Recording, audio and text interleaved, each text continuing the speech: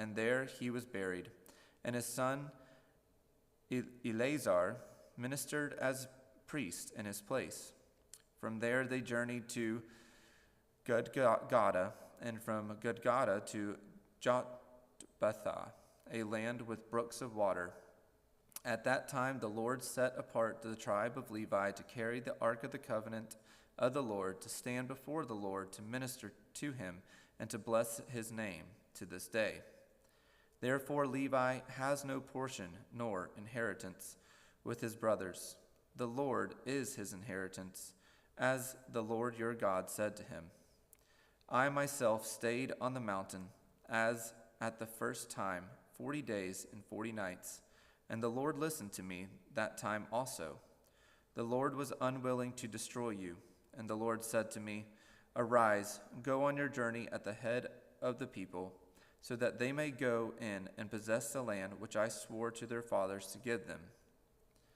And now, Israel, what does the Lord your God require of you, but to fear the Lord your God, to walk in all his ways, to love him, to serve the Lord your God with all your heart and with all your soul, and to keep the commandments and statutes of the Lord, which I am commanding you today, for your good? Behold, to the Lord your God belong heaven and the earth of heavens, the earth with all that is in it. Yet the Lord set his heart in love on your fathers, and chose their offspring after them, you above all peoples, as you are this day. Circumcise therefore the foreskin of your heart, and be no longer stubborn. For the Lord your God is God of gods and Lord of lords, the great, the mighty, and the awesome God, who is not partial and takes no bribe. He executes justice for the fatherless and the widow, and loves the sojourner, giving him food and clothing. Love the sojourner, therefore, for you were sojourners in the land of Egypt. You shall fear the Lord your God. You shall serve him and hold fast to him, and by his name you shall swear. He is your praise. He is your God, who has done for you these great and terrifying things that your eyes have seen. Your fathers went down to Egypt, 70 persons, and now the Lord your God has made you as numerous as the stars of heaven. You shall therefore love the Lord your God and keep his charge, his statutes, his rules, and his commandments always.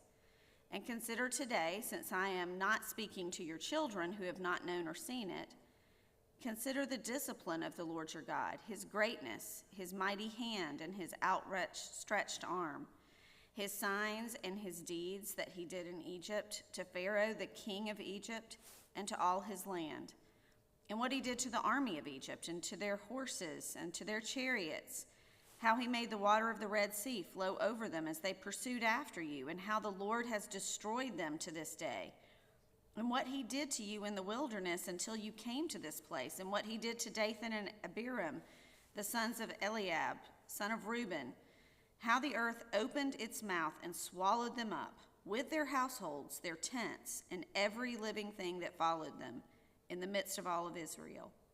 For your eyes have seen all the great work of the Lord that he did. You shall therefore keep the whole commandment that I command you today, that you may be strong, and go in and take possession of the land that you're going over to possess, and that you may live long in the land that the Lord swore to your fathers to give to them and to their offspring, a land flowing with milk and honey. For the land that you're entering to take possession of, it is not like the land of Egypt, from where you've come, where you sowed your seed and irrigated it, like a garden of vegetables. But the land that you're going over to possess is a land of hills and valleys, which drinks water by the rain from heaven, a land that the Lord your God cares for. The eyes of the Lord your God are always upon it, from beginning of the year to the end of the year. And if you will indeed obey my commandments that I command you today, to love the Lord your God and to serve him with all your heart and with all your soul, he will give the rain for your land in its season, the early rain and the later rain, that you may gather in your grain and your wine and your oil, and he will give grass in your fields for your livestock, and you shall eat and be full. Take care lest your heart be deceived, and you turn aside and serve other gods and worship them. Then the anger of the Lord will be kindled against you, and he will shut up the heavens so that there will be no rain, and the land will yield no fruit, and you'll perish quickly off the good land the Lord is giving you. You shall therefore lay up these words of mine in your heart and in your soul, and you shall bind them as a sign on your hand, and they shall be as frontlets between your eyes. You shall teach them to your children, talking of them when you're sitting in your house, when you're walking by the way, when you lie down, when you rise. You shall write them on the doorposts of your house and on your gates, that your days and the days of your children may be multiplied in the land that the Lord swore to your fathers, to give them as long as the heavens are above the earth. For if you will be careful to do all this commandment that I command you to do, loving the Lord your God, walking in all his ways, and holding fast to him, then the Lord will drive out all these nations before you, and you will dispossess nations greater and mightier than you. Every place on which the sole of your foot treads shall be yours. Your territory shall be from the wilderness to the Lebanon, and from the river Euphrates, to the western sea. No one shall be able to stand against you. The Lord your God will lay the fear of you and the dread of you on all the land that you shall tread, as he promised you. See, I am setting before you today a blessing and a curse. The blessing, if you obey the commandments of the Lord your God, which I command you today. And the curse, if you do not obey the commandments of the Lord your God, but turn aside from the way that I'm commanding you today, to go after other gods that you have not known. And when the Lord your God brings you into the land that you are entering to take possession of it, you shall set the blessing on Mount Gerizim and the curse on Mount Ebal. Are they not beyond the Jordan, west of the road, toward the going down of the sun, in the land of the Canaanites, who live in the Arabah opposite Gilgal, beside the oak of Moreh? For you to cross over the Jordan, to go in and to take possession of the land that the Lord your God is giving you. And when you possess it and live in it, you shall be careful to do all the statutes and the rules that I'm setting before you today. These are the statutes and the rules that you shall be careful to do in the land that the Lord, the God of your fathers, has given you to possess all the days that you live on earth. You shall surely destroy all the places where the nations whom you shall dispossess served their gods, on the high mountains and on the hills and under every green tree. You shall tear down their altars and dash in pieces their pillars and burn their Asherim with fire. You shall chop down the carved images of their gods and destroy their name out of that place. You shall not worship the Lord your God in that way, but you shall seek the place that the Lord your God will choose out of all your tribes to put his name and make his habitation there.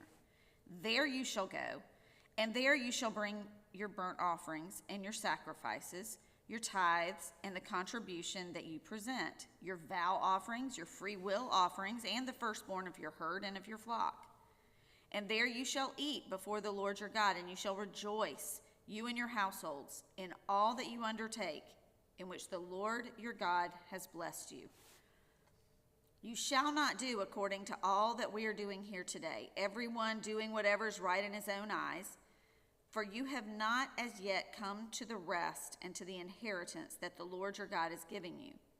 But when you go over the Jordan and live in the land that the Lord your God is giving you to inherit, and when he gives you rest from all your enemies around so that you live in safety, then to the place that the Lord your God will choose to make his name dwell there, there you shall bring all that I command you, your burnt offerings and your sacrifices, your tithes and the contribution that you present, and all your finest vow offerings that you vow to the Lord.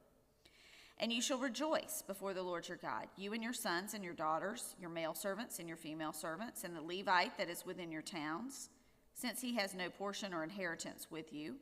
Take care that you do not offer your burnt offerings at any place that you see, but at the place that the Lord will choose in one of your tribes. There you shall offer your burnt offerings, and there you shall do all that I'm commanding you. However, you may slaughter and eat meat within any of your towns as much as you desire, according to the blessing of the Lord your God that he has given you. The unclean and the clean may eat of it, as of the gazelle and as of the deer. Only you shall not eat the blood. You shall pour it out on the earth like water. You may not eat within your towns the tithe of your grain, or of your wine, or of your oil, or the firstborn of your herd, or of your flock, or any of your vow offerings that you vow, or your freewill offerings, or the contribution that you present.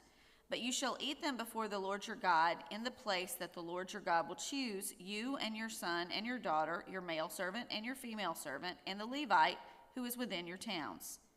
And you shall rejoice before the Lord your God in all that you undertake. Take care that you do not neglect the Levite as long as you live in your land.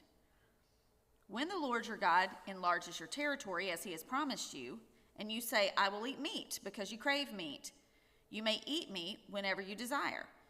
If the place that the Lord your God will choose to put his name there is too far from you, then you may kill any of your herd or your flock which the Lord has given you, as I have commanded you, and you may eat within your towns whenever you desire. Just as the gazelle or the deer is eaten, so you may eat of it. The unclean and the clean alike may eat of it. Only be sure that you do not eat the blood, for the blood is the life, and you shall not eat the life with the flesh. You shall not eat it, you shall pour it out on the earth like water. You shall not eat it, that all may go well with you and with your children after you, when you do what is right in the sight of the Lord. But the holy things that are due from you, and your vow offerings you shall take, and you shall go to the place that the Lord will choose, and offer your burnt offerings, the flesh and the blood, on the altar of the Lord your God. The blood of your sacrifices shall be poured out on the altar of the Lord your God, but the flesh you may eat. Be careful to obey all these words that I command you, that it may go well with you and with your children after you forever, when you do what is good and right in the sight of the Lord your God. When the Lord your God cuts off before you the nations whom you go in to dispossess, and you dispose them and dwell in their land, take care that you be not ensnared to follow them after they've been destroyed before you, and that you do not inquire about their gods, saying, how do these nations serve their gods, that I also may do the same? You shall not worship the Lord your God in that way, for every abominable thing that the Lord hates they have done for their gods, for they even burn their sons and their daughters in the fire to their gods. Everything I command you, you shall be careful to do. You shall not add to it or take from it. If a prophet or a dreamer of dreams arises among you and gives you a sign or a wonder, and the sign or wonder that he tells you comes to pass, and if he says, let us go after other gods which you have not known, and let us serve them, you shall not listen to the words of that prophet or that dreamer of dreams. For the Lord your God is testing you to know whether you love the Lord your God with all your heart and with all your soul. You shall walk after the Lord your God and fear him and keep his commandments and obey his voice, and you shall serve him and hold fast to him. But that prophet or that dreamer of dreams shall be put to death, because he has taught rebellion against the Lord your God, who brought you out of the land of Egypt and redeemed you out of the house of slavery, to make you leave the way in which the Lord your God commanded you to walk. So you shall purge the evil from your midst. If your brother, the son of your mother, or your son, or your daughter, or the wife you embrace, or your friend who is as your own soul, entices you secretly, saying, let us go and serve other gods, which neither you nor your fathers have known, some of the gods of the people who are around you, whether near you or far off from you, from the one end of the earth to the other, you shall not yield to him or listen to him, nor shall your eye pity him, nor shall you spare him, nor shall you conceal him, but you shall kill him.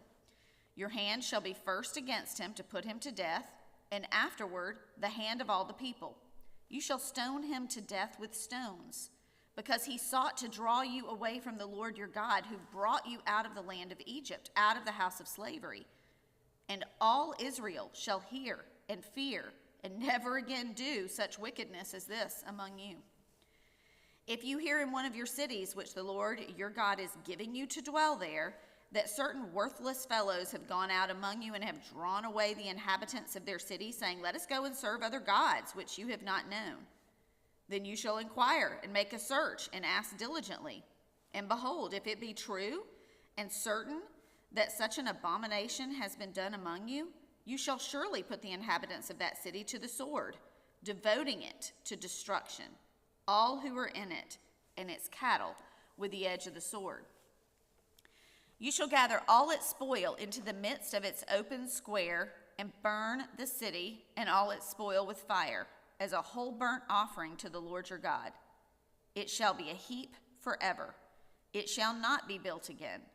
None of the devoted things shall stick to your hand, that the Lord may turn from the fierceness of his anger and show you mercy and have compassion on you and multiply you, as he swore to your fathers, if you obey the voice of the Lord your God, keeping all his commandments that I'm commanding you today, and doing what is right in the sight of the Lord your God. You are the sons of the Lord your God. You shall not cut yourselves or make any baldness on your foreheads for the dead, for you are a people holy to the Lord your God, and the Lord has chosen you to be a people for his treasured possession out of all the peoples who are on the face of the earth. You shall not eat any abomination. These are the animals you may eat: the ox, the sheep, the goat, the deer, the gazelle, the roebuck, the wild goat, and the ibex, the antelope, and the mountain sheep. Every animal that parts the hoof and has the hoof cloven in two and chews the cud among the animals you may eat. Yet of those that chew the cud or have the hoof cloven, you shall not eat these: the camel, the hare, and the rock badger, because they chew the cud but do not part the hoof, are unclean for you. And the pig, because it parts the hoof but does not chew the cud, is unclean for you. Their flesh you shall not eat, their carcasses you shall not touch. Of all that are in the waters you may eat these: whatever has fins and scales you may eat. Whatever does not have fins and scales you shall not eat, it is unclean for you. You may eat all clean birds, but these are the ones that you shall not eat: the eagle, the bearded vulture, the black vulture, the kite, the falcon of any kind, every raven of any kind, the ostrich, the nighthawk, the seagull, the hawk of any kind, the little owl and the short-eared owl, the barn owl and the tawny owl, the carrion vulture and the cormorant, the stork, the heron of any kind, the hoopoe and the bat, and all winged insects that are unclean for you. They shall not be eaten. All clean winged things you may eat. You shall not eat anything that has died naturally. You may give it to the sojourner who is within your towns, that he may eat it, or you may sell it to a foreigner. For you are a people holy to the Lord your God. You shall not boil a young goat in its mother's milk.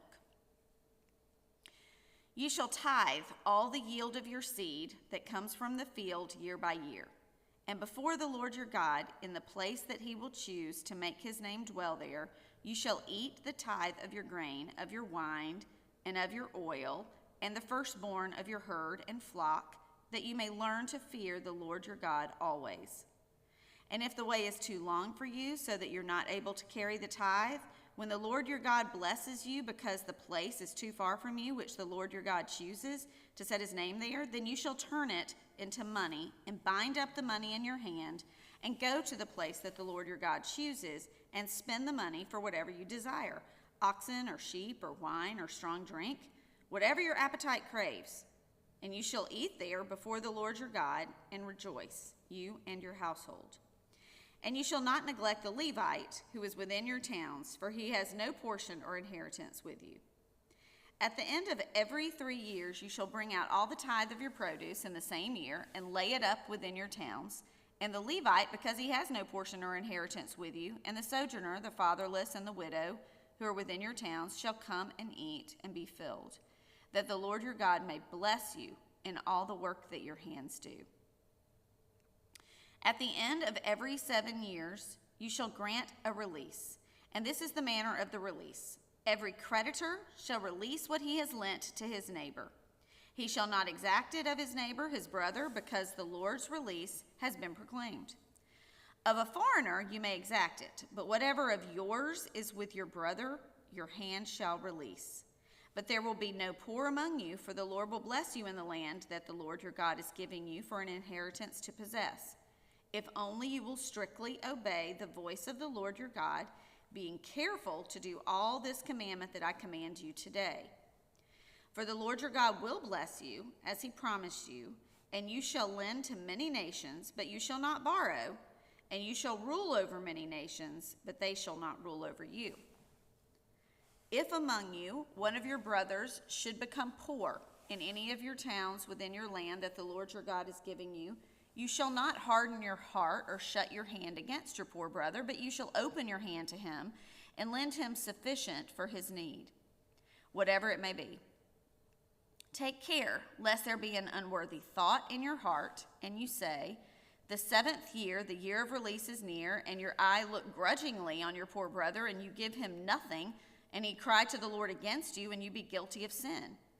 You shall give to him freely, and your heart shall not be grudging when you give to him, because for this the Lord your God will bless you in all your work and in all that you undertake. For there will never cease to be poor in the land.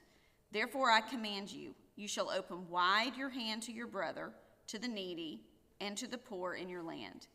If your brother, a Hebrew man or a Hebrew woman, is sold to you, he shall serve you 6 years, and in the 7th year you shall let him go free from you. And when you let him go free from you, you shall not let him go empty-handed. You shall furnish him liberally out of your flock, out of your threshing floor, and out of your winepress. As the Lord your God has blessed you, you shall give to him. You shall remember that you were a slave in the land of Egypt, and the Lord your God redeemed you. Therefore I command you this day. But if he says to you, I will not go out from you, because he loves you and your household, since he is well off with you, then you shall take an awl and put it through his ear into the door, and he shall be your slave forever. And to your female slave you shall do the same. It shall not seem hard to you when you let him go free from you, for at half the cost of a hired worker he has served you 6 years. So the Lord your God will bless you in all that you do.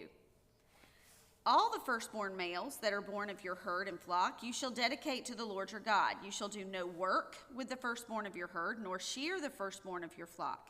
You shall eat it, you and your household, before the Lord your God, year by year, at the place that the Lord will choose. But if it has any blemish, if it is lame or blind or has any serious blemish whatever, you shall not sacrifice it to the Lord your God. You shall eat it within your towns. The unclean and the clean alike may eat it, as though it were a gazelle or a deer. Only you shall not eat its blood. You shall pour it out on the ground like water. Observe the month of Abib and keep the Passover to the Lord your God. For in the month of Abib the Lord your God brought you out of Egypt by night.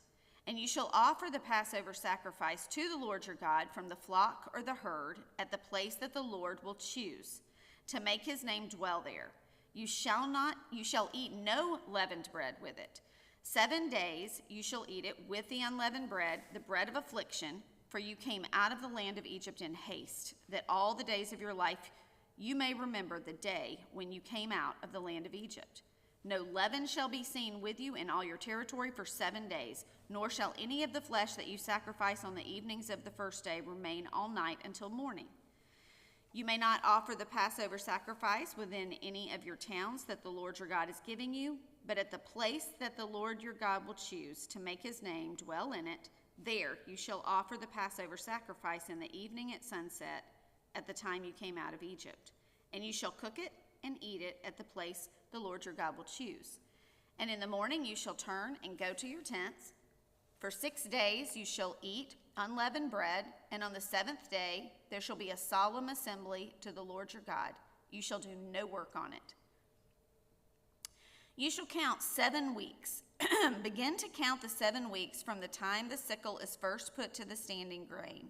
Then you shall keep the Feast of Weeks to the Lord your God with the tribute of a freewill offering from your hand, which you shall give as the Lord your God blesses you. And you shall rejoice before the Lord your God, you and your son and your daughter, your male servant and your female servant, the Levite who is within your towns, the sojourner, the fatherless, and the widow who are among you, at the place the Lord your God will choose to make his name dwell there. You shall remember that you were a slave in Egypt, and you shall be careful to observe these statutes.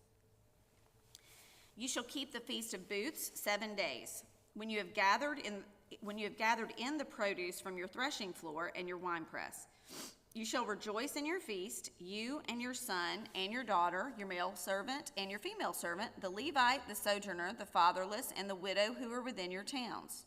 For 7 days you shall keep the feast to the Lord your God at the place that the Lord will choose, because the Lord your God will bless you in all your produce and in all the work of your hands, so that you will be altogether joyful. 3 times a year all your males shall appear before the Lord your God at the place that he will choose, at the feast of unleavened bread, at the feast of weeks, and at the feast of booths. They shall not appear before the Lord empty-handed. Every man shall give as he is able, according to the blessing of the Lord your God that he has given you. You shall appoint judges and officers in all your towns that the Lord your God is giving you, according to your tribes, and they shall judge the people with righteous judgment.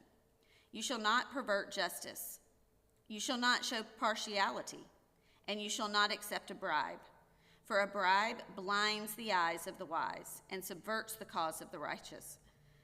Justice and only justice you shall follow, that you may live and inherit the land that the Lord your God is giving you. You shall not plant any tree as an Asherah beside the altar of the Lord your God that you shall make, and you shall not set up a pillar which the Lord your God hates. You shall not sacrifice to the Lord your God an ox or a sheep in which a blemish, any defect whatever, for that is an abomination to the Lord your God.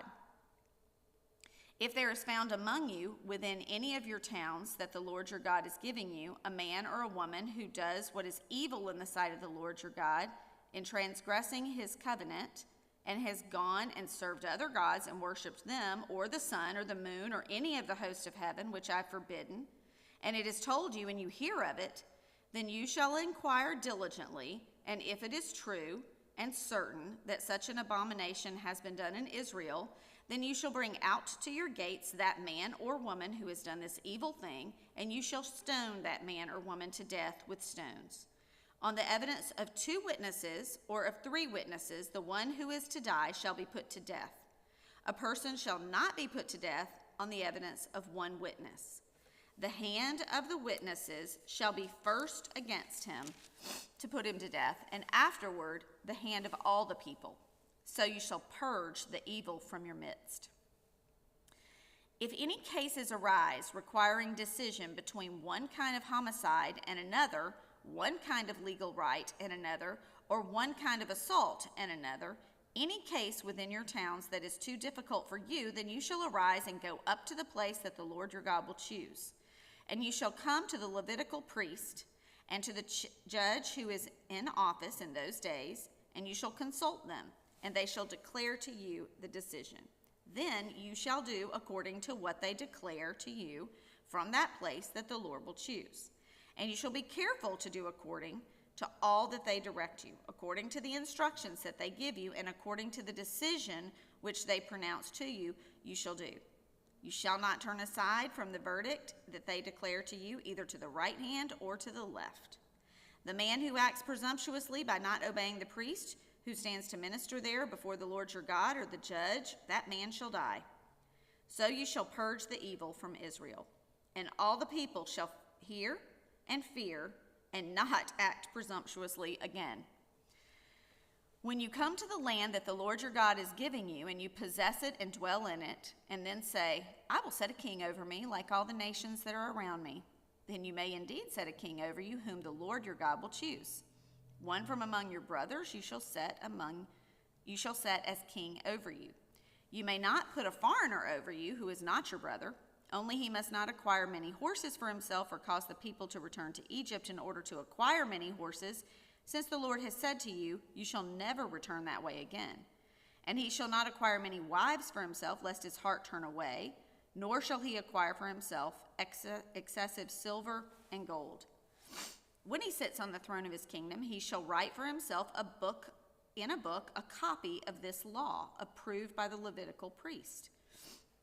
And it shall be with him, and he shall read in it all the days of his life, that he may learn to fear the Lord his God by keeping all the words of this law and these statutes and doing them, that his heart may not be lifted up above his brothers, and that he may not turn aside from the commandment, either to the right hand or to the left, so that he may continue long in his kingdom, he and his children in Israel.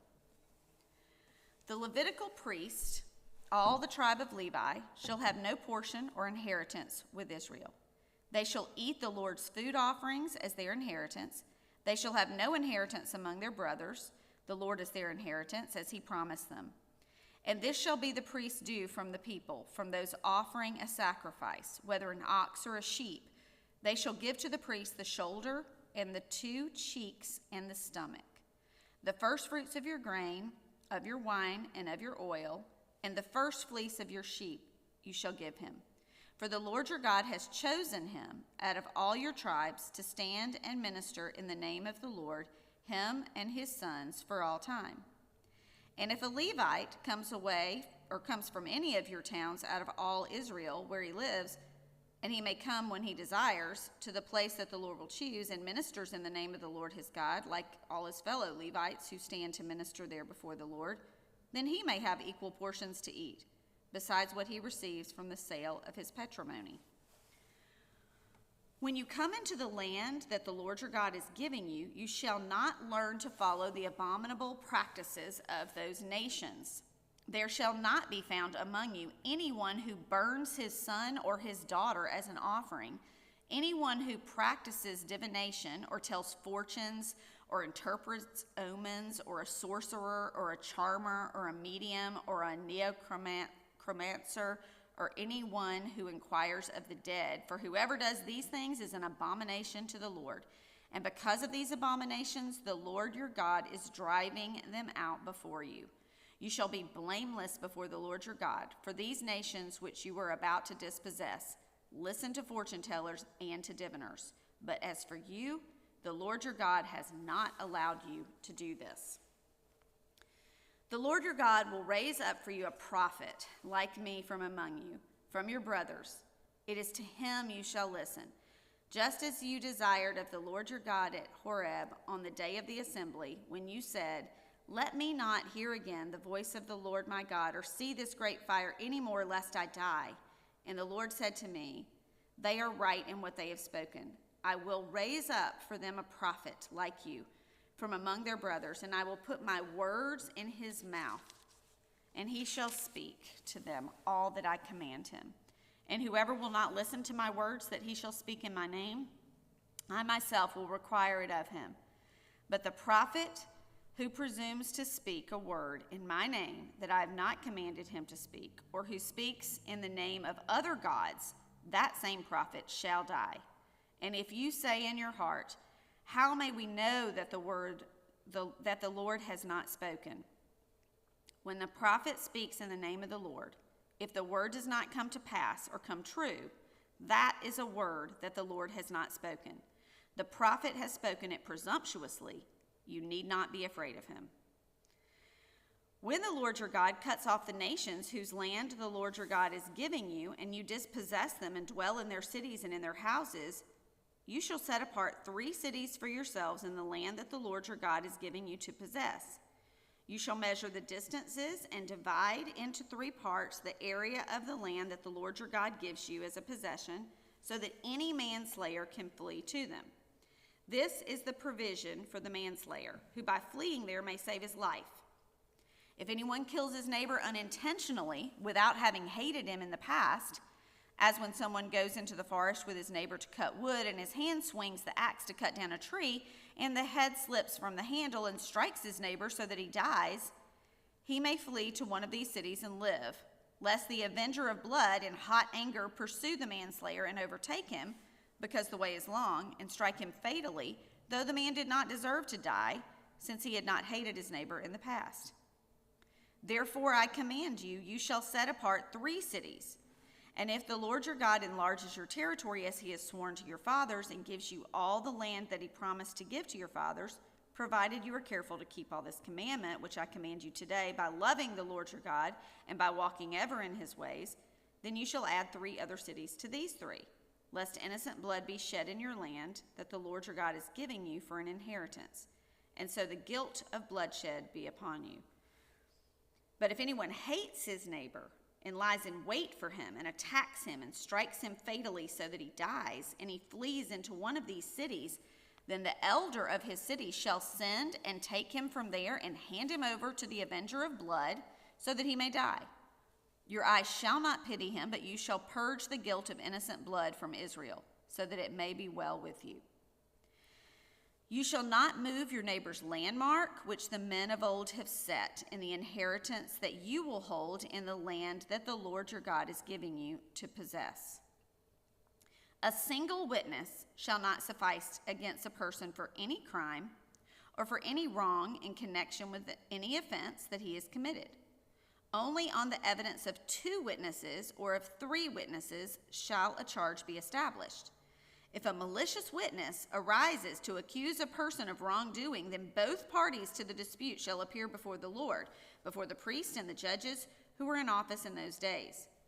The judges shall inquire diligently, and if a witness is a false witness and has accused his brother falsely, then you shall do to him as he had meant to do to his brother. So you shall purge the evil from your midst. And the rest shall hear and fear, and shall never again commit any such evil among you. Your eye shall not pity, it shall be life for life, eye for eye, tooth for tooth, hand for hand, foot for foot. When you go out to war against your enemies and see horses and chariots and an army larger than your own, you shall not be afraid of them. For the Lord your God is with you, who brought you up out of the land of Egypt. And when you draw near to the battle, the priest shall come forward and speak to the people and shall say to them, Hear, O Israel, today you are drawing near for battle against your enemies. Let not your heart faint. Do not fear or panic or be in dread of them, for the Lord your God is he who goes with you to fight for you against your enemies, to give you the victory. Then the officers shall speak to the people, saying, Is there any man who has built a new house and has not dedicated it? Let him go back to his house, lest he die in the battle, and another man dedicate it. And is there any man who has planted a vineyard and has not enjoyed its fruit? Let him go back to his house, lest he die in the battle, and another man enjoy its fruit. And is there any man who has betrothed a wife and has not taken her? Let him go back to his house, lest he die in the battle, and another man take her. And the officers shall speak further to the people and say, Is there any man who is fearful and faint-hearted? Let him go back to his house, lest he make the heart of his fellows melt like his own. And when the officers have finished speaking to the people, then commanders shall be appointed at the head of the people.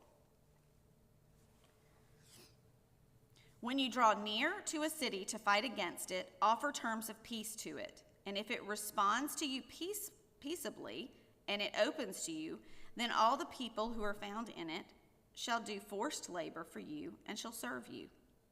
But if it makes no peace with you, but makes war against you, then you shall besiege it. And when the Lord your God gives it into your hand, you shall put all its males to the sword. But the women and the little ones, the livestock and everything else in the city, all its spoil, you shall take as plunder for yourselves, and you shall enjoy the spoil of your enemies, which the Lord your God has given you. Thus you shall do to all the cities that are very far from you, which are not cities of the nations here. But in the cities of these peoples that the Lord your God is giving you for an inheritance, you shall save alive nothing that breathes, but you shall devote them to complete destruction. The Hittites and the Amorites, the Canaanites and the Perizzites, the Hivites and the Jebusites, as the Lord your God has commanded, that they may not teach you to do according to all their abominable practices that they have done for their gods, and so you sin against the Lord your God. When you besiege a city for a long time, making war against it in order to take it, you shall not destroy its trees by wielding an axe against them. You may eat from them, but you shall not cut them down. Are the trees in the field human that they should be besieged by you? Only the trees that you know are not trees for food you may destroy and cut down, that you may build siege works against the city that makes war with you until it falls. If in the land that the Lord your God is giving you to possess, someone is found slain, lying in the open country, and it is not known who killed him, then your elders and your judges shall come out, and they shall measure the distance to the surrounding cities. And the elders of the city that is nearest to the slain man shall take a heifer that has never been worked and that has not pulled in a yoke, and the elders of that city shall bring the heifer down to the valley with running water, which is neither plowed nor sown, and shall break the heifer's neck there in the valley. Then the priests, the sons of Levi, shall come forward, for the Lord your God has chosen them to minister to him and to bless in the name of the Lord. And by their word, every dispute and every assault shall be settled. And all the elders of that city, nearest to the slain man, shall wash their hands over the heifer whose neck was broken in the valley, and they shall testify, our hands did not shed this blood, nor did our eyes see it shed. Accept atonement, O Lord, for your people, Israel, whom you have redeemed, and do not set the guilt of innocent blood in the midst of your people, Israel, so that their blood guilt be atoned for. So you shall purge the guilt of innocent blood from your midst when you do what is right in the sight of the Lord. When you go out to war against your enemies, and the Lord your God gives them into your hand, and you take them captive, and you see among the captives a beautiful woman, and you desire to take her to be your wife, and you bring her home to your house, she shall shave her head and pare her nails, and she shall take off the clothes in which she was captured, and shall remain in your house, and lament her father and her mother a full month. After that you may go into her and be her husband, and she shall be your wife. But if you no longer delight in her, you shall let her go where she wants.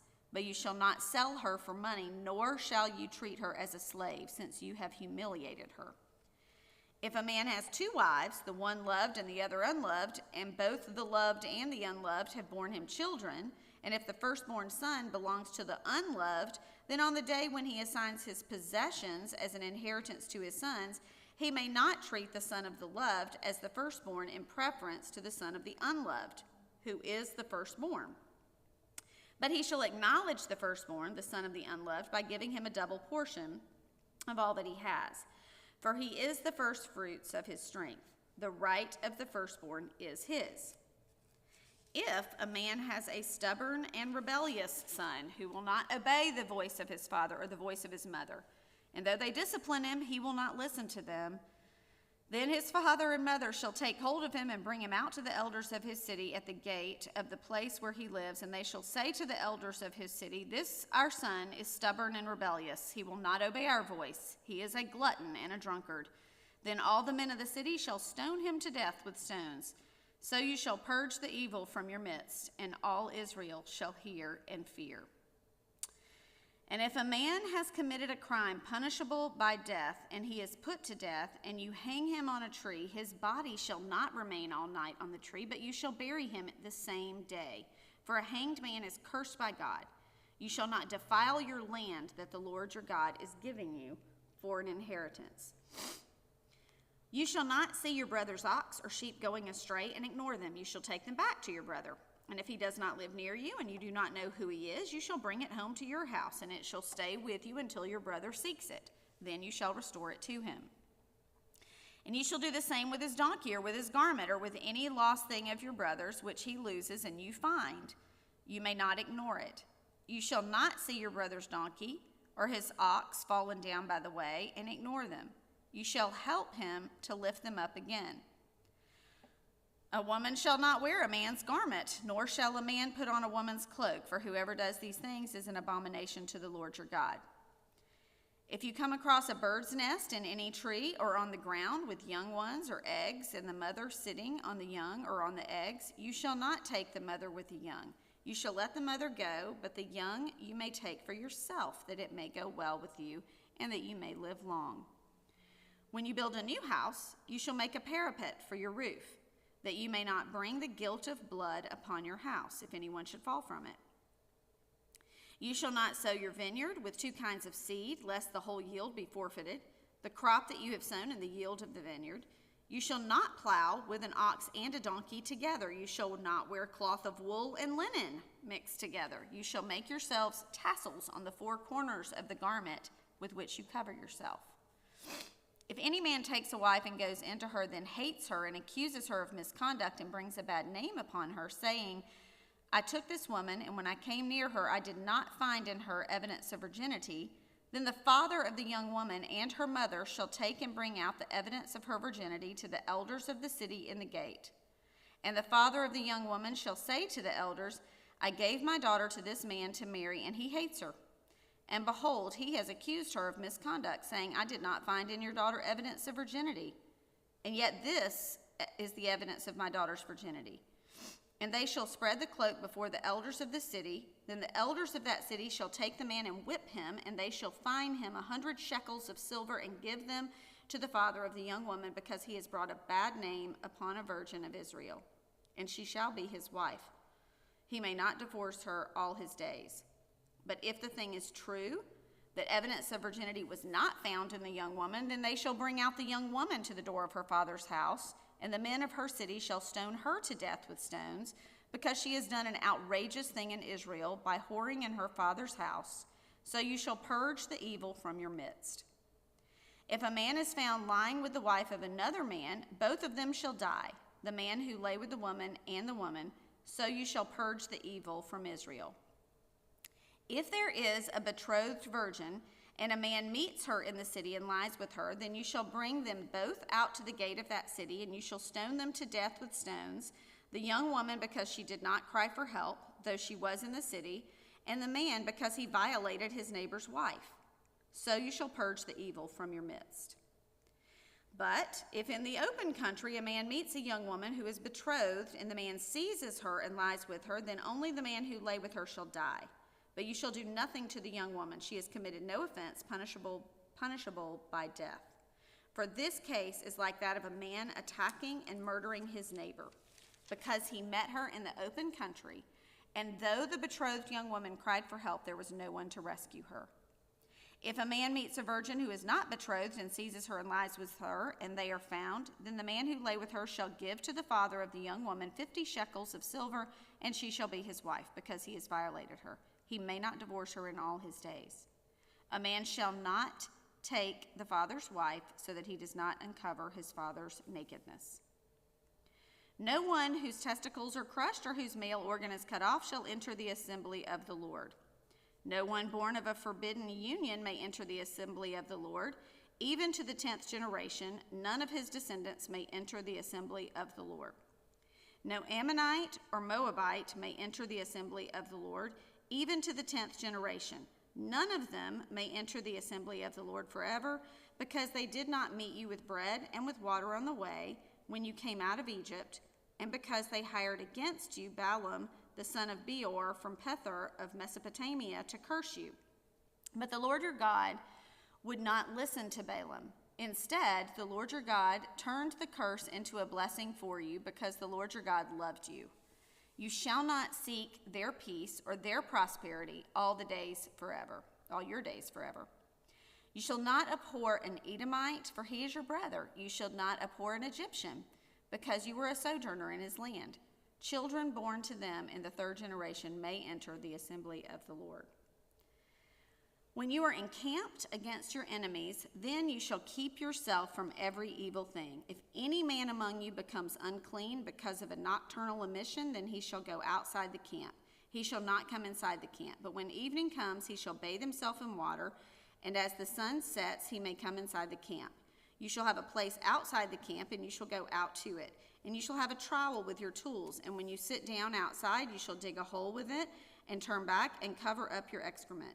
Because the Lord your God walks in the midst of your camp to deliver you and to give up to your enemies before you. Therefore your camp must be holy, so that he may not see anything indecent among you and turn away from you. You shall not give up to his master a slave who has escaped from his master to you. He shall dwell with you in your midst, in the place that he shall choose within one of your towns. Wherever it suits him, you shall not wrong him. None of the daughters of Israel shall be a cult prostitute, and none of the sons of Israel shall be a cult prostitute. You shall not bring the fee of a prostitute or the wages of a dog into the house of the Lord your God in payment for any vow, for both of these are an abomination to the Lord your God. You shall not charge interest on loans to your brother, interest on money, interest on food, interest on anything that is lent for interest. You may charge a foreigner interest, but you may not charge a brother interest, that the Lord your God may bless you in all that you undertake in the land that you are entering to take possession of it. If you make a vow to the Lord your God, you shall not delay fulfilling it, for the Lord your God will surely require it of you, and you will be guilty of sin. But if you refrain from vowing, you will not be guilty of sin. You shall be careful to do what has passed your lips, for you have voluntarily vowed to the Lord your God what you have promised with your mouth. If you go into your neighbor's vineyard, you may eat your fill of grapes, as many as you wish, but you shall not put any in your bag. If you go into your neighbor's standing grain, you may pluck the ears with your hands, but you shall not put a sickle to your neighbor's standing grain. When a man takes a wife and marries her, if she finds no favor in his eyes because he has found some indecency in her, and he writes her a certificate of divorce and puts it in her hand, and she sends her out of his house, and she departs out of his house, and if she goes and becomes another man's wife, and the latter man hates her and writes a certificate of divorce and puts it in her hand and sends her out of his house, or if the latter man dies, who took her to be his wife, then the former husband who sent her away may not take her again to be his wife after she has been defiled, for that is an abomination before the Lord. And you shall not bring sin upon the land that the Lord your God is giving you for an inheritance. When a man is newly married, he shall not go out with the army or be liable for any other public duty. He shall be free at home 1 year to be happy with his wife whom he has taken. No one shall take a mill or an upper millstone in pledge, for that would be taking a life in pledge. If a man is found stealing one of his brothers of the people of Israel, and if he treats him as a slave or sells him, then that thief shall die. So you shall purge the evil from your midst. Take care, in case of leprous disease, to be very careful to do according to all that the Levitical priest shall direct you. As I commanded them, so you shall be careful to do. Remember what the Lord your God did to Miriam on the way as you came out of Egypt. When you make your neighbor a loan of any sort, you shall not go into his house to collect his pledge. You shall stand outside, and the man whom you make the loan shall bring the pledge out to you. And if he is a poor man, you shall not sleep in his pledge. You shall restore to him the pledge as the sun sets, that he may sleep in his cloak and bless you. And it shall be righteousness for you before the Lord your God. You shall not oppress a hired worker who is poor and needy, whether he is one of your brothers or one of the sojourners who are in your land within your towns. You shall give him his wages on the same day before the sun sets, for he is poor and counts on it, lest he cry out against you to the Lord and you be guilty of sin. Fathers shall not be put to death because of their children, nor shall children be put to death because of their fathers. Each one shall be put to death for his own sin. You shall not pervert the justice due to the sojourner or to the fatherless, or take a widow's garment in pledge. But you shall remember that you were a slave in Egypt, and the Lord your God redeemed you from there, and therefore I command you to do this. When you reap your harvest in your field, and forget a sheaf in the field, you shall not go back to get it. It shall be for the sojourner, the fatherless, the widow, that the Lord your God may bless you in all the work of your hands. When you beat your olive trees, you shall not go over them again. It shall be for the sojourner, the fatherless, and the widow. When you gather the grapes of your vineyard, you shall not strip it afterward. It shall be for the sojourner, the fatherless, and the widow. You shall remember that you were a slave in the land of Egypt. Therefore I command you to do this. If there is a dispute between men, and they come into court, and the judges decide between them, acquitting the innocent and condemning the guilty, then if the guilty man deserves to be beaten, the judge shall cause him to lie down and be beaten in his presence with a number of stripes in proportion to his offense. 40 stripes may be given him, but not more, lest if one should go on to beat him with more stripes than these, your brother be degraded in your sight. You shall not muzzle an ox when it is treading out the grain. If brothers dwell together and one of them dies and has no son, the wife of the dead man shall not be married outside the family to a stranger. Her husband's brother shall go into her and take her as his wife and perform the duty of a husband's brother to her. And the first son whom she bears shall succeed to the name of his dead brother, that his name may not be blotted out of Israel. And if the man does not wish to take his brother's wife, then his brother's wife shall go up to the gate to the elders and say, My husband's brother refuses to perpetuate his brother's name in Israel, and he will not perform the duty of a husband's brother to me. Then the elders of the city shall call him and speak to him, and if he persists, saying, I do not wish to take her, then his brother's wife shall go up to him in the presence of the elders and pull his sandal off his foot and spit in his face. And she shall answer and say, So shall it be done to the man who does not build up his brother's house. And the name of his house shall be called in Israel, the house of him who had his sandal pulled off. When the men fight with one another, and the wife of one draws near to rescue her husband from the hand of him who is beating him, and puts out her hand and seizes him by the private parts, then you shall cut off her hand. Your eye shall have no pity. And you shall not have in your bag 2 kinds of weights, a large and a small. You shall not have in your house 2 kinds of measures, a large and a small. A full and fair weight you shall have. A full and fair measure you shall have, that your days may be long in the land that the Lord your God is giving you. For all who do such things, all who act dishonestly, are an abomination to the Lord your God.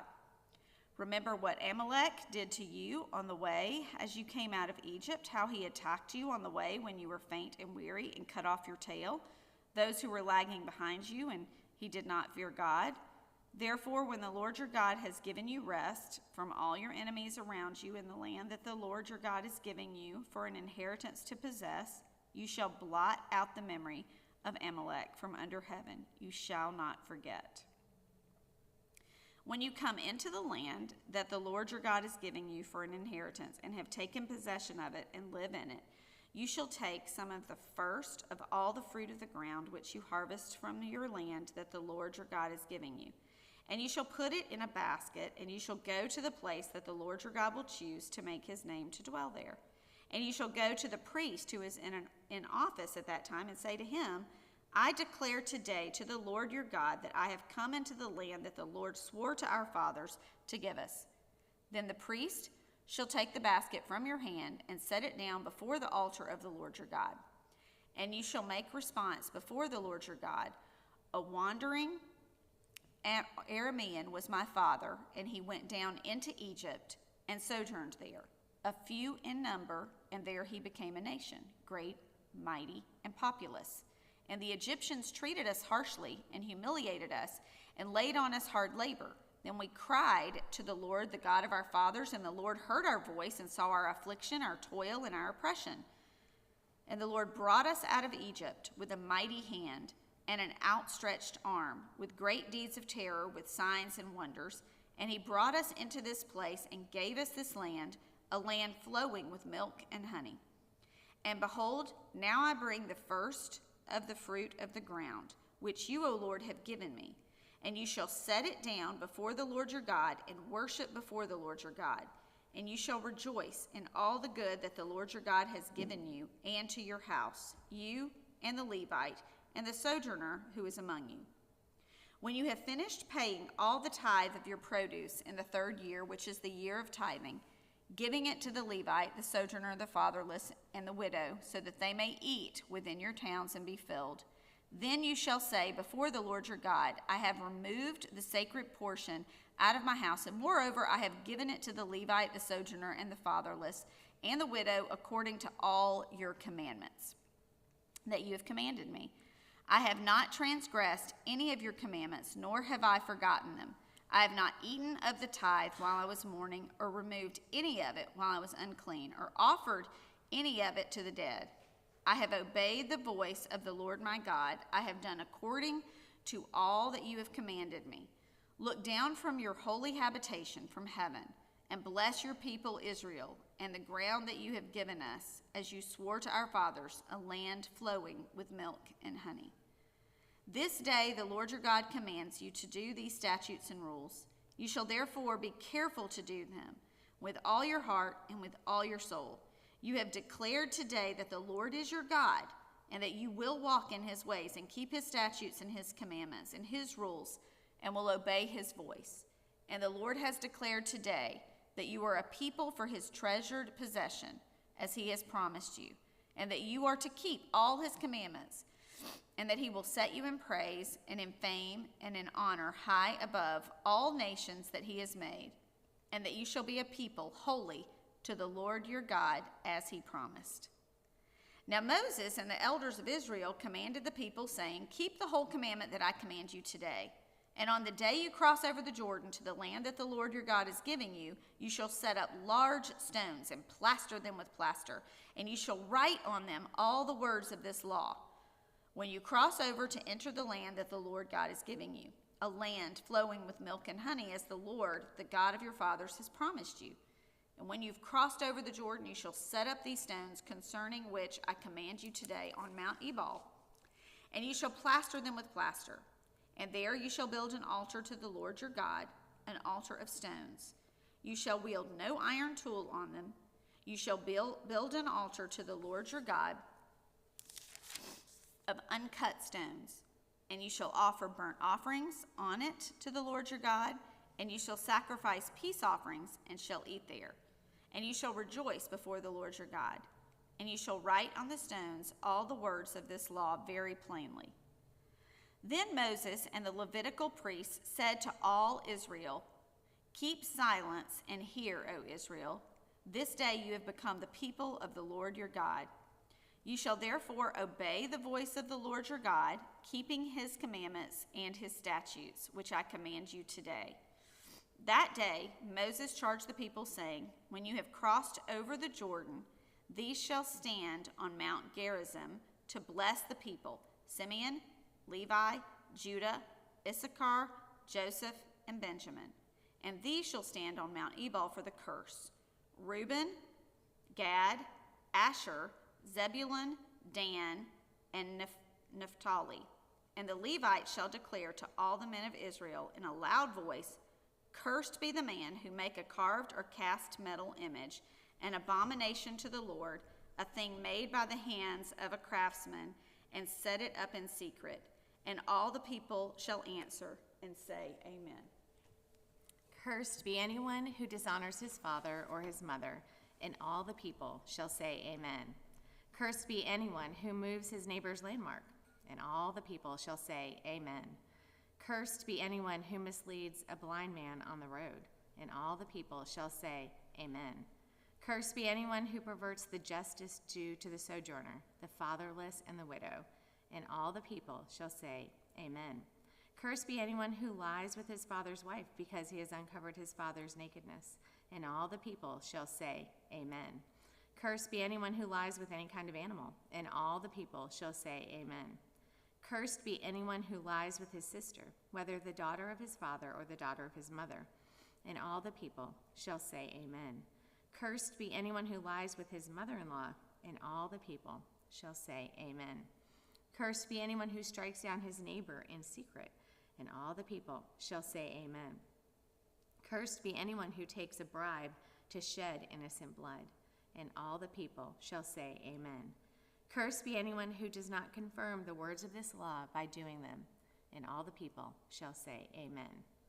And if you faithfully obey the voice of the Lord your God, being careful to do all his commandments that I command you today, the Lord your God will set you high above all the nations on the earth, and all these blessings shall come upon you and overtake you, if you obey the voice of the Lord your God. Blessed shall you be in the city, and blessed shall you be in the field.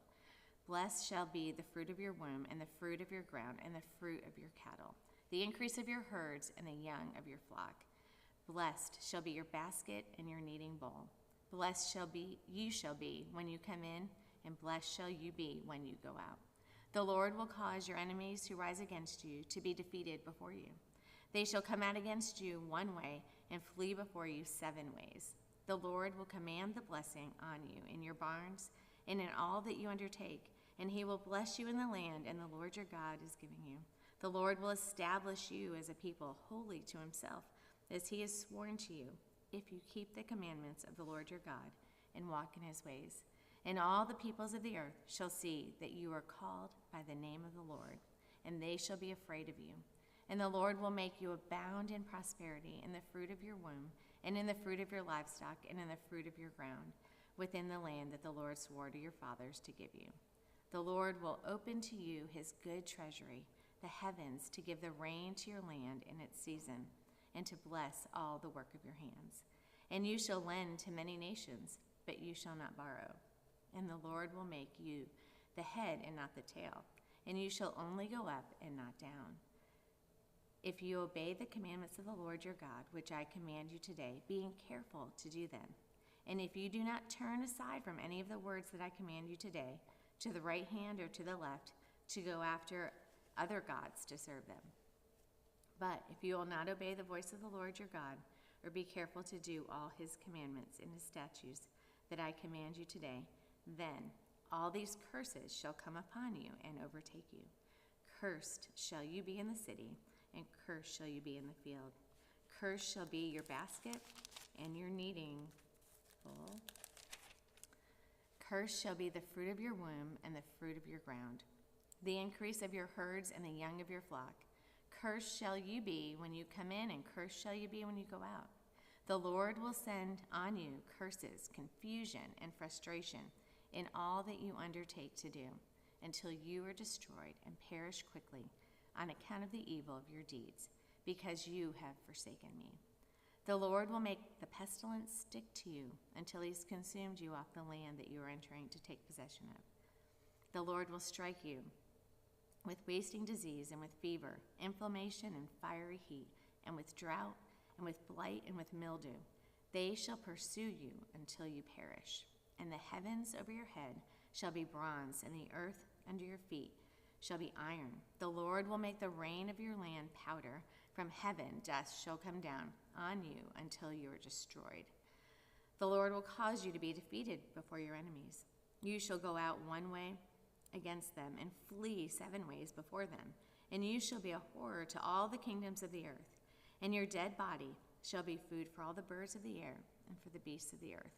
And there shall be no one to frighten them away. The Lord will strike you with the boils of Egypt, and with tumors and scabs and itch, of which you cannot be healed. The Lord will strike you with madness and blindness and confusion of mind. And you shall grope at noonday as the blind grope in darkness.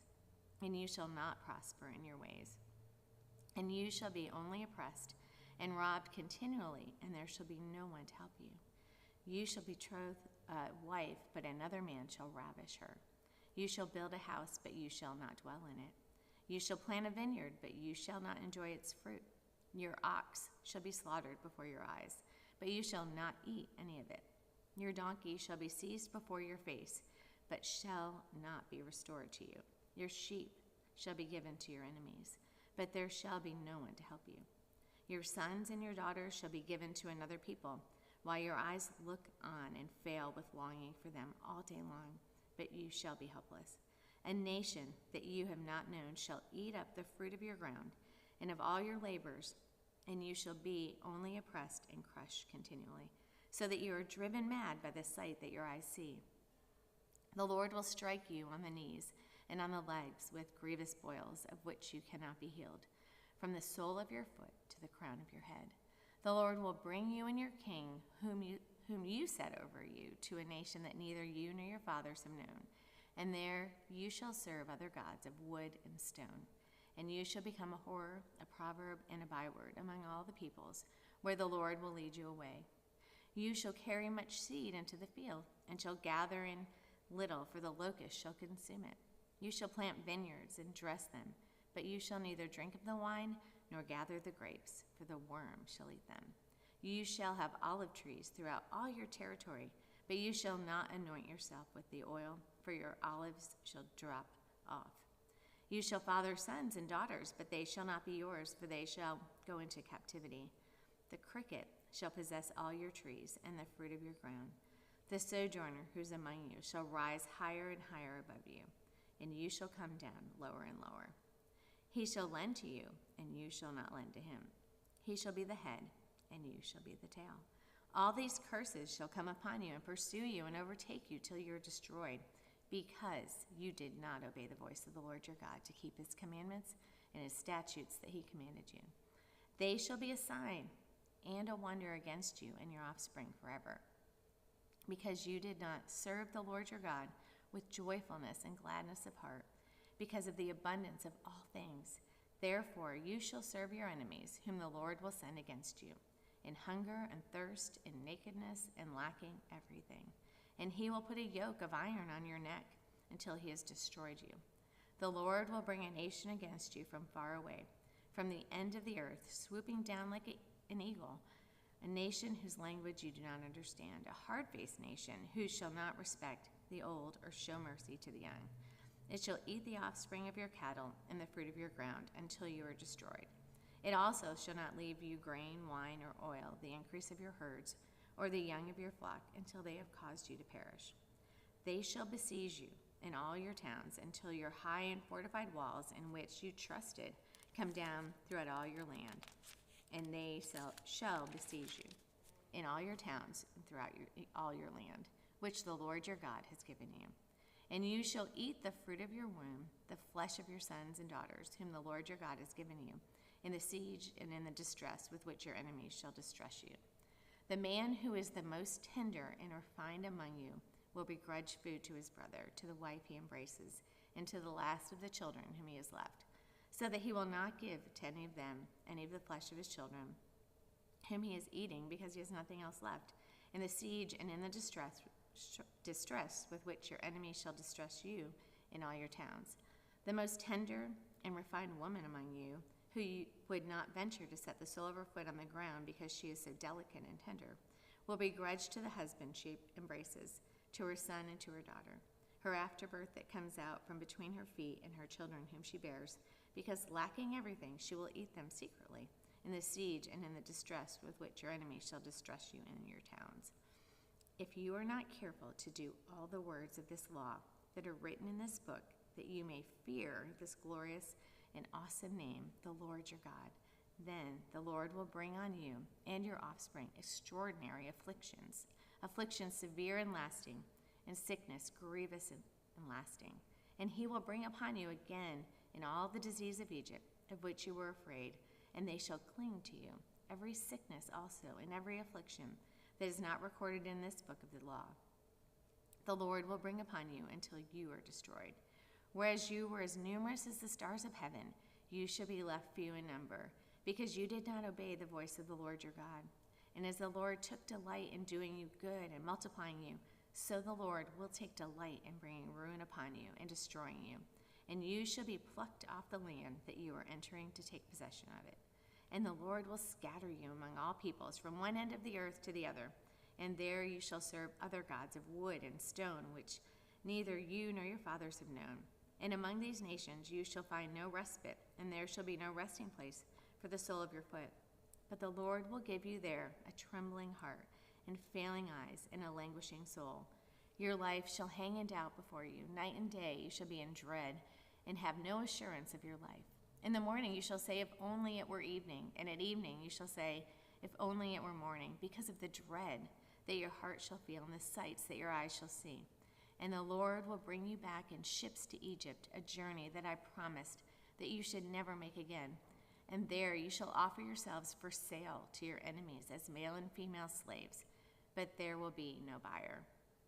These are the words of the covenant that the Lord commanded Moses to make with the people of Israel in the land of Moab, besides the covenant that he had made with them at Horeb. And Moses summoned all Israel and said to them, you have seen all that the Lord did before your eyes in the land of Egypt, to Pharaoh, to all his servants, and to all his land, the great trials that your eyes saw, the signs and those great wonders. But to this day the Lord has not given you a heart to understand, or eyes to see, or ears to hear. I have led you 40 years in the wilderness. Your clothes have not worn out on you, and your sandals have not worn off your feet. You have not eaten bread, and you have not drunk wine or strong drink, that you may know that I am the Lord your God. And when you came to this place, Sihon, the king of Heshbon, and Og, the king of Bashan, came out against us to battle, but we defeated them. We took their land and gave it for an inheritance to the Reubenites, the Gadites, and the half-tribe tribe of the Manassites. Therefore, keep the words of this covenant and do them, that you may prosper in all that you do. You are standing today, all of you, before the Lord your God, the heads of your tribes, your elders and your officers, all the men of Israel, your little ones, your wives, the sojourner who is in your camp, from the one who chops your wood to the one who draws your water, so that you may enter into the sworn covenant of the Lord your God, which the Lord your God is making with you today, that he may establish you today as his people, and that he may be your God, as he promised you. And as he swore to your fathers, to Abraham, to Isaac, and to Jacob, it is not with you alone that I am making the sworn covenant, but with whoever is standing here with us today before the Lord God, and with whoever is not here with us today. You know how we lived in the land of Egypt, and how we came through the midst of the nations through which you passed. And you have seen their detestable things, their idols of wood and stone, of silver and gold, which were among them. Beware, lest there be among you a man or woman or clan or tribe whose heart is turning away today from the Lord our God, to go and serve the gods of those nations. Beware, lest there be among you a root bearing poisonous and bitter fruit, one who, when he hears the words of this sworn covenant, blesses himself in his heart, saying, I shall be safe, though I walk in the stubbornness of my heart. This will lead to the sweeping away of moist and dry alike. The Lord will not be willing to forgive him, but rather the anger of the Lord and his jealousy will smoke against that man, and curses written in this book will settle upon him. And the Lord will blot out his name from under heaven. And the Lord will single him out from all the tribes of Israel for calamity, in accordance with all the curses of the covenant written in this book of the law. In the next generation, your children, who rise up after you, and the foreigner who comes from a far land will say, when they see the affliction of the land and the sickness with which the Lord made it stick, the whole land burned out with brimstone and salt, nothing sown and nothing growing, where no plant can sprout and overthrow like that of Sodom and Gomorrah, Admah and Zeboim, which the Lord overthrew in his anger and wrath. All the nations will say, why has the Lord done this to this land? What caused the heat of this great anger? Then people will say, it is because they abandoned the covenant of the Lord, the God of their fathers, which he made with them when he brought them out of the land of Egypt, and went and served other gods and worshipped them, gods whom they had not known and whom he had not allotted to them. Therefore the anger of the Lord was kindled against this land, bringing upon it all the curses written in this book. And the Lord uprooted them from their land in anger and fury and great wrath, and cast them into another land, as they are this day. The secret things belong to the Lord our God, but the things that are revealed belong to us and to our children forever, that we may do all the words of this law. And when all these things come upon you, the blessing and the curse which I have set before you, and you call them to mind among all the nations where the Lord your God has driven you, and return to the Lord your God, you and your children, and obey his voice and all that I command you today, with all your heart and with all your soul, then the Lord your God will restore your fortunes and have mercy on you, and he will gather you again from all the peoples where the Lord your God has scattered you. If your outcasts are in the uttermost parts of heaven, from there the Lord your God will gather you, and from there he will take you. And the Lord your God will bring you into the land that your fathers possessed, that you may possess it.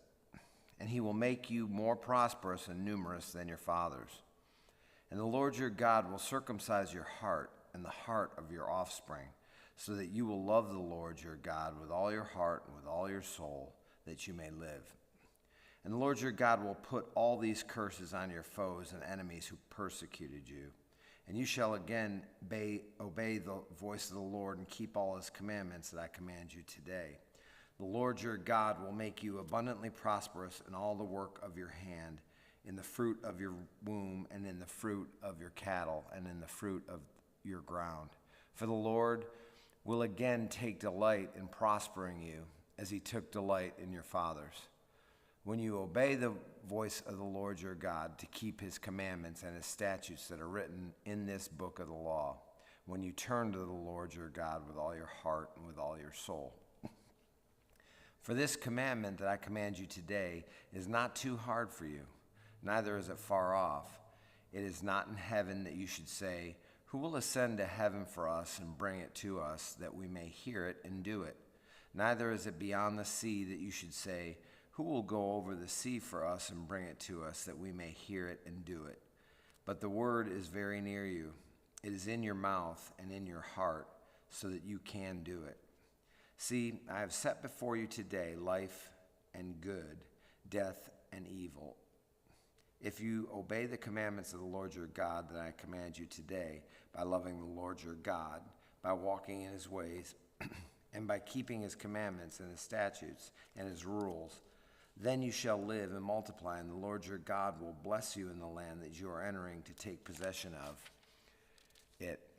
But if your heart turns away, and you will not hear, but are drawn away to worship other gods and serve them, I declare to you today that you shall surely perish. You shall not live long in the land that you are going over the Jordan to enter and possess. I call heaven and earth to witness against you today that I have set before you life and death, blessing and curse. Therefore, choose life that you and your offspring may live, loving the Lord your God, obeying his voice and holding fast to him.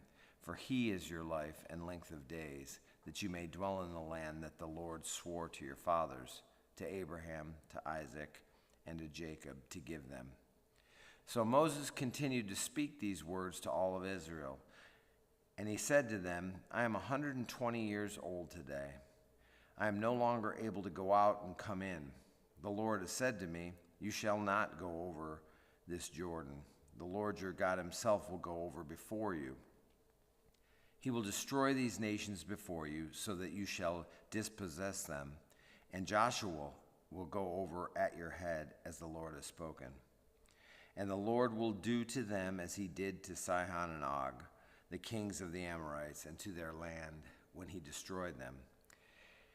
And the Lord will give them over to you, and you shall do to them according to the whole commandment that I have commanded you. Be strong and courageous. Do not fear or be in dread of them, for it is the Lord your God who goes with you. He will not leave you or forsake you. Then Moses summoned Joshua and said to him in the sight of all of Israel, be strong and courageous, for you shall go with this people into the land that the Lord has sworn to their fathers to give them, and you shall put them in possession of it. It is the Lord who goes before you. He will be with you. He will not leave you or forsake you. Do not fear or be dismayed. Then Moses wrote this law and gave it to the priests, the sons of Levi, who carried the ark of the covenant of the Lord, and to all the elders of Israel. And Moses commanded them, at the end of every 7 years, at the set time in the year of release, at the Feast of Booths, when all Israel comes to appear before the Lord your God at the place that he will choose, you shall read this law before all Israel in their hearing. Assemble the people, men, women, and little ones, and the sojourner within your towns, that they may hear and learn to fear the Lord your God, and be careful to do all the words of this law. And that their children who have not known it may hear and learn to fear the Lord your God as long as you live in the land that you're going over the Jordan to possess. And the Lord said to Moses, behold, the days approach when you must die. Call Joshua and present yourselves in the tent of meeting, that I may commission him. And Moses and Joshua went and presented themselves in the tent of meeting. And the Lord appeared in the tent in a pillar of cloud. And the pillar of cloud stood over the entrance of the tent. And the Lord said to Moses, behold, you are about to lie down with your fathers. Then this people will rise and whore after the foreign gods among them in the land that they are entering, and they will forsake me and break my covenant that I have made with them. Then my anger will be kindled against them in that day, and I will forsake them and hide my face from them, and they will be devoured. And many evils and troubles will come upon them, so that they will say in that day, have not these evils come upon us because our God is not among us? And I will surely hide my face in that day because of all the evil that they have done, because they have turned to other gods. Now, therefore, write this song and teach it to the people of Israel. Put it in their mouths, that this song may be a witness for them, for me, against the people of Israel. For when I have brought them into the land flowing with milk and honey, which I swore to give their fathers, and they have eaten and are full and grown fat, they will turn to other gods and serve them and despise me and break my covenant. And when many evils and troubles have come upon them, this song shall confront them as a witness, for it will live unforgotten in the mouths of their offspring. For I know what they are inclined to do even today, before I have brought them into the land that I swore to give. So Moses wrote this song the same day and taught it to the people of Israel. And the Lord commissioned Joshua the son of Nun and said, "Be strong and courageous, for you shall bring the people of Israel into the land that I swore to give them. I will be with you." When Moses had finished writing the words of this law in a book to the very end, Moses commanded the Levites who carried the Ark of the Covenant of the Lord, "Take this book of the law and put it by the side of the Ark of the Covenant of the Lord your God, that it may be there for a witness against you. For I know how rebellious and stubborn you are. Behold, even today, while I am yet alive with you, you have been rebellious against the Lord. How much more after my death? Assemble to me all the elders of your tribes and your officers, that I may speak these words in their ears and call heaven and earth to witness against them. For I know that after my death you will surely act corruptly and turn aside from the way I have commanded you.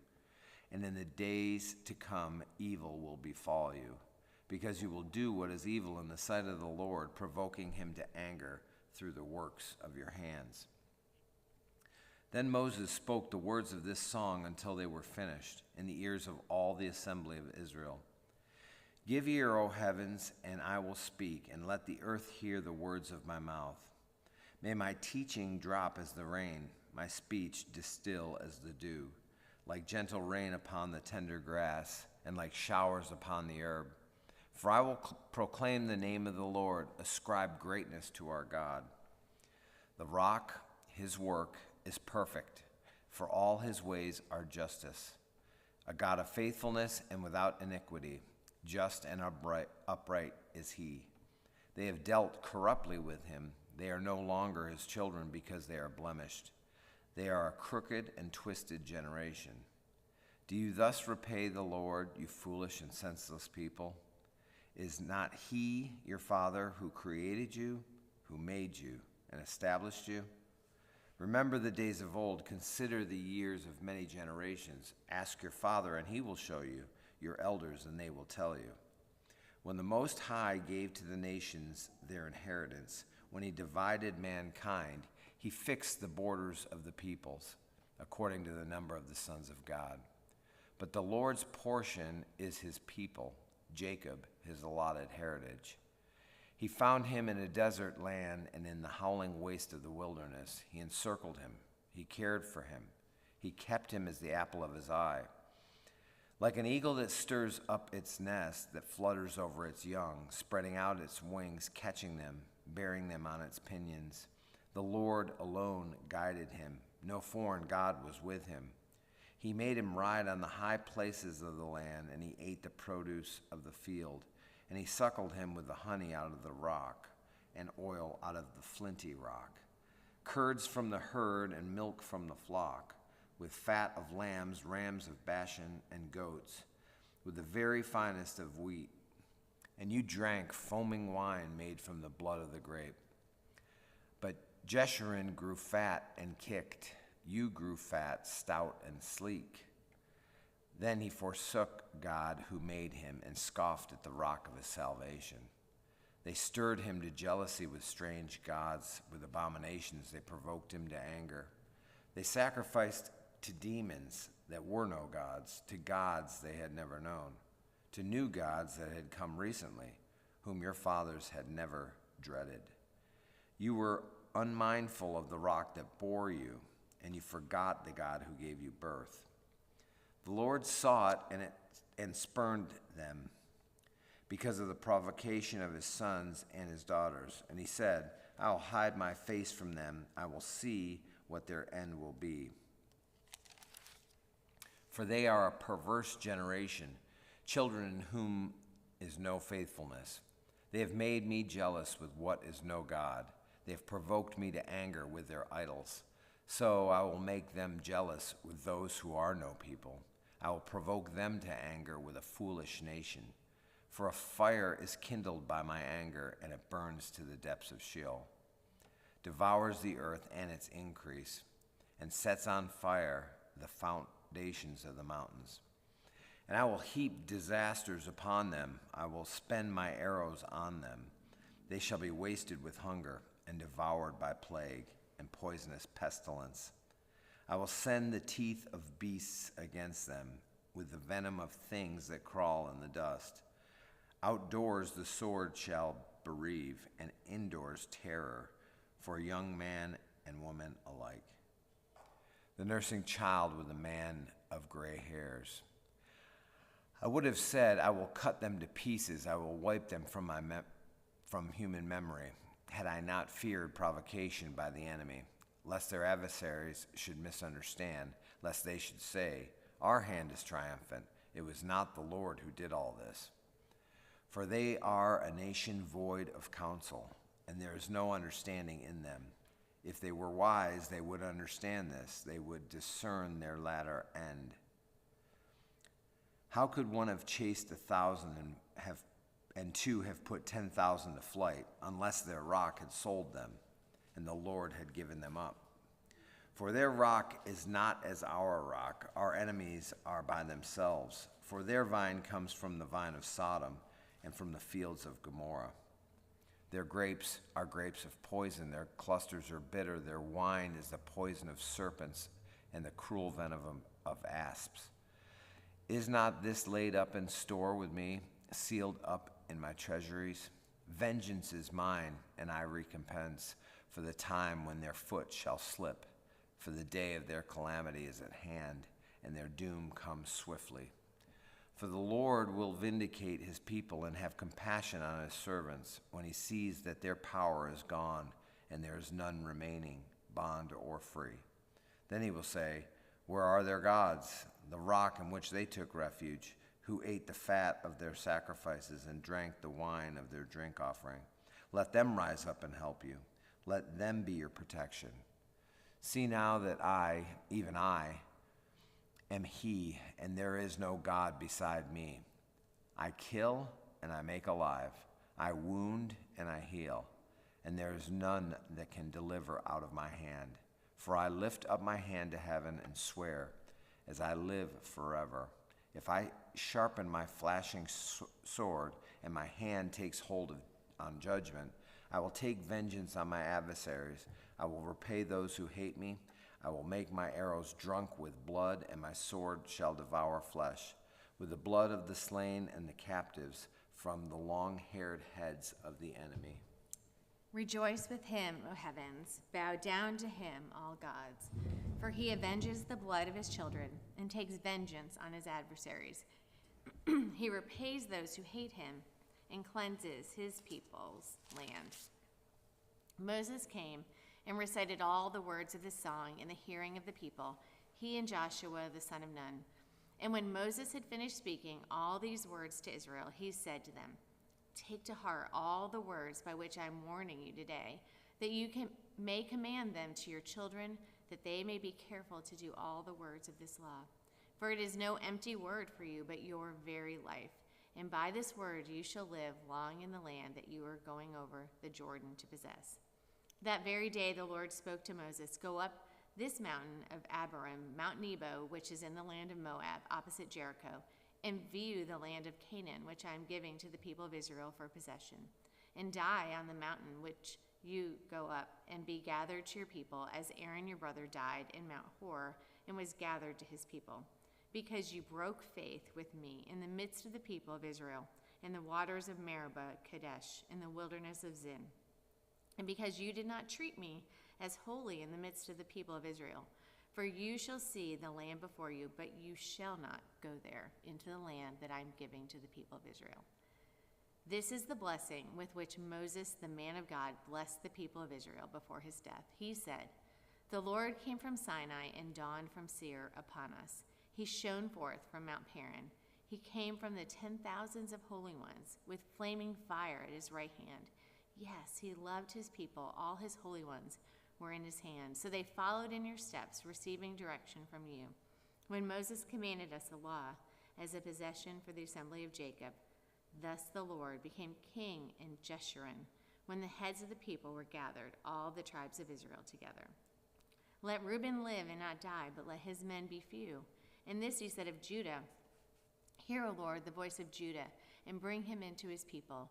With your hands contend for him, and be a help against his adversaries.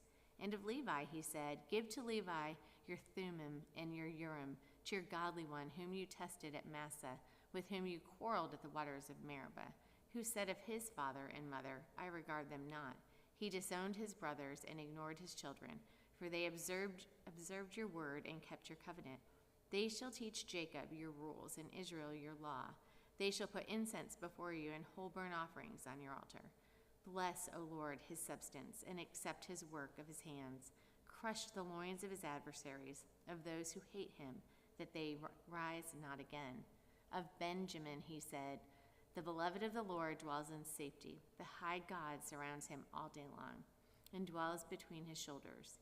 And of Joseph he said, Blessed by the Lord be his land, with the choicest gifts of heaven above, and of the deep that crouches beneath, with the choicest fruits of the sun, and the rich yield of the months, with the finest produce of the ancient mountains, and the abundance of the everlasting hills, with the best gifts of the earth in its fullness, and the favor of him who dwells in the bush.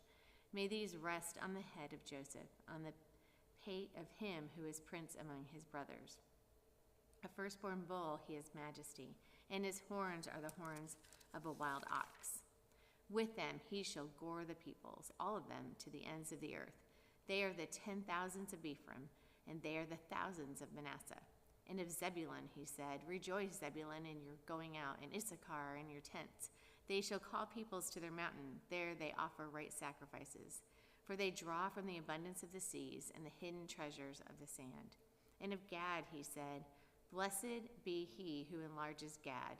Gad crouches like a lion. He tears off arm and scalp. He chose the best of the land for himself, for there a commander's portion was reserved. And he came with the heads of the people. With Israel he executed the justice of the Lord, and his judgments for Israel. And of Dan he said, Dan is a lion's cub that leaps from Bashan. And of Naphtali he said, O Naphtali, sated with favor and full of the blessing of the Lord, possess the lake in the south. And of Asher he said, Most blessed of sons be Asher. Let him be the favorite of his brothers, and let him dip his foot in oil. Your bars shall be iron and bronze, and as your days, so shall be your strength. There is none like God, O Jeshurun, who rides through the heavens to your help, through the skies in his majesty. The eternal God is your dwelling place, and underneath are the everlasting arms. And he thrust out the enemy before you and said, Destroy. So Israel lived in safety. Jacob lived alone in a land of grain and wine, whose heavens drop down dew.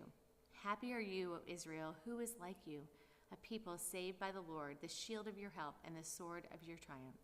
Your enemies shall come fawning to you, and you shall tread upon their backs. Then Moses went up from the plains of Moab to Mount Nebo, to the top of Pisgah, which is opposite Jericho. And the Lord showed him all the land, Gilead as far as Dan, all Naphtali, the land of Ephraim and Manasseh, all the land of Judah as far as the western sea, the Negeb and the plain, that is, the valley of Jericho, the city of palm trees, as far as Zoar. And the Lord said to him, This is the land of which I swore to Abraham, to Isaac, and to Jacob.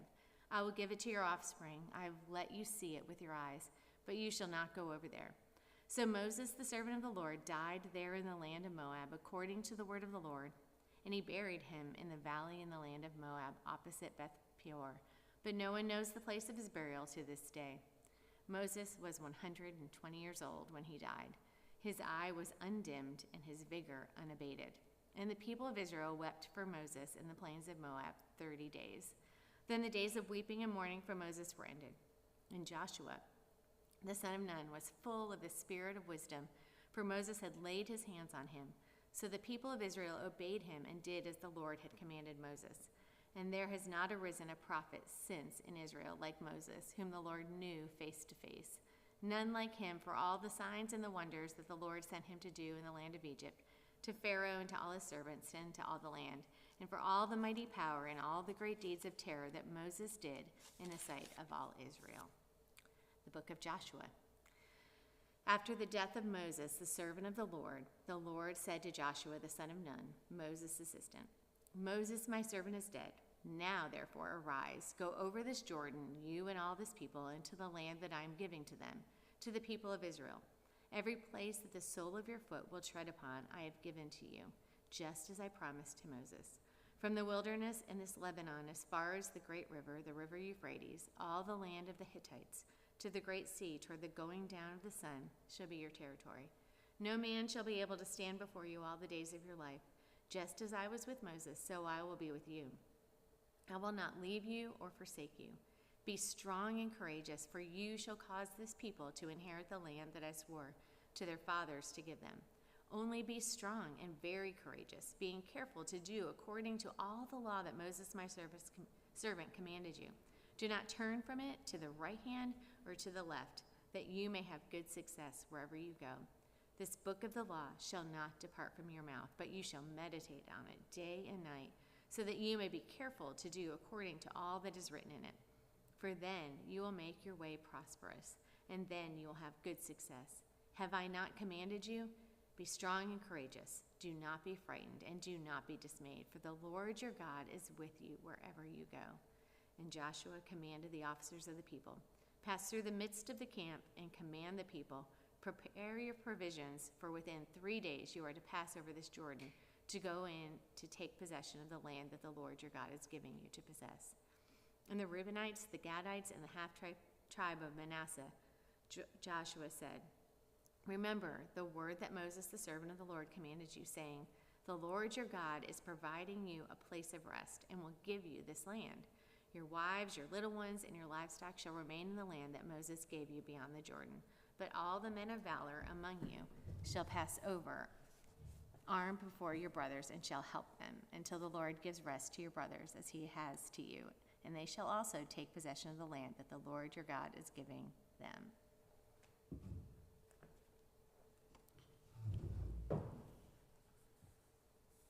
Then you shall return to the land of your possession, and shall possess it, the land that Moses, the servant of the Lord, gave you beyond the Jordan toward the sunrise. And they answered Joshua, all that you have commanded us we will do, and wherever you send us we will go. Just as we obeyed Moses in all things, so we will obey you. Only may the Lord your God be with you as he was with Moses. Whoever rebels against your commandment and disobeys your words, whatever you command him shall be put to death. Only be strong and courageous. And Joshua the son of Nun sent 2 men secretly from Shittim as spies, saying, go view the land, especially Jericho. And they went and came into the house of a prostitute whose name was Rahab, and lodged there. And it was told to the king of Jericho, behold, men of Israel have come here tonight to search out the land. Then the king of Jericho sent to Rahab, saying, bring out the men who have come to you, who have entered your house, for they have come to search out all the land. But the woman had taken the 2 men and hidden them. And she said, true, the men came to me, but I did not know where they were from, and when the gate was about to be closed at dark, the men went out. I do not know where the men went. Pursue them quickly, for you shall overtake them. But she had brought them up to the roof and hid them with stalks of flax that she had laid in order on the roof. So the men pursued after them on the way to the Jordan as far as the fords, and the gate was shut down as the pursuers had gone out. Before the men lay down, she came up to them on the roof and said to them, I know that the Lord has given you the land, and that the fear of you has fallen upon us, and that all the inhabitants of the land melt away before you. For we have heard how the Lord dried up the water of the Red Sea when you came out of Egypt, and what you did to the 2 kings of the Amorites who were beyond the Jordan, to Sihon and Og, whom you devoted to destruction. And as soon as we heard it, our hearts melted, and there was no spirit left in any man because of you. For the Lord your God, he is God above in the heavens above and on the earth beneath. Now then, please swear to me by the Lord that as I have dealt kindly with you, you will also deal kindly with my father's house, and give me a sure sign that you will save alive my father and mother, my brothers and sisters, and all who belong to them, and deliver our lives from death." And the men said to her, "Our life for yours, even to death. If you do not tell this business of ours, then when the Lord gives us the land, we will deal kindly and faithfully with you." Then she let them down by a rope through the window, for her house was built into the city wall, so she lived in that wall. And she said to them, "Go into the hills, or the pursuers will encounter you, and hide there 3 days until the pursuers have returned. Then afterward you may go your way." The men said to her, "We will be guiltless with respect to this oath of yours that you have made us swear. Behold, when we come into the land, you shall tie the scarlet cord in the window through which you let us down, and you shall gather into your house your father and mother, your brothers, and all of your father's household. Then if anyone goes out of the doors of your house into the street, his blood shall be on his own head, and we shall be guiltless. But if a hand is laid on anyone who is with you in the house, his blood shall be on our head. But if you tell this business of ours, then we will be guiltless with respect to your oath that you have made us swear." And she said, "According to your words, so be it." Then she sent them away, and they departed. And she tied the scarlet cord in the window. They departed and went into the hills and remained there 3 days until the pursuers returned. And the pursuers searched all along the way and found nothing. Then the 2 men returned. They came down from the hills and passed over and came to Joshua the son of Nun, and they told him all that had happened to them. And they said to Joshua, "Truly the Lord has given all the land into our hands, and also all the inhabitants of the land melt away because of us." Then Joshua rose early in the morning and set out from Shittim, and they came to the Jordan, and he and all of the people of Israel, and lodged there before they passed over. At the end of 3 days, the officers went through the camp and commanded the people, "As soon as you see the ark of the covenant of the Lord your God being carried by the Levitical priests, then you shall set out from your place and follow it. Yet there shall be a distance between you and it, about 2,000 cubits in length. Do not come near it, in order that you may know the way you shall go, for you have not passed this way before." Then Joshua said to the people, Consecrate yourselves, for tomorrow the Lord will do wonders among you." And Joshua said to the priests, "Take up the ark of the covenant and pass on before the people." So they took up the ark of the covenant and went before the people. The Lord said to Joshua, "Today I will begin to exalt you in the sight of all Israel, that they may know that as I was with Moses, so I will be with you. And as for you, command the priests who bear the ark of the covenant, when you come to the brink of the waters of Jordan, you shall stand still in the Jordan." And Joshua said to the people of Israel, "Come here and listen to the words of the Lord your God." And Joshua said, "Here is how you shall know that the living God is among you, and that he will without fail drive out from you before you the Canaanites, the Hittites, the Hivites, the Perizzites, the Girgashites, the Amorites, and the Jebusites. Behold, the ark of the covenant is of the Lord of all the earth is passing over before you into the Jordan. Now therefore take 12 men from the tribes of Israel, from each tribe a man. And when the soles of the feet of the priests bearing the ark of the Lord of all the earth, shall rest in the waters of the waters of the Jordan shall be cut off from flowing, and the waters coming down from above shall stand in one heap. So when the people set out from their tents to pass over the Jordan, with the priests bearing the ark of the covenant before the people, and as soon as those bearing the ark had come as far as the Jordan, and the feet of the priests bearing the ark were dipped in the brink of the water, now the Jordan overflows all its banks throughout the time of harvest, the waters coming from above stood and rose up in a heap very far away at Adam, the city that is beside Zarethan, and those flowing down toward the sea of Arabah, and the salt sea were completely cut off. And the people passed over opposite Jericho. Now the priests bearing the ark of the covenant of the Lord stood firmly on dry ground in the midst of the Jordan, and all Israel was passing over on dry ground until all the nation finished passing over the Jordan. When all the nation had finished passing over the Jordan, the Lord said to Joshua, "Take 12 men from the people, from each tribe a man, and command them, saying, Take 12 stones from here, out of the midst of the Jordan, from the very place where the priest's feet stood firmly, and bring them over with you, and lay them down in the place where you lodge tonight. Then Joshua called the 12 men from the people of Israel, whom he had appointed, a man from each tribe. And Joshua said to them, "Pass on before the ark of the Lord your God into the midst of the Jordan, and take up each of you a stone upon his shoulder, according to the number of the tribes of the people of Israel, that this may be a sign among you. When your children ask in time to come, 'What do these stones mean?'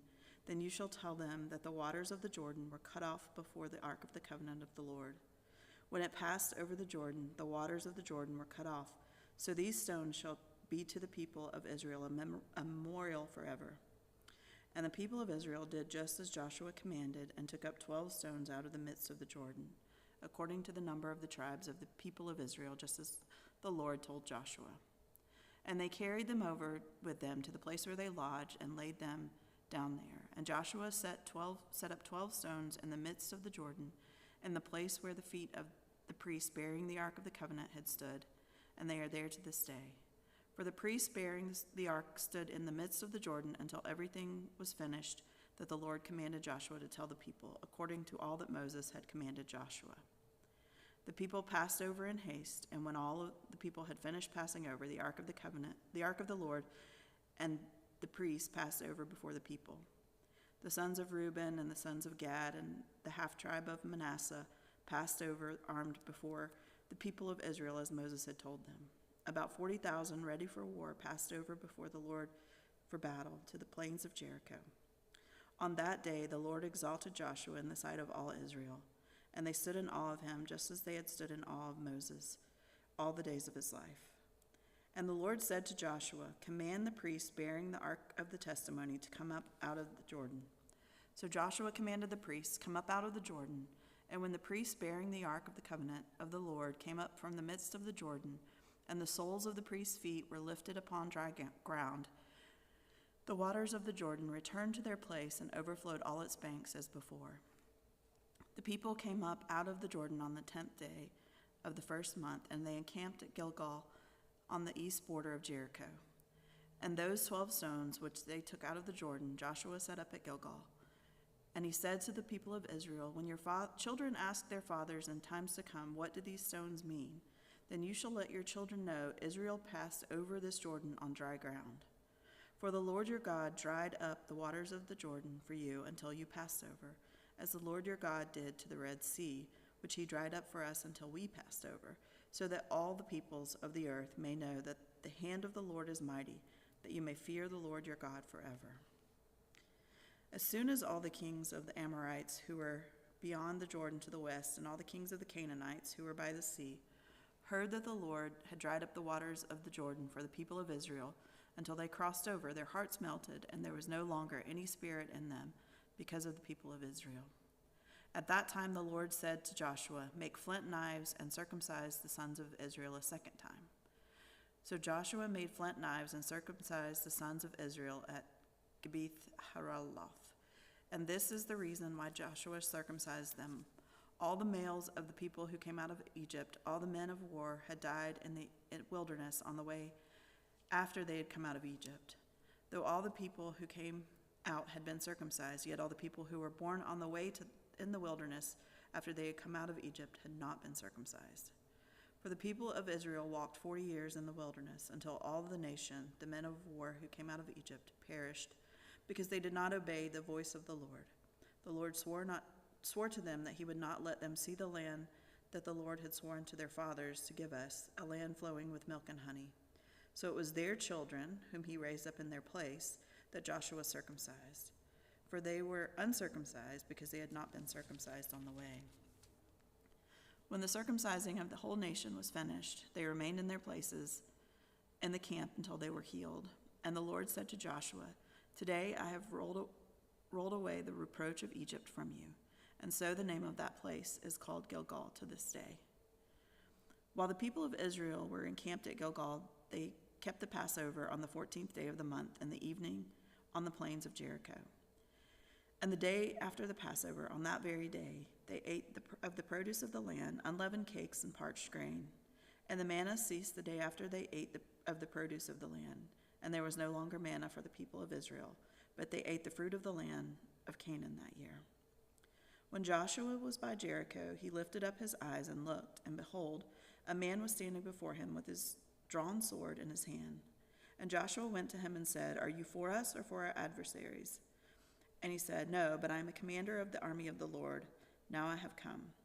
And Joshua fell on his face to the earth and worshipped and said to him, "What does my Lord say to his servant?" And the commander of the Lord's army said to Joshua, "Take off your sandals from your feet, for the place where you are standing is holy." And Joshua did so. Now Jericho was shut up inside and outside because of the people of Israel. None went out and none came in. And the Lord said to Joshua, "See, I have given Jericho into your hand with its king and mighty men of valor. You shall march around the city, all the men of war going around the city once. Thus you shall do for 6 days. 7 priests shall bear 7 trumpets of ram's horns before the ark. On the 7th day you shall march around the city 7 times, and the priests shall blow the trumpets. And when they make a long blast with the ram's horn, when you hear the sound of the trumpet, then all the people shall shout with a great shout, and the wall of the city will fall down flat. And the people shall go up, every one straight before him." So Joshua the son of Nun called to the priests and said to them, "Take up the ark of the covenant, and let 7 priests bear 7 trumpets of ram's horn before the ark of the Lord." And he said to the people, "Go forward, march around the city, and let the armed men pass on before the ark of the Lord." And just as Joshua had commanded the people, the 7 priests bearing the 7 trumpets of ram's horns before the Lord went forward, blowing the trumpets with the ark of the covenant of the Lord following them. The armed men who were walking before the priests who were blowing the trumpets, and the rear guard was walking after the ark, while the trumpets blew continually. But Joshua commanded the people, "You shall not shout or make your voice heard, neither shall any word go out of your mouth until the day I tell you to shout. Then you shall shout." So he caused the ark of the Lord to circle the city, going about it once, and then they came into the camp and spent the night in the camp. Then Joshua arose early in the morning, and the priests took up the ark of the covenant, and the 7 priests bearing the 7 trumpets of ram's horns before the ark of the Lord walked on, and they blew the trumpets continually. And the armed men were walking before them, and the rear guard was walking after the ark of the Lord, while the trumpets blew continually. And the 2nd day they marched around the city once and returned to the camp. So they did for 6 days. On the 7th day they rose early at the dawn of the day and marched around the city in the same manner 7 times. It was only on that day that they marched around the city 7 times. At the 7th time, when the priests had blown the trumpets, Joshua said to the people, "Shout, for the Lord has given you the city, and the city and all that is within shall be devoted to the Lord for destruction. Only Rahab the prostitute and all who are with her in her house shall live, because she hid the messengers whom we sent. But you keep yourselves from the things devoted to destruction, lest when you have devoted them you take any of the devoted things and make the camp of Israel a thing for destruction and bring trouble upon it. But all silver and gold and every vessel of bronze and iron are holy to the Lord. They shall go into the treasury of the Lord." So the people shouted, and the trumpets were blown. As soon as the people heard the sound of the trumpet, the people shouted a great shout, and the wall fell down flat, so that the people went up into the city, every man straight before him, and they captured the city. Then they devoted all in the city to destruction, both men and women, young and old, oxen, sheep, and donkeys, with the edge of the sword. But to the 2 men who had spied out the land, Joshua said, "Go into the prostitute's house and bring out from there the woman and all who belong to her, as you swore to her." So the young men who had been the spies went in and brought out Rahab and her father and mother and brothers and all who belonged to her. And they brought all her relatives and put them outside the camp of Israel. And they burned the city with fire and everything in it. Only the silver and gold and the vessels of bronze and of iron they put into the treasure of the house of the Lord. But Rahab the prostitute and her father's household and all who belonged to her Joshua saved alive. And she has lived in Israel to this day, because she hid the messengers whom Joshua sent to spy out Jericho. Joshua laid an oath on them at the time, saying, "Cursed before the Lord be the man who rises up and rebuilds this city, Jericho. At the cost of his firstborn shall he lay its foundation, and at the cost of his youngest son shall he set up the gates." So the Lord was with Joshua, and his fame was in all the land. But the people of Israel broke faith in regard to the devoted things, for Achan, the son of Carmi, son of Zabdi, son of Zerah, and of the tribe of Judah, took some of the devoted things. And the anger of the Lord burned against the people of Israel. Joshua sent men from Jericho to Ai, which is near Beth-aven, east of Bethel, and said to them, "Go up and spy out the land." And the men went up and spied out Ai. And they returned to Joshua and said to him, "Do not have all the people go up, but let about 2,000 or 3,000 men go up and attack Ai. Do not make the whole people toil up there, for they are few." So about 3,000 men went up there from the people, and they fled before the men of Ai. And the men of Ai killed about 36 of their men, and chased them before the gate as far as Shebarim, and struck them at the descent. And the hearts of the people melted and became as water. Then Joshua tore his clothes and fell to the earth on his face before the ark of the Lord until the evening, he and the elders of Israel, and they put dust on their heads. And Joshua said, "Alas, O Lord God, why have you brought this people over the Jordan at all to give us into the hands of the Amorites to destroy us? Would that we had been content to dwell beyond the Jordan. O Lord, what can I say when Israel has turned their backs before their enemies? For the Canaanites and all the inhabitants of the land will hear of it, and will surround us and cut off our name from among the earth. And what will you do for your great name?" The Lord said to Joshua, "Get up, why have you fallen on your face? Israel has sinned, they have transgressed my covenant that I commanded them. They have taken some of the devoted things. They have stolen and lied and put them among their own belongings. Therefore the people of Israel cannot stand before their enemies. They turn their backs before their enemies because they have become devoted for destruction. I will be with you no more unless you destroy the devoted things from among you. Get up, consecrate the people, and say, 'Consecrate yourselves for tomorrow.' For thus says the Lord, God of Israel, there are devoted things in your midst, O Israel. You cannot stand before your enemies until you take away the devoted things from among you."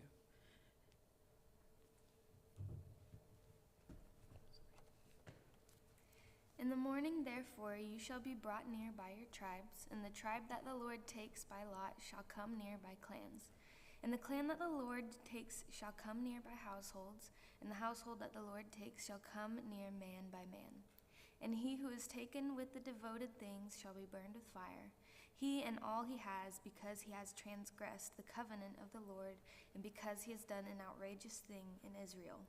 So Joshua rose early in the morning and brought Israel near tribe by tribe, and the tribe of Judah was taken. And he brought near the clans of Judah, and the clan of the Zerahrites was taken. And he brought near the clan of Zerahrites man by man, and Zabdi was taken. And he brought near his household man by man, and Achan, son of Carmi, son of Zabdi, son of Zerah, the tribe of Judah was taken. Then Joshua said to Achan, "My son, give glory to the Lord God of Israel, and give praise to him. And tell me now what you have done. Do not hide it from me." And Achan swore to Joshua, "Truly I have sinned against the Lord God of Israel, and this is what I did.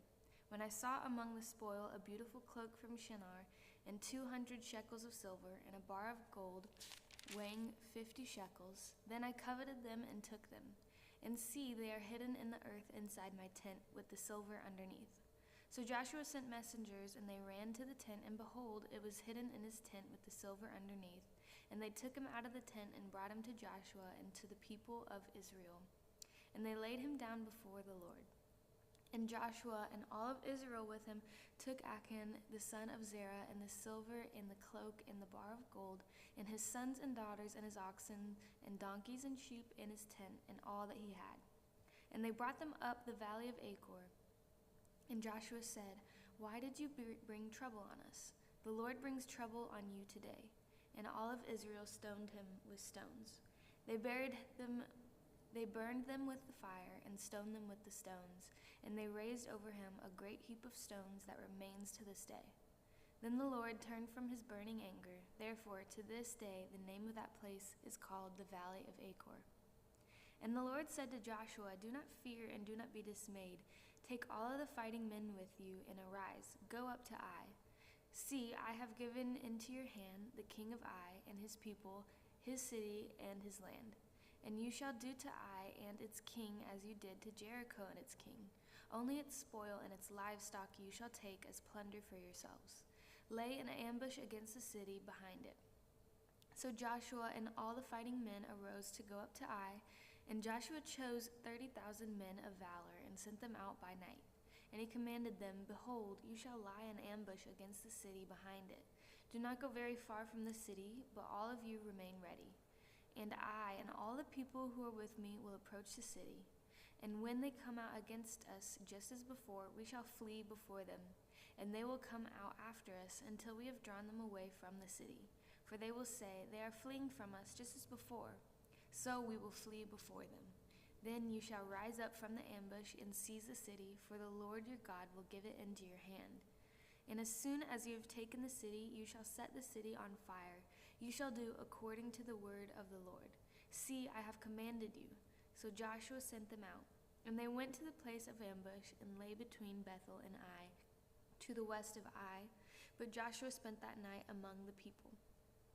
Joshua arose early in the morning and mustered the people and went up, he and the elders of Israel, before the people to Ai.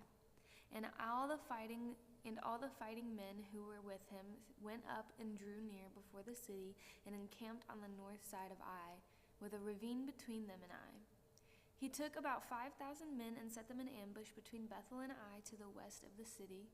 So they stationed the forces, the main encampment that was north of the city, and its rear guard west of the city. But Joshua spent that night in the valley. And as soon as the king of Ai saw this, he and his people and the men of the city hurried up and went out early to the appointed place towards the Arabah to meet Israel in battle. But he did not know that there was an ambush against him behind the city, and Joshua and all Israel pretended to be beaten before them and fled in the direction of the wilderness. So all the people who were in the city were called together to pursue them, and as they pursued Joshua, they were drawn away from the city.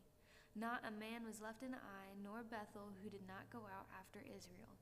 They left the city open and pursued Israel. Then the Lord said to Joshua, Stretch out the javelin that is in your hand towards Ai, for I will give it into your hand. And Joshua stretched out the javelin that was in his hand towards the city. And the men in ambush rose quickly out of their place, and as soon as he stretched out his hand, they ran and entered the city and captured it. And so they hurried to set the city on fire. So when the men of Ai looked back, behold, the smoke of the city went up to heaven, and they had no power to flee this way or that, for the people who fled to the wilderness turned back against the pursuers. And when Joshua and all of Israel saw that the ambush had captured the city, and that the smoke of the city went up, they turned back and struck down the men of Ai. And the others came from the city against them, so that they were in the midst of Israel, some on this side and some on that side. And Israel struck them down until there was none that survived or escaped. But the king of Ai took alive and brought him near to Joshua. When Israel had finished killing all the inhabitants of Ai in the open wilderness where they pursued them, and all of them to the very last had fallen by the edge of the sword, all Israel returned to Ai and struck it down with the edge of the sword. And all who fell that day, both men and women, were 12,000, all the people of Ai. But Joshua did not draw back his hand with which he stretched out the javelin until he had devoted all the inhabitants of Ai to destruction. Only the livestock and the spoil of the city of Israel took as their plunder, according to the word of the Lord that he commanded Joshua. So Joshua burned Ai and made it forever a heap of ruins as it is to this day. And he hanged the king of Ai on a tree until evening, and at sunset Joshua commanded, and they took his body down from the tree and threw it at the entrance of the gate and raised over it a great heap of stones which stands there to this day. At that time Joshua built an altar to the Lord, the God of Israel, on Mount Ebal, just as Moses, the servant of the Lord, had commanded the people of Israel, as it is written in the book of the law of Moses, an altar of uncut stones upon which no man has wielded an iron tool. And they offered on it burnt offerings to the Lord and sacrificed peace offerings. And there, in the presence of the people of Israel, he wrote on the stones a copy of the law of Moses, which he had written. And all Israel's sojourner, as well as the native born, with their elders and officers and their judges, stood on opposite sides of the ark before the Levitical priests who carried the ark of the covenant of the Lord, half of them in the front of Mount Gerizim, and half of them in the front of Mount Ebal, just as Moses, the servant of the Lord, had commanded at the first to bless the people of Israel.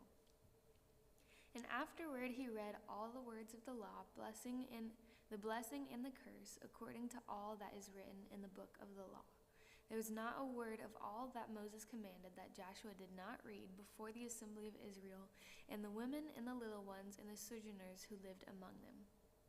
As soon as all the kings who were beyond the Jordan, in the hill country and in the lowland, all along the coast of the great sea towards Lebanon, the Hittites, the Amorites, the Canaanites, the Perizzites, the Hivites, the Jebusites heard of this, they gathered together as one to fight against Joshua and Israel. But when the inhabitants of Gibeon heard what Joshua had done to Jericho and Ai, they on their part acted with cunning and went and made ready provisions, and took worn-out sacks for their donkeys and wineskins, worn and torn and mended, with worn-out patched sandals on their feet and worn-out clothes, and all their provisions were dry and crumbly. Then they went to Joshua in the camp of Gilgal and said to the men of Israel, "We have come from a distant country, so now make covenant with us." But the men of Israel said to the Hivites, "Perhaps you live among us, then how will we make a covenant with you?" They said to Joshua, "We are your servants." And Joshua said to them, "Who are you, and where do you come from?" They said to him, "From a very distant country your servants have come, because of the name of the Lord your God.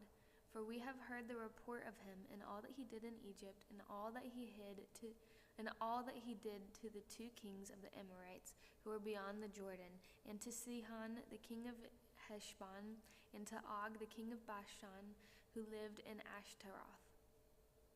So our elders and all the inhabitants of our country said to us, 'Take provisions in your hand for the journey, and go out and meet them, and say to them, "We are your servants. Come now, make a covenant with us. Here is our bread. It was still warm when we took it from our houses as food for the journey on the day we set out to come to you. But now, behold, it is dry and crumbly. These wineskins were new when we filled them, and behold, they have burst. And these garments and sandals of ours are worn out from the very long journey." So the men took some of the provisions, but did not ask counsel from the Lord. And Joshua made peace with them and made a covenant with them to let them live, and the leaders of the congregation swore to them. At the end of 3 days after they had made a covenant with them, they heard that they were their neighbors and that they lived among them. And the people of Israel set out and reached their cities on the 3rd day. Now in their cities were Gibeon, Shephirah, Beeroth, and Kiriath-Jearim. But the people of Israel did not attack them, because the leaders of the congregation had sworn to them by the Lord, the God of Israel. Then all the creation murmured against the leaders. But the leaders said to all the congregation, "We have sworn to them by the Lord, the God of Israel, and now we may not touch them. This we will do to them, let them live, let wrath be upon us, because of the oath that we swore to them." And the leaders said to them, "Let them live." So they became cutters of wood and drawers of water for all the congregation, just as the leaders had said of them. And Joshua summoned them, and he said to them, "Why did you deceive us, saying, 'We are very far from you,' when you dwell among us? Now therefore you are cursed, and some of you shall never be anything but servants, cutters of wood, and drawers of water for the house of my God." They answered Joshua, "Because it was told to your servants for a certainty that the Lord your God had commanded his servant Moses to give you all the land and to destroy all the inhabitants of the land from before you. So we feared greatly for our lives because of you and did this thing. And now, behold, we are in your hand. Whatever seems good and right in your sight to do to us, do it." So he did this to them and delivered them out of the hand of the people of Israel, and they did not kill him. They did not kill them. But Joshua made them that day cutters of wood and drawers of water for the congregation and for the altar of the Lord to this day in the place that he should choose. As soon As soon as Adonai-Zedek, the king of Jerusalem, heard how Joshua had captured Ai and had devoted it to destruction, doing to Ai and its king as he had done to Jericho and its king, and how the inhabitants of Gibeon had made peace with Israel and were among them, he feared greatly, because Gibeon was a great city, like one of the royal cities, and because it was greater than Ai, and all its men were warriors. So Adonai-Zedek, king of Jerusalem, sent to Hoham, king of Hebron, to Piram, king of Jarmuth, to Japhia, king of Lachish, and to Debir, king of Eglon, saying, "Come up to me and help me. Let us strike Gibeon, for it has made peace with Joshua and with the people of Israel." Then the 5 kings of the Amorites, the king of Jerusalem, the king of Hebron, the king of Jarmuth, the king of Lachish, and the king of Eglon gathered their forces and went up with all their armies and encamped against Gibeon and made war against it. And the men of Gibeon sent to Joshua at the camp in Gilgal, saying, "Do not relax your hand from your servants. Come up to us quickly and save us and help us. For all the kings of the Amorites who dwell in the hill country are gathered against us." So Joshua went up from Gilgal, he and all the people of war with him, and the mighty men of valor. And the Lord said to Joshua, "Do not fear them, for I have given them into your hands. Not a man of them shall stand before you." So Joshua came upon them suddenly, having marched up all night from Gilgal, and the Lord threw them into a panic before Israel, who struck them with a great blow at Gibeon, and chased them by the way of the ascent of Beth Horon, and struck them as far as Azekah and Makkedah. And as they fled before Israel, while they were going down the ascent of Bethlehem, the Lord threw down large stones from heaven on them as far as Azekah, and they died. There were more who died because of the hailstones than the sons of Israel that killed with the sword. At that time Joshua spoke to the Lord in the day when the Lord gave the Amorites over to the son of Israel, and he said in the sight of Israel, "Sun, stand still at Gibeon, and moon in the valley of Ajalon." And the sun stood still, and the moon stopped, and until the nation took vengeance upon their enemies. Is this not written in the book of Jashar? The sun stopped in the midst of heaven and did not hurry to set for about a whole day. There has since been no day like it before or since, when the Lord heeded the voice of man, for the Lord fought for Israel. So Joshua returned, and all Israel with him, to the camp at Gilgal. These 5 kings fled and hid themselves in the cave at Makkedah. And it was told to Joshua, "The 5 kings have been found hidden in the cave at Makkedah." And Joshua said, "Roll the large stones against the mouth of the cave and set men by it to guard them. But do not stay there yourselves. Pursue your enemies, attack their rear guard. Do not let them enter their cities, for the Lord your God has given them into your hand." When Joshua and the sons of Israel had finished striking them with a great blow until they were wiped out, and when the remnant of that remained of them had entered into the fortified cities, then all the people returned safe to Joshua in the camp at Makkedah. Not a man moved his tongue against any of the people of Israel. Then Joshua said, "Open the mouth of the cave and bring those 5 kings out to me from the cave." And they did so, and brought those 5 kings out to him from the cave, the king of Jerusalem, the king of Hebron, the king of Jarmuth, the king of Lachish, and the king of Eglon. And when they brought those kings out to Joshua, Joshua summoned all the men of Israel and said to the chiefs of the men of war who had come with him, "Come near, put your feet on the necks of these kings." And they came near and put their feet on their necks. And Joshua said to them, "Do not be afraid or dismayed. Be strong and courageous, for thus the Lord will do to all your enemies against whom you fight." And afterward Joshua struck them and put them to death, and he hanged them on 5 trees. And they hung on the trees until evening. But at the time of the going down of the sun, Joshua commanded, and they took them down from the trees and threw them into the cave where they had hidden themselves. And they set large stones against the mouth of the cave, which remain to this very day. As for Makkedah, Joshua captured it on that day and struck it and its king with the edge of the sword. He devoted to the destruction every person in it, and he left none remaining. And he did to the king of Makkedah just as he had done to the king of Jericho. Then Joshua and all of Israel with him passed on from Makkedah to Libnah and fought against Libnah.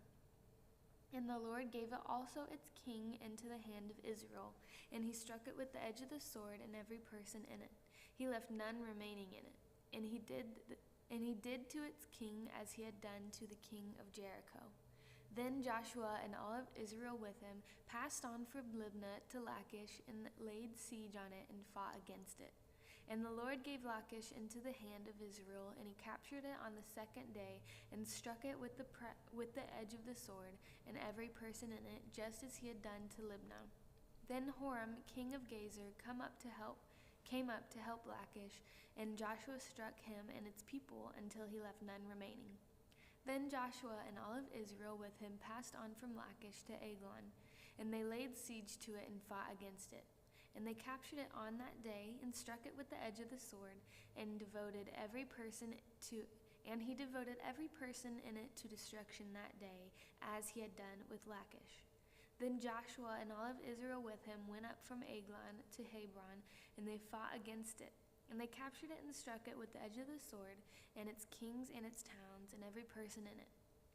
He left none remaining, as he had done to Eglon, and devoted it to destruction, and every person in it. Then Joshua and all Israel with him turned back to Debir and fought against it. And he captured it with its king and all its town, and they struck him with the edge of the sword and devoted to destruction every person in it. He left none remaining, just as he had done to Hebron and to Libnah and its kings. So he did to Debir and to its king. So Joshua struck the whole land, and the hill country and Negeb, and the lowland and the slopes, and all their kings. He left none remaining, but devoted to destruction all that breathed, just as the Lord of Israel commanded him.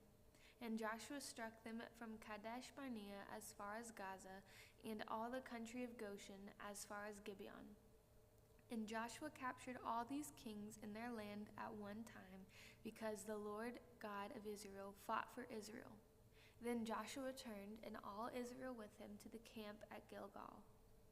When Jabin, king of Hazor, heard this, he sent to Jobab, king of Madon, and to the king of Shimron, and to the kings of Akshaph, and to the kings who were in the northern hill country, and in Arabah, south of Chinneroth, and in the lowland, and in the Naphtador on the west, to the Canaanites in the east and the west, the Amorites, the Hittites, the Perizzites, and the Jebusites in the hill country, and the Hivites were under Hermon in the land of Mizpah. And they came out with all their troops, a great horde, and number like the sand that is on the seashore, with many horses and chariots. Pretty good, thanks. And all these kings joined their forces and came and encamped together at the waters of Merom to fight against Israel. And the Lord said to Joshua, "Do not be afraid of them, for tomorrow at this time I will give you over all of them, slain, to Israel. You shall hamstring their horses and burn their chariots with fire." So Joshua and all his warriors came suddenly against them by the waters of Merom and fell upon them. And the Lord gave them into the hand of Israel, who struck them and chased them as far as Great Sidon and Mizraim, and eastward as far as the valley of Mizpeh. And they struck them until he left none remaining. And Joshua did to them just as the Lord said to him. He hamstrung their horses and burned their chariots with fire. And Joshua turned back at that time and captured Hazor and struck its king with the sword, for Hazor formerly was the head of all those kingdoms. And they struck with the sword all who were in it, devoting them to destruction. There was none left that breathed, and he burned Hazor with fire. And all the cities of those kings and their kings Joshua captured and struck them with the edge of the sword. devoting them to destruction. Just as Moses, the servant of the Lord, had commanded, but none of the cities that stood on the mounds did Israel burn, except Hazar alone, that Joshua burned. And all the spoil of these cities and the livestock and the people of Israel took for their plunder. But every person they struck with the edge of the sword until they had destroyed them. And they did not leave any who breathed. Just as the Lord had commanded Moses his servant, so Moses commanded Joshua, and Joshua did. He left nothing undone of all that the Lord had commanded Moses. So Joshua took all that land, the hill country, and all the Negeb, and all the land of Goshen, and the lowland, and the Arabah, and the hill country of Israel, and its lowland from Mount Halak, which rise towards Seir, as far as Balgad in the valley of Lebanon, below Mount Hermon. And he captured all their kings and struck them and put them to death. Joshua made war for a long time with all those kings. There was not a city that made peace with the people of Israel except the Hivites, the inhabitants of Gibeon. They took them all in battle. For it was the Lord's doing to harden their hearts, that they should come against Israel in battle, in order that they should be devoted to destruction and shall receive no mercy, but be destroyed, just as the Lord commanded Moses. And Joshua came at that time and cut off the Anakim from the hill country and from Hebron, from Debrar and Anab, and from all the hill country of Judah and from the hill country of Israel. Joshua devoted them to destruction with their cities. There was none of the Anakim left in the land of the people of Israel. Only in Gaza, in Gath, and in Ashdod did some remain. So Joshua took the whole land according to all those that the Lord had spoken to Moses. And Joshua gave it for an inheritance to Israel according to their tribal allotments. And the land had rest from war. Chapter 12. Now these are the kings of the land whom the people of Israel defeated and took possession of their land beyond Jordan from the sunrise, from the valley of Arnon to the Mount of Hermon, with all of the Arabah eastward.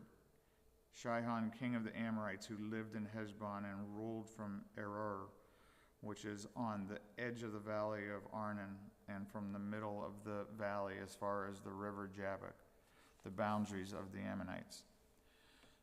That is half of Gilead, and Arab to the sea to Shinneroth eastward, and in the direction of Beth Jimmoth to the sea of Arabah, the Salt Sea, southward to the foot of the slopes of Pisgah, and Og, king of Bashan, one of the remnant of Raphim, who lived at Astaroth and at Edrei, ruled over Mount Hermon and Selikah and all Bashan to the boundary of the Geshurites and the Machahites, and over half of Gilead to the boundary of Sihon, king of Heshbon.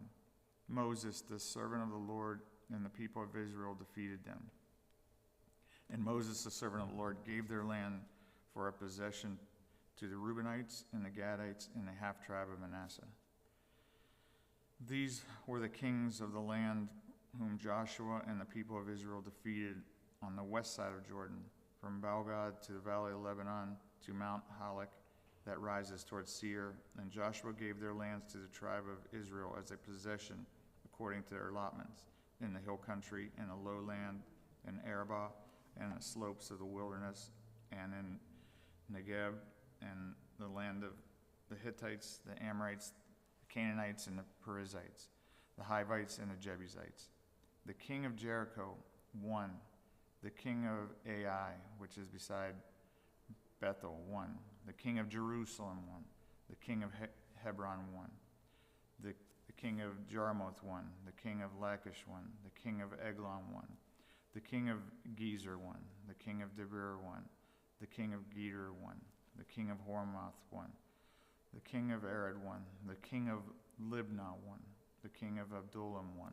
The king of Makdua won. The king of Bethel won. The king of Tapu won. The king of Hepher won. The king of Ephek won. The king of Lasharon won. The king of Madon won. The king of Hazar won. The king of Shimron Meron won. The king of Ashloth won. The king of Tanakh won. The king of Megiddo won. The king of Kedesh won. The king of Joneam in Carmel won. The king of Dor in Naphath Dor won. The king of Goam in Galilee won. The king of Tirzah won. In all, 31 kings. Chapter 13. Now Joshua was old and advanced in years, and the Lord said to him, You are old and advanced in years, and there remains yet very much land to possess. This is the land that remains, all the regions of the Philistines and all of the Geshurites from the Shihor, which is east of Egypt, northward to the boundary of Ekron, and is counted as Canaanite. There are 5 rulers of the Philistines, those of Gaza, Ashdod, Escalon, Gath, and Ekron, and those of the Avim in the south. All the land of the Canaanites and Mira that belonged to the Sidonians to Aphek, and to the boundary of the Amorites, and the land of the Gebulites, and all Lebanon toward the sunrise. From Belgrad below Mount Hermon to Lebo Hamath, and all the inhabitants of the hill country from Lebanon to Meproath Maim, even all the Sidonians. I myself will drive them out before the people of Israel. Only allot the land to Israel for an inheritance, as I have commanded you. Now therefore divide this land for an inheritance to the 9 tribes and half-tribe of Manasseh.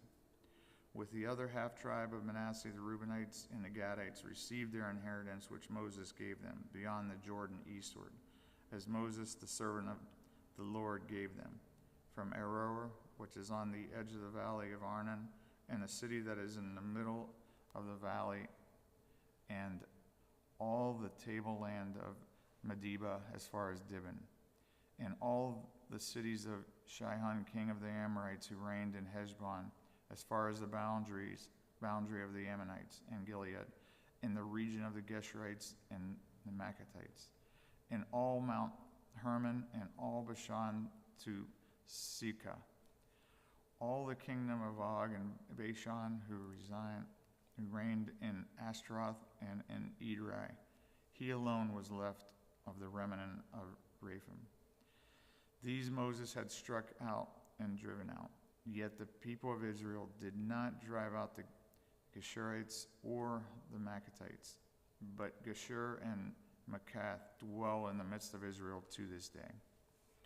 To the tribe of Levi alone Moses gave no inheritance. The offerings by fire to the Lord God of Israel are their inheritance, as he said to him. And Moses gave an inheritance to the tribe of the people of Reuben, according to their clans.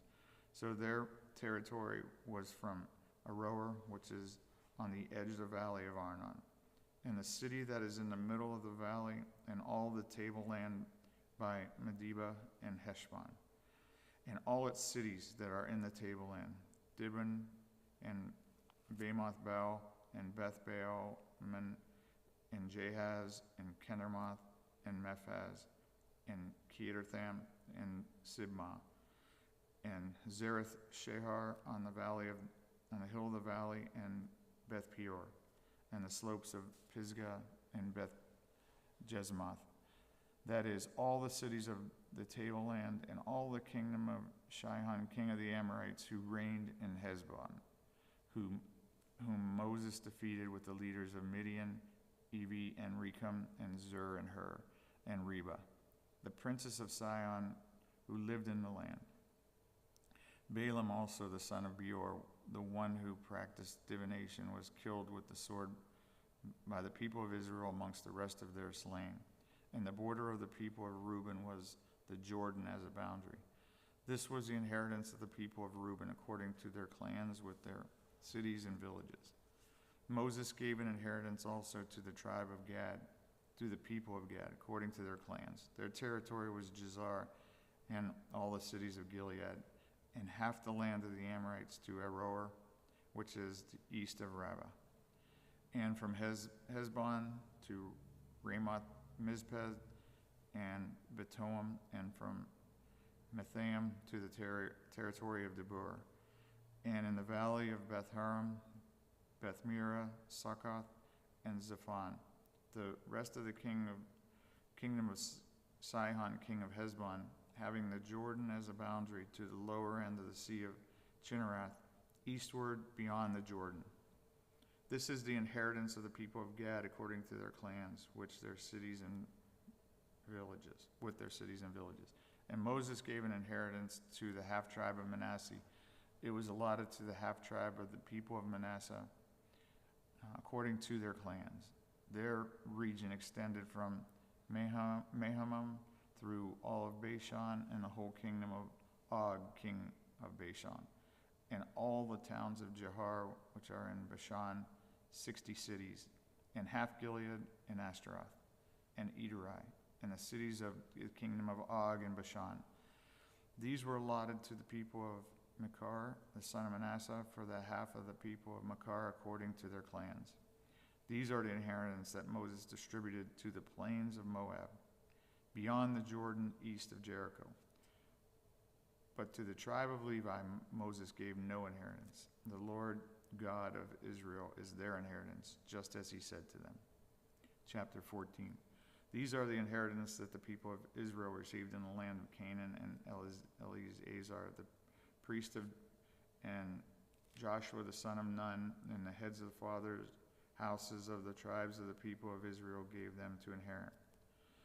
Their inheritance was by lot, not just as the Lord had commanded by the hand of Moses for the 9 1/2 tribes.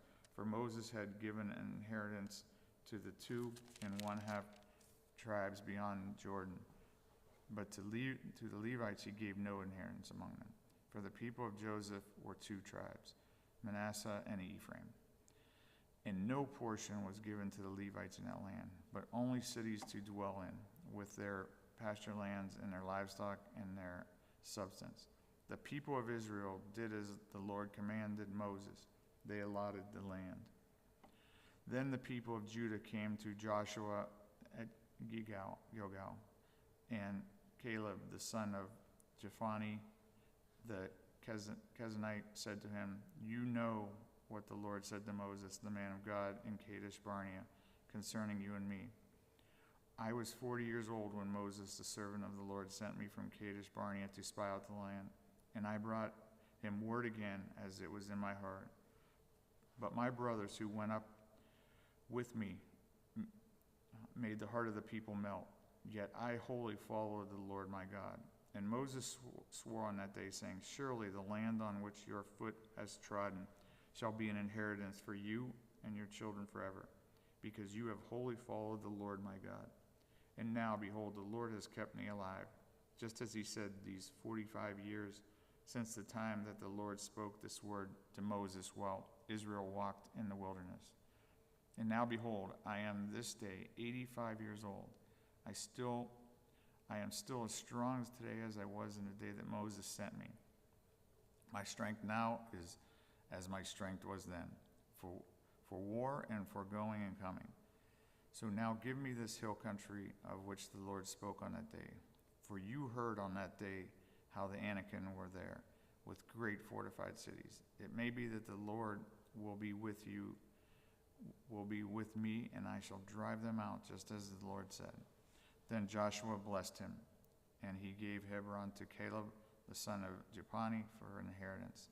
Therefore Hebron became the inheritance of Caleb, the son of Jephunneh, the Kenizzite, to this day, because he wholly followed the Lord, the God of Israel.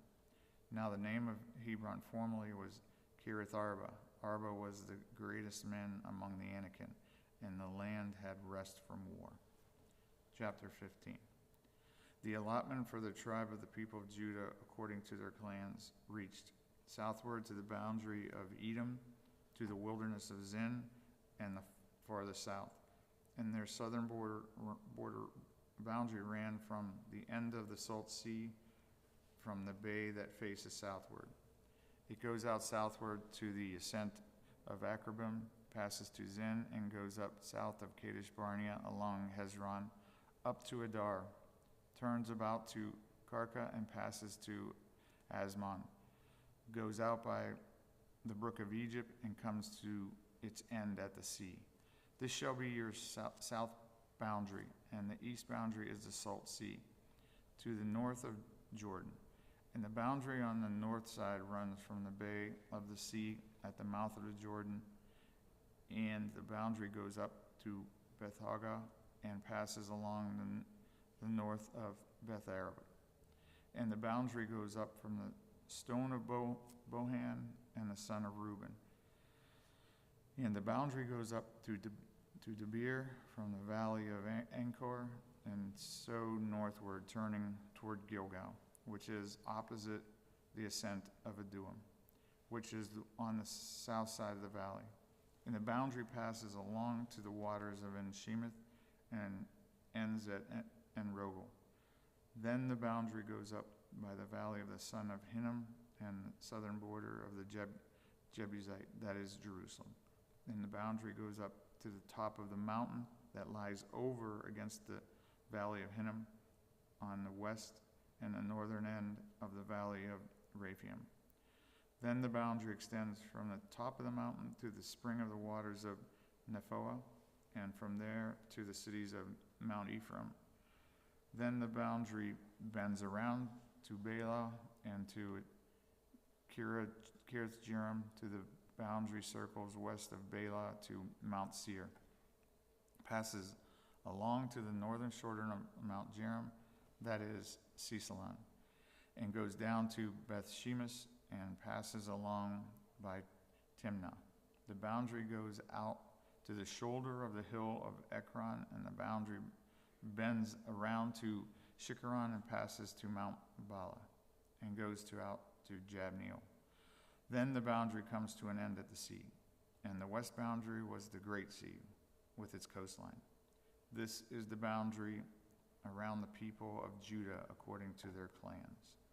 According to the commandments of the Lord through Joshua, he gave to Caleb the son of Jephunneh a portion among the people of Judah, Kiriath Arba, that is Hebron. Arba was the father of Anak. And Caleb drove out from there the three sons of Anak, Sheshai, and Ammon, and Talmai, the descendants of Anak. And he went up from there against the inhabitants of Debir. Now the name of Debir formerly was Kiriath-Sephar. And Caleb said, whoever strikes Kiriath-Sephar and captures it, to him I will give Ashshah my daughter as wife. And Othniel, the son of Kenaz, the brother Caleb, captured it and gave him Ashkah his daughter as wife. When she came to him, she urged him to ask her father for a field. And she got off her donkey, and Caleb said to her, what do you want?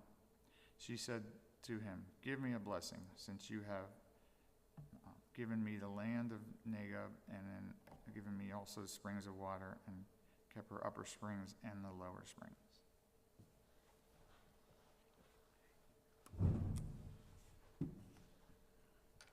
This is the inheritance of the tribe of the people of Judah, according to their clans. The cities belonging to the tribe of the people of Judah in the extreme south toward the boundary of Edom were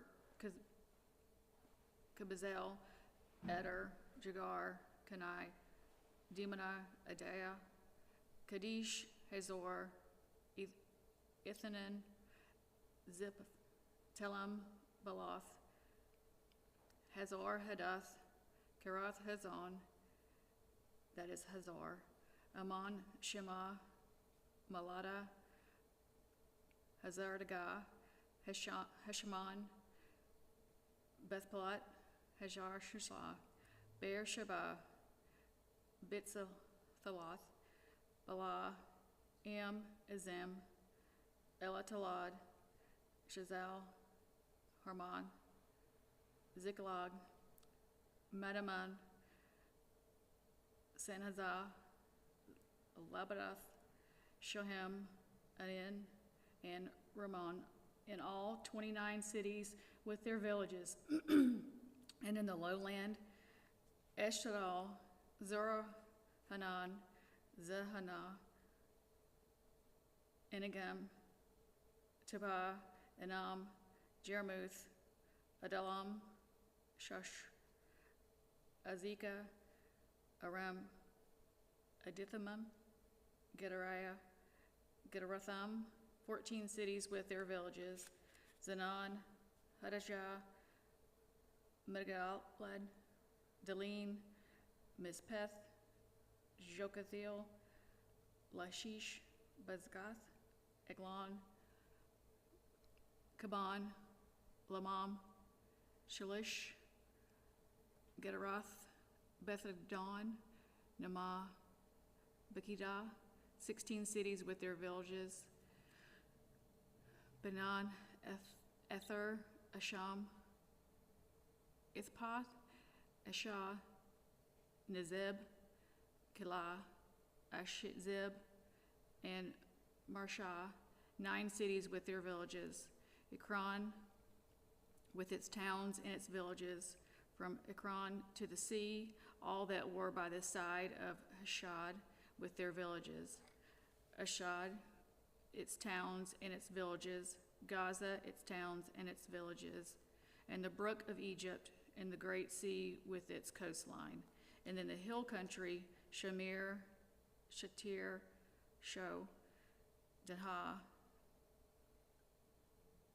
Girthashana, Anab, Ethamah, Anem, Goshen, Halan, and Gilal, 11 cities with their villages, Arab, Dumah, Eshan, Janim, Beth Tippah, Apakah, Himata, Garith Arabah, and Zior, 9 cities with their villages, Maon, Carmel, Zippah, Judah, Zezreel, Jokadim, Zanah, Cain, Gibli, and Tamah, 10 cities with their villages, Halal, Beth Zurur, Kedur, Marath, Bethanoth, and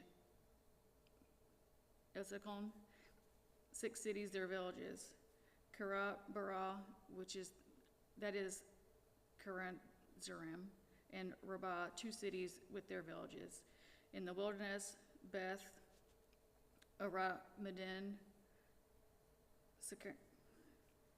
Nizban, the city of Salt, the indigent cities with their villages, but the Jebusites, inhabitants of Jerusalem, the people of Judah, do not drive out. So the Jebusites dwell with the people of Judah at Jerusalem to this day. Chapter 16.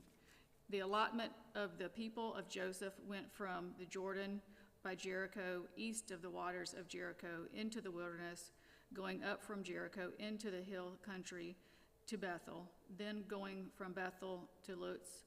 It passes along the Atroth, the territory of Archites, then it goes down westward to the territory of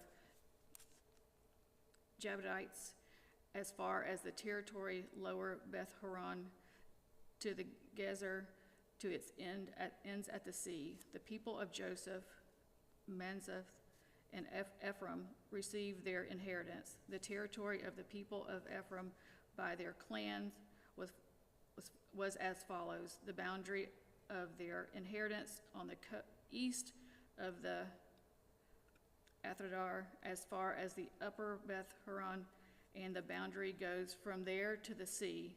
On the north is Mishmetha.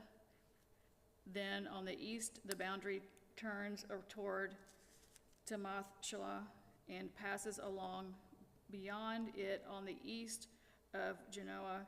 Then it goes down from Genoa to Athron and to Nazareth and touches Jericho, ending at the Jordan.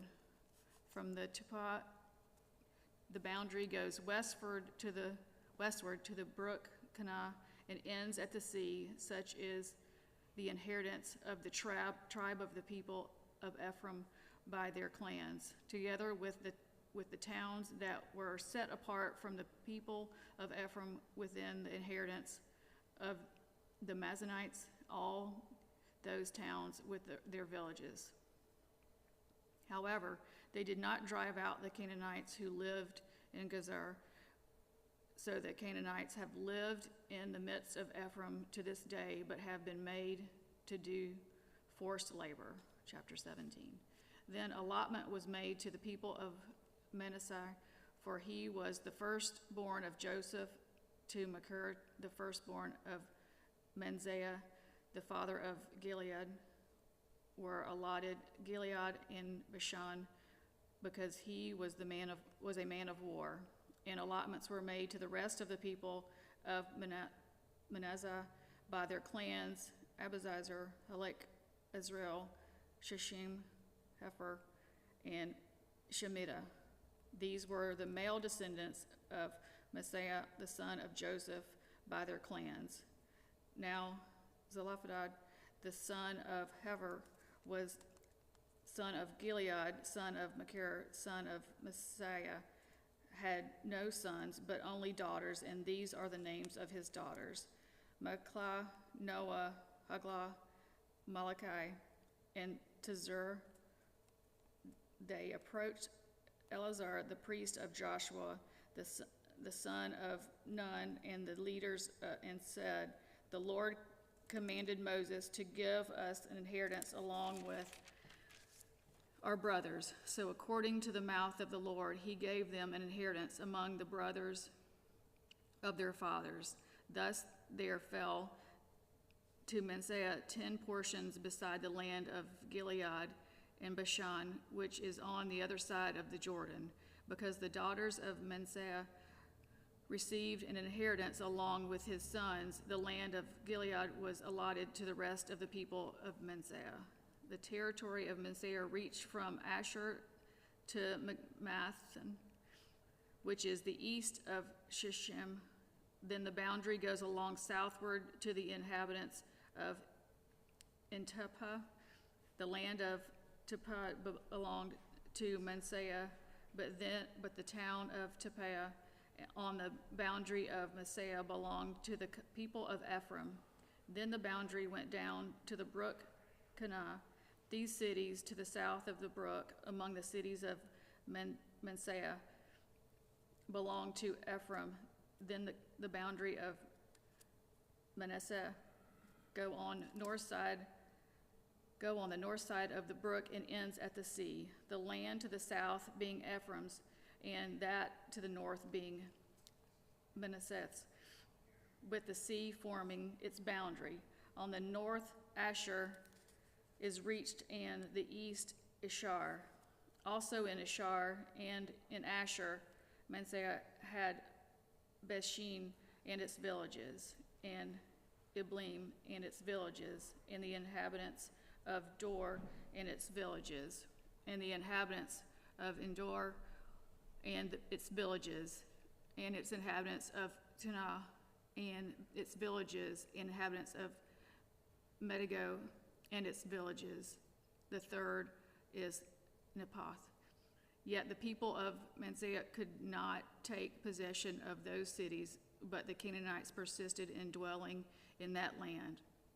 Now when the people of Israel grew strong, they put the Canaanites to forced labor, but did not utterly drive them out.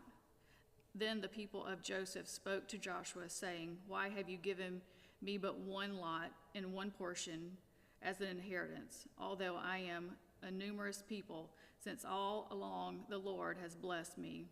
And Joshua said to them, "If you are a numerous people, go up by yourselves to the forest, and there clear ground for yourselves in the land of the Perizzites and the Rephaim, since the hill country of Ephraim is too narrow for you."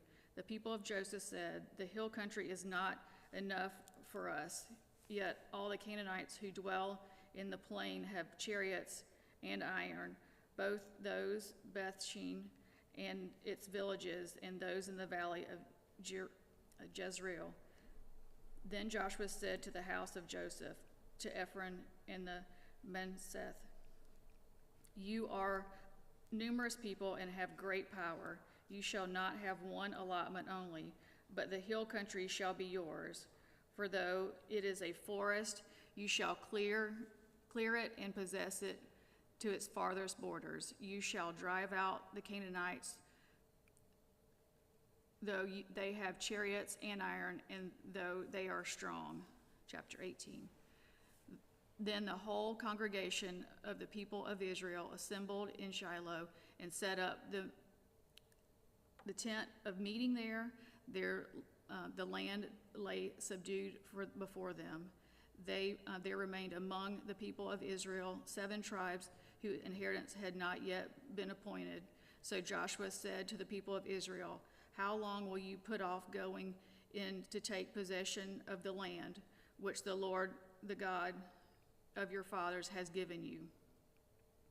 Provide 3 men from each tribe, and I will send them out, that they may set out and go up and down the land. They shall write a description of it with a view of their inheritances, and then come to me. They shall divide it into 7 portions. Judah shall continue in his territory on the south, and the house of Joseph shall continue to their territory to the north.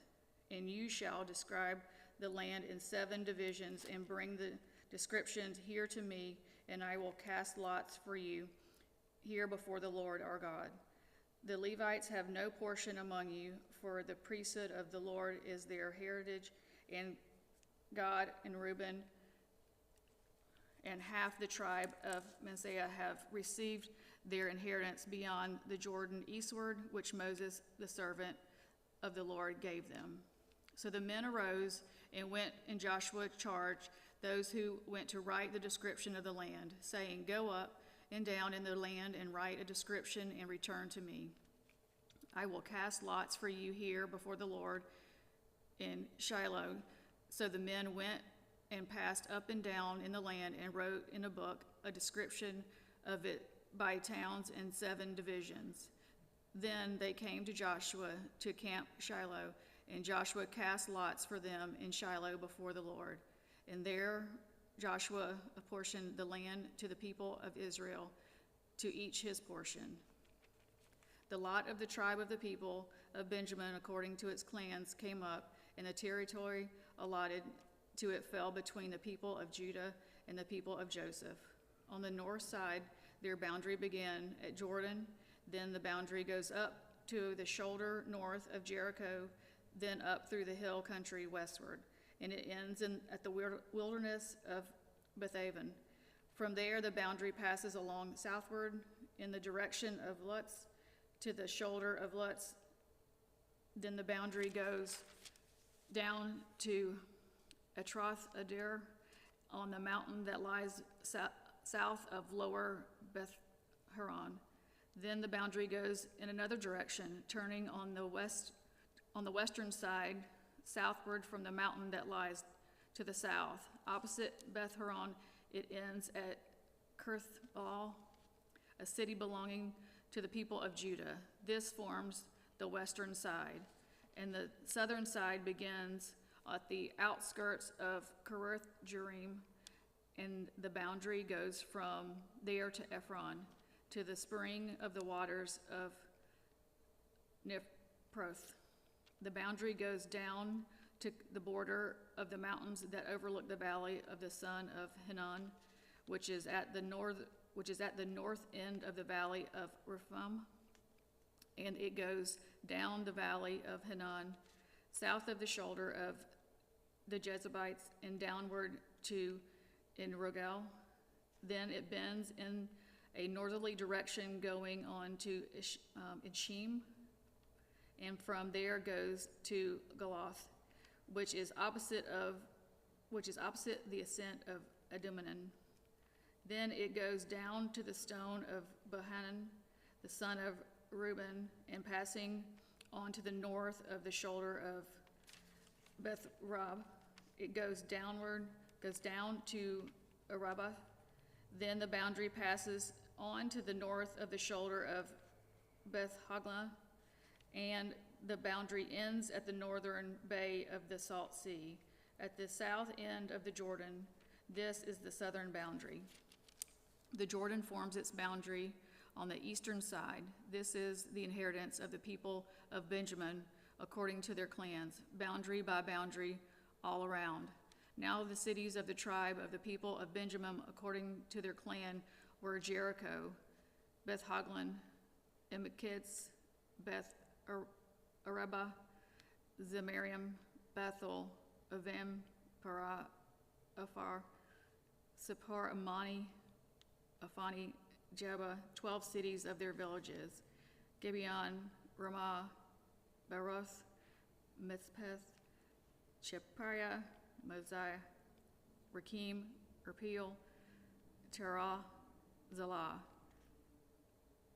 Hilopath, Jebez, Gibbeth, and Karath, Jerim, 14 cities with their villages. This is the inheritance of the people of Benjamin according to its clan. Chapter 19. The second lot came out for Simeon, for the tribe of the people of Simeon, according to their clan, and their inheritance was in the midst of the inheritance of the people of Judah, and they had their inheritance. Beersheba, Sheba, Moladah, Azarah, Bala, Azim, El-Tadlad, Bethul, Hormah, Ziklag, Beth Marakabath, Hazar, Shishah, Beth Labath, and Shurhim, 13 cities with their villages. Ain, Ramon, Ether, and Ashan, 4 cities with their villages, together with all the villages around these cities as far as Bethlah, Beer, Ramah of the Negeb. This is the inheritance of the tribe of the people of Simeon according to their clan. The inheritance of the people of Simeon formed part of their territory of the people of Judah. Because the portion of the people of Judah was too large for them, the people of Simeon obtained an inheritance in the midst of their inheritance. The third lot came up for the people of Zebulun according to their clans, and the territory of their inheritance reached as far as Sarid. Then the boundary goes up westward and on to Morel and touches Debsheth, then the brook that is east of Joachim.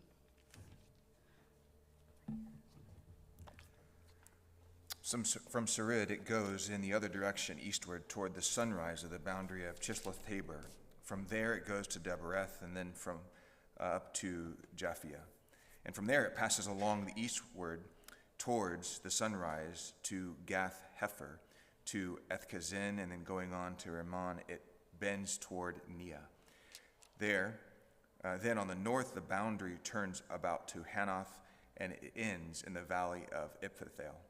And Katha, Nathael, Shimron, Adilah, and Bethlehem, 12 cities with their villages. This is the inheritance of the people of Zebulun according to their clans, these cities with their villages.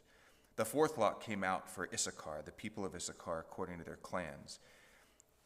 Their territory included Jezreel, Chesluthoth, Shenuam, Hapharaim, Shion, Anathorath, Rabbith, Kishon, Ebez, Remeth, En-Ganim, En-Hadad, Beth-Paz.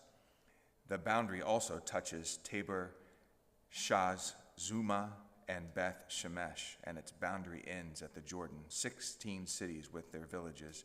This is the inheritance of the tribe of the people of Issachar, according to their clans, the cities with their villages.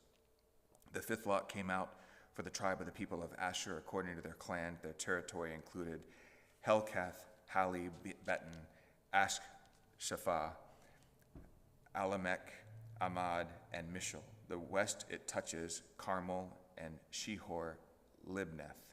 Then it turns eastward. It goes to Beth Dagon and touches Zebulun and the valley of Ipthel, northward to Beth Emek and Neel. Then it continues in the north to Kabul, Ebron, Rahab, Hammon, Cana, as far as Sidon the Great. Then the boundary turns to Ramah, reaching to the fortified city of Tyre. Then the boundary turns to Hosa, and it ends in the east, in the sea. Mahalab, Achizib, Umah, Ephek, and Rahab, 22 cities with their villages. This is the inheritance of the tribe of the people of Asher, according to their clans, these cities with their villages. The sixth lot came out for the people of Naphtali, according to their clans, and the boundary ran from Heleph, from the oak in Zanim, and Adami, Nekeb, and Jabneel, as far as Lachum, and it ended at the Jordan. Then the boundary turns westward to Asnath Tabor and goes from there to Hukok, touching Zebulun in the south, and Asher on the west, and Judah on the east, and the Jordan, at the Jordan. The fortified cities are Ziddim, Zer, Hamath, Rakkath, Chinnereth, Adamah, Ramah, Hazor, Kedesh, Endre, En Hazor, Yiron, Migdal El, Horem, Beth Anath, Beth Shemesh, 19 cities with their villages. This is the inheritance of the tribe of the people of Naphtali, according to their clans, the cities within their villages. The seventh lot came out for the tribe of the people of Dan, according to their clans, and the territory of its inheritance included Zorah, Eshtaol, Ir Shemesh, Shal-Aben,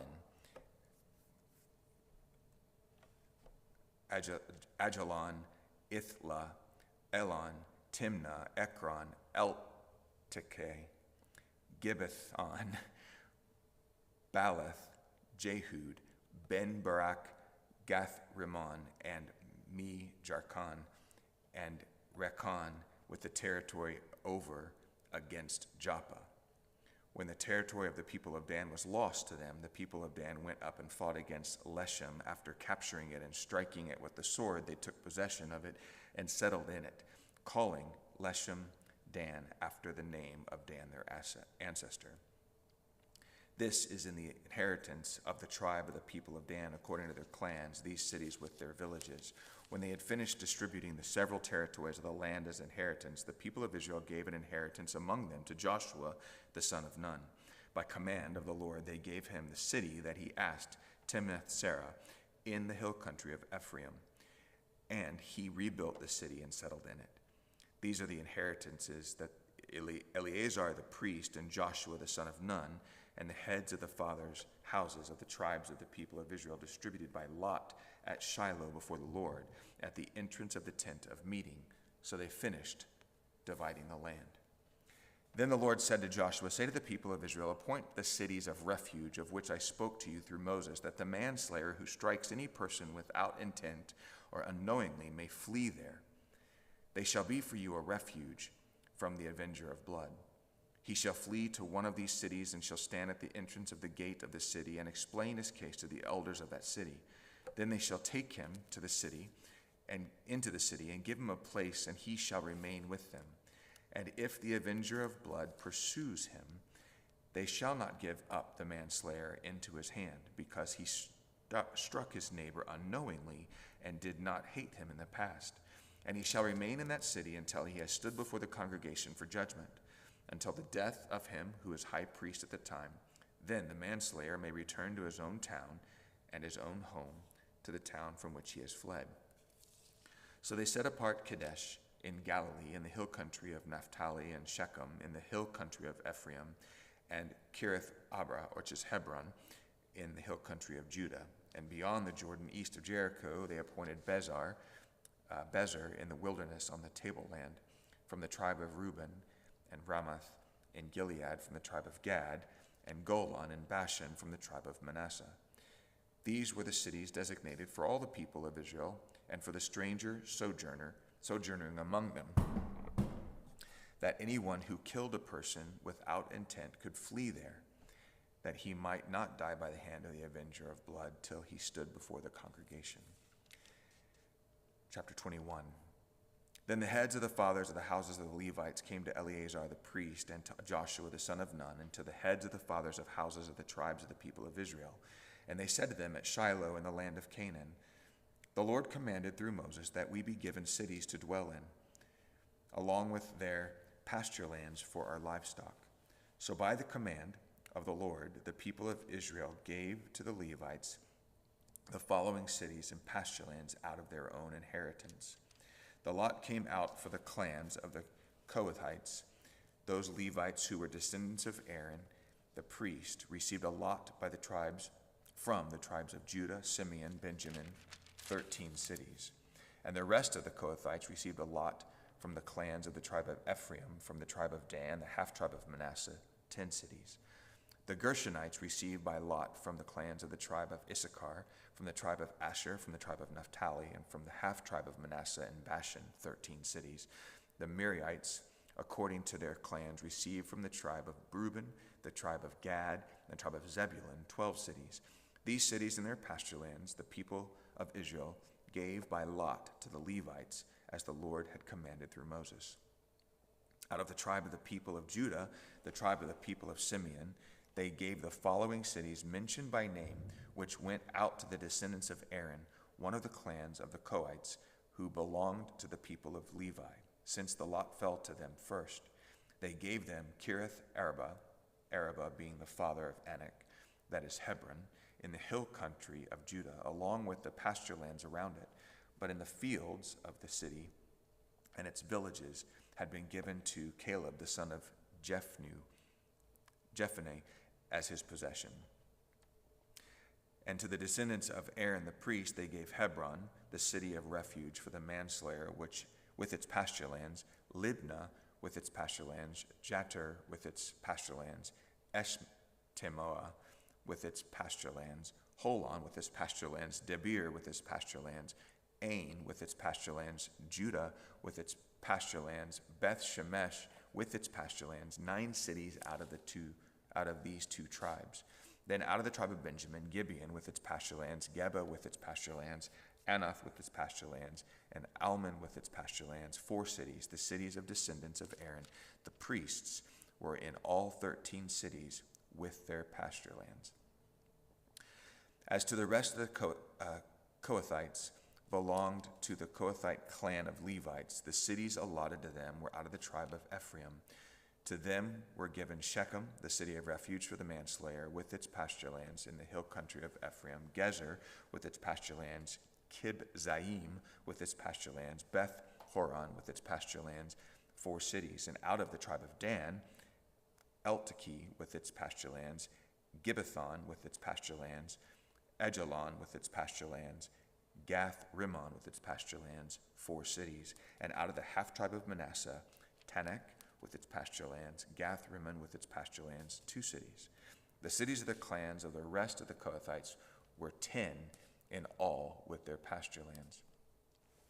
And to the Gershonites, one of the clans of the Levites, were given out of the half-tribe of Manasseh, Golan in Bashan with its pasture lands, the city of refuge for the manslayer, Besh-Terah with its pasture lands, 2 cities. And out of the tribe of Issachar, Kishon with its pasture lands, Daberath with its pasture lands, Jarmuth with its pasture lands, En-Gannim with its pasture lands, 4 cities. And out of the tribe of Asher, Mishal with its pasture lands, Abdon with its pasture lands, Helkath with its pasture lands, and Rehob with its pasture lands, 4 cities. And out of the tribe of Naphtali, Kedesh and Galilee with its pasture lands, the city of refuge for the manslayer, Hamath Dor with its pasture lands, and Kartan with its pasture lands, 3 cities. The cities of several clans of the Gershonites were in 13 cities with their pasture lands. And to the rest of the Levites, the Merite clans were given out of the tribe of Zebulun, Jokineam, and with its pasture lands, Karta with its pasture lands, Dimnah with its pasture lands, Nahala with its pasture lands, 4 cities. And out of the tribe of Reuben, Bezer with its pasture lands, Jahaz with its pasture lands, Kedemoth with its pasture lands, and Mephaath with its pasture lands, 4 cities. And out of the tribe of Gad, Ramoth and Gilead with its pasture lands, the cities of refuge for the manslayer, Manaim with its pasture lands, Heshbon with its pasture lands, Jazer with its pasture lands, 4 cities in all. As for the cities of the several Merite clans, that is, the remainder of the clans of Levites, those allotted to them were in all 12 cities. The cities of the Levites in the midst of the possession of the people of Israel were in all 48 cities with their pasture lands. These cities each had its pasture lands around it, so it was all with all of these cities. Thus the Lord gave to Israel all the land that he swore to give to their fathers. And they took possession of it, and they settled there. And the Lord gave them rest on every side, just as he had sworn to their fathers. Not one of all of their enemies had withstood them, for the Lord had given all of their enemies into their hands. Not one word of the good promises that the Lord had made to the house of Israel had failed. All came to pass. Chapter 22. At that time Joshua summoned the Reubenites and the Gadites and the half-tribe of Manasseh and said to them, "You have kept all that Moses, the servant of the Lord, commanded you, and have obeyed my voice in all that I have commanded you. You have not forsaken your brothers in these many days down to this day, but have been careful to keep the charge of the Lord your God. And now the Lord your God has given rest to your brothers as he promised them. Therefore, turn and go to your tents in the land where your possession lies, what Moses, the servant of the Lord, gave you on the other side of the Jordan. Only be very careful to observe the commandment and the law that Moses, the servant of the Lord, commanded you, to love the Lord your God and to walk in his ways and to keep his commandments and to cling to him and to serve him with all of your heart and with all of your soul." So Joshua blessed them and sent them away, and they went to their tents. Now to the half-tribe of Manasseh Moses had given a possession in Bashan, but to the other half of Joshua had given a possession beside their brothers in the land west of the Jordan. And when Joshua sent them away to their homes and blessed them, he said to them, "Go back to your tents with much wealth and with very much livestock, with silver, gold, bronze, and iron, and with much clothing. Divide the spoil of your enemies with your brothers." So the people of Reuben and the people of Gad and the half-tribe of Manasseh turned home, parting from the people of Israel at Shiloh, which is in the land of Canaan, to go to the land of Gilead for their own land of which they had possessed themselves by command of the Lord through Moses. And when they had come to the region of the Jordan that is in the land of Canaan, the people of Reuben and the people of Gad and the half-tribe of Manasseh built there an altar by the Jordan, an altar of imposing size. And the people of Israel heard it and said, "Behold, the people of Reuben and the people of Gad and the half-tribe of Manasseh have built the altar at the frontier of the land of Canaan, in the region about the Jordan, on the side that belongs to the people of Israel." And when the people of Israel heard it, the whole assembly of the people of Israel gathered at Shiloh to make war against them. Then the people of Israel sent to the people of Reuben and the people of Gad and the half-tribe of Manasseh in the land of Gilead Phinehas, the son of Eleazar, the priest, and with him 10 chiefs, one from each tribal family of Israel, every one of them the head of a family among the clans of Israel. And they came to the people of Reuben and the people of Gad and the half-tribe of Manasseh in the land of Gilead, and they said to them, "Thus says the whole congregation of the Lord, what is this breach of faith that you have committed against God of Israel in turning away this day from following the Lord by building yourselves an altar this day in rebellion against the Lord? Have we not had enough of the sin at Peor, from which even yet we have not cleansed ourselves, and for which there came a plague upon the congregation of the Lord, that you must now turn away this day from following the Lord? And if you too rebel against the Lord today, then tomorrow he will be angry with the whole congregation of Israel. But now if the land of your possession is unclean, pass over into the Lord's land, where the Lord's tabernacle stands, and take for yourselves a possession among us, only do not rebel against the Lord or make us rebels by building for yourselves an altar other than the altar of the Lord our God." Did not Achan, the son of Zerah, break faith in the matter of devoted things, and wrath fell upon all the congregation of Israel, and he did not perish alone for his iniquity? Then the people of Reuben and the people of Gad and the half-tribe of Manasseh said in answer to the heads of the families of Israel, "The mighty one, God the Lord, the mighty one, God the Lord, he knows, and let Israel itself know. If it was in rebellion or in breach of faith against the Lord, do not spare us today for building an altar to turn away from following the Lord. Or if we did so to offer burnt offerings or grain offerings or peace offerings on it, may the Lord himself take vengeance. No, but we did it from fear that in time to come your children might say to our children, what have you to do with the Lord and the God of Israel? For the Lord has made the Jordan a boundary between us and you. You people of Reuben and people of Gad, you have no portion in the Lord. So your children might make our children cease to worship the Lord. Therefore we said, let us now build an altar, not for burnt offering nor for sacrifice, but to be a witness between us and you, and between our generations after us, that we do perform the service of the Lord in his presence with burnt offerings and sacrifices and peace offerings. So your children will not say to our children in time to come, you have no portion in the Lord. And we thought, if this should be said to us or our descendants in time to come, we should say, behold, the copy of the altar of the Lord which our fathers has made, not for burnt offerings nor for sacrifice, but to be a witness between us and you. Far be it from us that we should rebel against the Lord and turn away this day from following the Lord by building an altar for burnt offerings, grain offering, or sacrifice other than the altar of the Lord our God that stands before his tabernacle.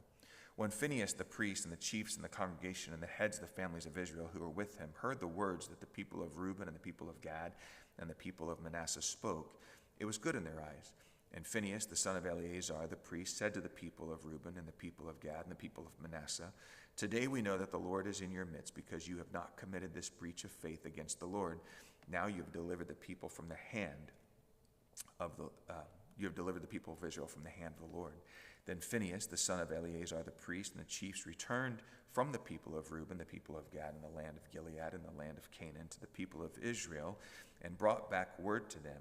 And their report was good in the eyes of the people of Israel. And the people of Israel blessed God and spoke no more of making war against them to destroy the land where the people of Reuben and the people of Gad were settled. The people of Reuben and the people of Gad called the altar Witness, for they said, it is a witness between us that the Lord is God. 23. A long time afterward, when the Lord had given rest to Israel from their surrounding enemies, and Joshua was old and well advanced in years, Joshua summoned all Israel, its elders and heads, its judges and officers, and said to them, I am now old and well advanced in years, and you have seen all that the Lord your God has done to all of these nations for your sake. For it is the Lord your God who has fought for you. Behold, I have allotted to you as an inheritance for your tribes those nations that remain, along with all the nations that I have already cut off from the Jordan and the great sea in the west. The Lord your God will push them back before you and drive them out of your sight. And you shall possess their land, just as the Lord your God promised you. Therefore, be very strong to keep and do all that is written in the book of the law of Moses, turning aside from it neither to the right hand nor to the left, that you may not mix with these nations remaining among you, or make mention of the names of their gods, or swear by them, or serve them, or bow down to them. But ye shall cling to the Lord your God, just as ye have done to this day. For the Lord has driven out before you great and strong nations. And as for you, no man has been able to stand before you to this day. One man of you puts to flight 1,000, since it is the Lord your God who fights for you, just as he promised you. Be very careful, therefore, to love the Lord your God. For if you turn back and cling to the remnant of these nations remaining among you, and make marriages with them, so that you associate with them and they with you, know for certain that the Lord your God will no longer drive out these nations before you, but they shall be a snare and a trap for you, a whip on your sides and thorns in your eyes, until you perish from off this good ground that the Lord your God has given you. And now I am about to go to the way of all the earth, and you know in your hearts and souls, all of you, that not one word has failed of all the good things that the Lord your God promised concerning you. All have come to pass for you, not one of them has failed. But just as all the good things that the Lord your God promised concerning you have been fulfilled for you, so the Lord will bring upon you all the evil things until he has destroyed you from off this good land that the Lord your God has given you. If you transgress the covenant of the Lord your God, which he commanded you, and go and serve other gods and bow down to them, then the anger of the Lord will be kindled against you, and you shall perish quickly from off the good land that he has given to you. 24. Joshua gathered all the tribes of Israel to Shechem and summoned the elders, the heads, the judges, and the officers of Israel. And they presented themselves before God. And Joshua said to all the people, "Thus says the Lord, the God of Israel, long ago your fathers lived beyond the Euphrates, Terah, the father of Abraham and Nahor, and they served other gods. Then I took your father Abraham from beyond the river and led him through all the land of Canaan and made his offspring many. I gave him Isaac, and to Isaac I gave Jacob and Esau. And I gave Esau the hill country of Seir to possess. But Jacob and his children went down to Egypt. And I sent Moses and Aaron, and I plagued Egypt with what I did in the midst of it, and afterward I brought you out. Then I brought your fathers out of Egypt, and you came to the sea. And the Egyptians pursued your fathers with chariots and horsemen to the Red Sea. And when they cried to the Lord, he put darkness between you and the Egyptians, and made the sea come upon them and cover them. And your eyes saw what I did in Egypt, and you lived in the wilderness a long time. Then I brought you to the land of the Amorites, who lived on the other side of the Jordan. They fought with you, and I gave them into your hand, and you took possession of their land, and I destroyed them before you. Then Balak the son of Zippor, king of Moab, arose and fought against Israel, and he sent and invited Balaam the son of Beor to curse you. But I would not listen to Balaam.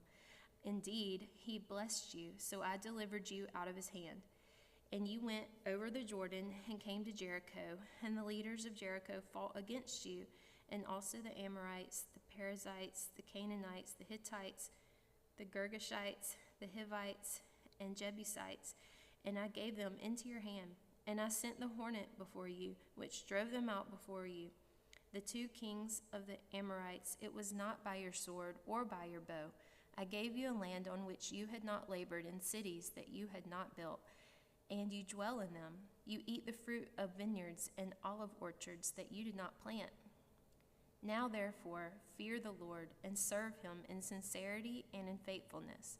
Put away the gods that your fathers served beyond the river and in Egypt, and serve the Lord. And if it is evil in your eyes to serve the Lord, choose this day whom you will serve, whether the gods your fathers served in the region beyond the river, or the gods of the Amorites in whose land you dwell. But as for me and my house, we will serve the Lord." Then the people answered, "Far be it from us that we should forsake the Lord to serve other gods. For it is the Lord our God who brought us and our fathers up from the land of Egypt, out of the house of slavery, and who did those great signs in our sight, and preserved us in all the way that we went, and among all the peoples through whom we passed. And the Lord drove out before us all the peoples, the Amorites who lived in the land. Therefore we also will serve the Lord, for he is our God." But Joshua said to the people, "You are not able to serve the Lord, for he is a holy God. He is a jealous God. He will not forgive your transgressions or your sins. If you forsake the Lord and serve foreign gods, then he will turn and do you harm and consume you after having done you good." And the people said to Joshua, "No, but we will serve the Lord." Then Joshua said to the people, "You are witnesses against yourselves that you have chosen the Lord to serve him." And they said, "We are witnesses." He said, "Then put away the foreign gods that are among you, and incline your heart to the Lord, the God of Israel." And the people said to Joshua, "The Lord our God we will serve, and his voice we will obey." So Joshua made a covenant with the people that day, and put in place statutes and rules for them at Shechem. And Joshua wrote the words in the book of the law of God, and he took a large stone and set it up there under the terebinth that was by the sanctuary of the Lord. And Joshua said to all the people, "Behold, this stone shall be a witness against us, for it has heard all the words of the Lord that he spoke to us. Therefore it shall be a witness against you, lest you deal falsely with your God." So Joshua sent the people away, every man to his inheritance. After these things, Joshua the son of Nun, the servant of the Lord, died, being 110 years old. And they buried him in his own inheritance at Timnath-Serah, which is in the hill country of Ephraim, north of the mountain of Gaash. Israel served the Lord all the days of Joshua, and all the days of the elders who outlived Joshua had known all the work that the Lord did for Israel. As for the bones of Joseph, which the people of Israel brought up from Egypt, they buried them at Shechem in the piece of land that Jacob bought from the sons of Hamor, the father of Shechem, for 100 pieces of money. It became an inheritance of the descendants of Joseph. And Eleazar, the son of Aaron, died, and they buried him at Gibeath, and the town of Phinehas, his son, which had been given him in the hill country of Ephraim. Judges. After the death of Joshua, the people of Israel inquired of the Lord, "Who shall go up for us against the Canaanites to fight against them?" The Lord said, "Judah shall go up. Behold, I have given the land into his hand." And Judah said to Simeon his brother, "Come up with me into the territory allotted to me, that we may fight against the Canaanites. And I likewise will go with you into the territory allotted to you." So Simeon went with him. Then Judah went up, and the Lord gave the Canaanites and the Perizzites into the land, and they defeated 10,000 of them at Bezek. They found Adoni-Bezek at Bezek, and fought against him, and defeated the Canaanites and the Perizzites. Adoni-Bezek fled, but they pursued him and caught him and cut off his thumbs and his big toes. And Adoni-Bezek said, 70 kings with their thumbs and their big toes cut off used to pick up scraps under my table, as I have done. So God has repaid me. And they brought him to Jerusalem, and he died there. And the men of Judah fought against Jerusalem and captured it, and struck it with the edge of the sword, and set the city on fire. And afterward the men of Judah went down to fight against the Canaanites, who lived in the hill country, in the Negeb, and in the lowland. And Judah went against the Canaanites, who lived in Hebron. Now the name of Hebron was formerly Kiriath-Arba. And they defeated Sheshai and Achim and Telmai. From there they went against the inhabitants of Debir. The name of Debir was formerly Kiriath-Sephir. And Caleb said, "He who attacks Kiriath-Sephir and captures it, I will give him Achash, my daughter, for a wife." And Othniel, the son of Kenaz, Caleb's younger brother, captured it, and he gave him Achash, his daughter, for a wife. When she came to him, she urged him to ask her father for a field. And she dismounted from her donkey, and Caleb said to her, "What do you want?" She said to him, "Give me a blessing. Since you have set me in the land of the Negeb, give me also springs of water." And Caleb gave her the upper springs and the lower springs.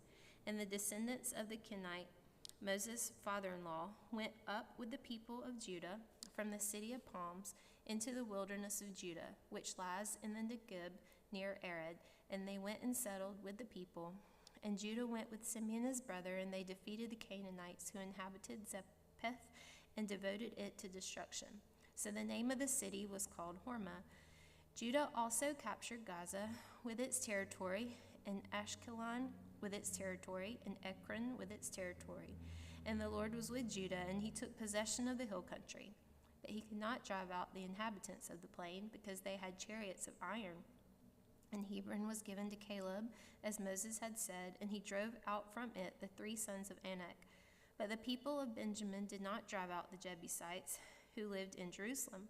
So the Jebusites have lived with the people of Benjamin in Jerusalem to this day. The house of Joseph also went up against Bethel, and the Lord was with them. And the house of Joseph scouted out Bethel.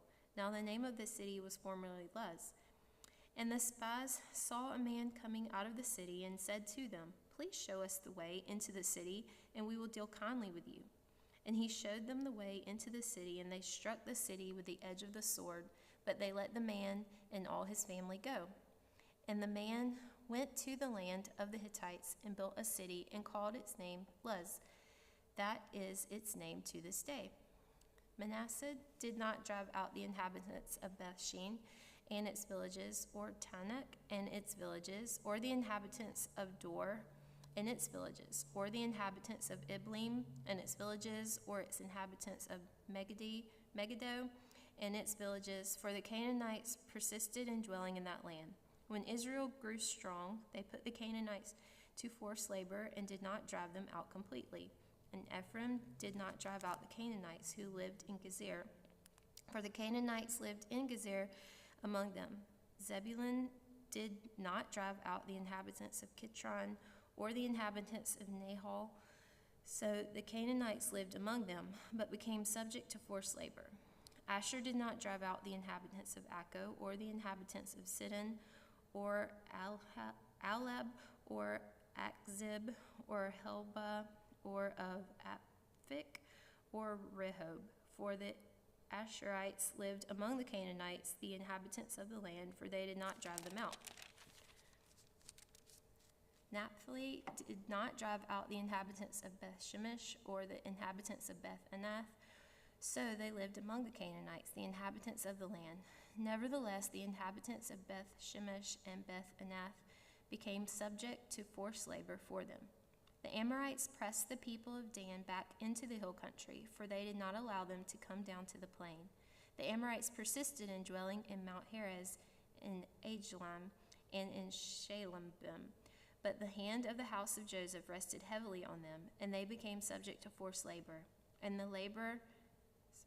the border of the Amorites ran from the ascent of Akrabib, from Selah and upward.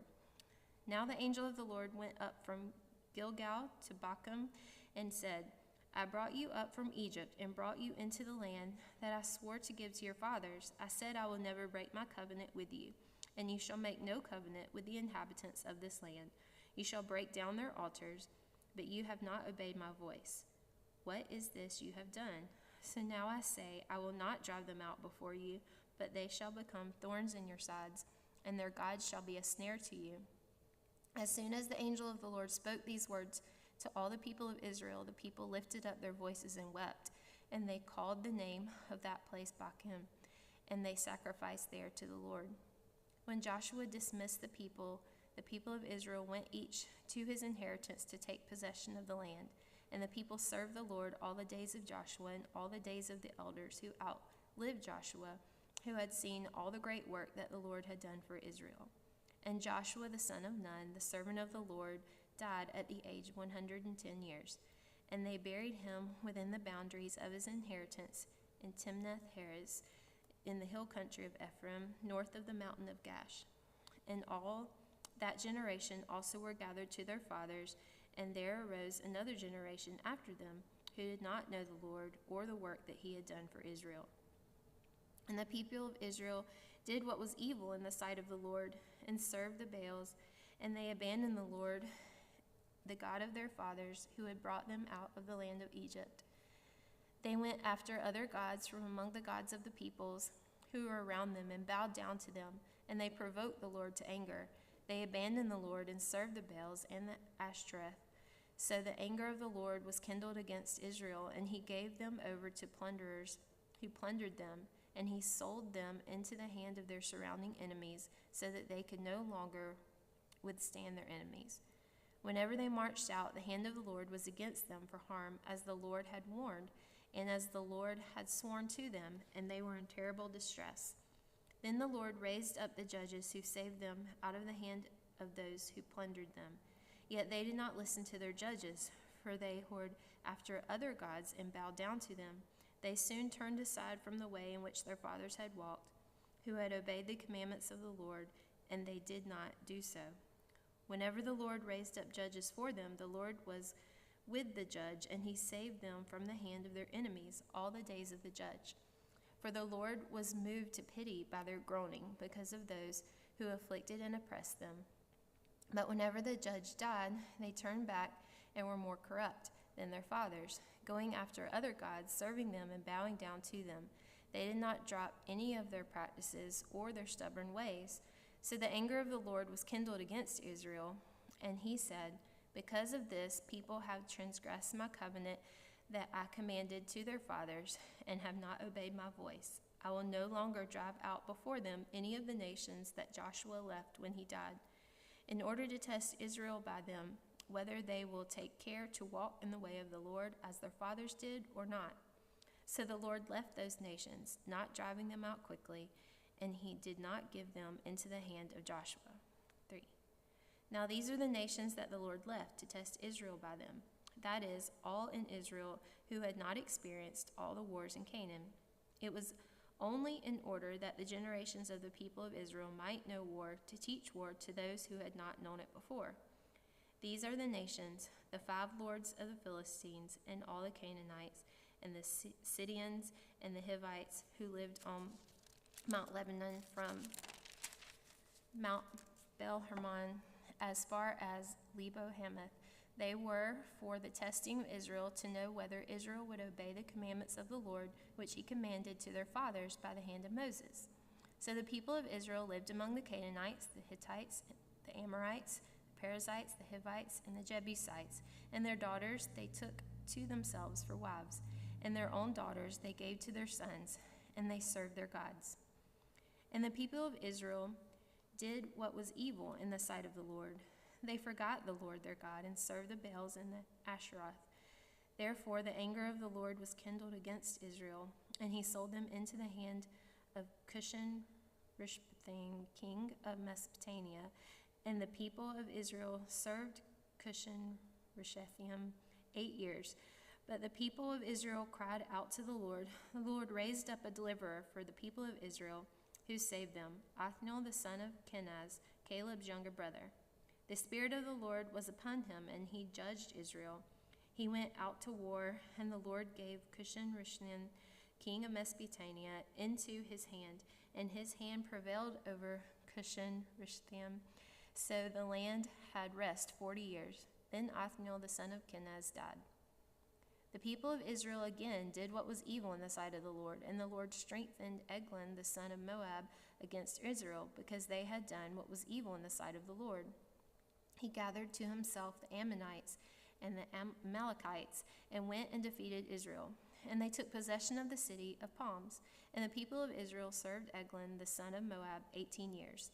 Then the people of the Lord cried out to the Lord, and the Lord raised up for them a deliverer, Ehud the son of Gera, the Benjamite, a left-handed man.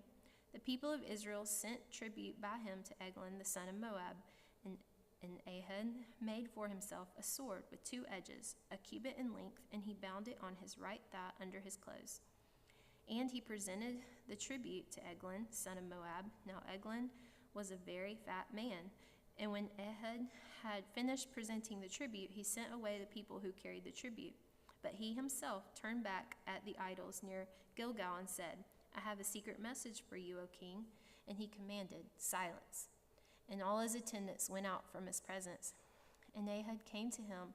He was sitting alone in his cool roof chamber. And Ehud said, I have a message from God for you. And he arose from his seat. And Ehud reached with his left hand, took the sword from his right thigh, and thrust it into his belly. And the hilt also went in after the blade, and the fat closed over the blade, for he did not pull the sword out of his belly. And the dung came out. Then Ehud went out into the porch and closed the doors of the roof chamber behind him and locked them. When he had gone, the servants came, and when they saw that the doors of the roof chamber were locked, they thought, surely he is relieving himself in the closet of the cool chamber. And they waited till they were embarrassed. But when he still did not open the doors of the roof chamber, they took the key and opened them, and there lay their lord dead on the floor. Ehud escaped while they delayed, and he passed beyond the idols and escaped to Sarah. When he arrived, he sounded the trumpet in the hill country of Ephraim. Then the people of Israel went down with him from the hill country, and he was their leader. And he said to them, Follow after me, for the Lord has given you enemies, the Moabites, into your hand. So they went down after him and seized the fords of the Jordan against the Moabites, and did not allow anyone to pass over. And they killed at the time about 10,000 of the Moabites, all strong, able-bodied men.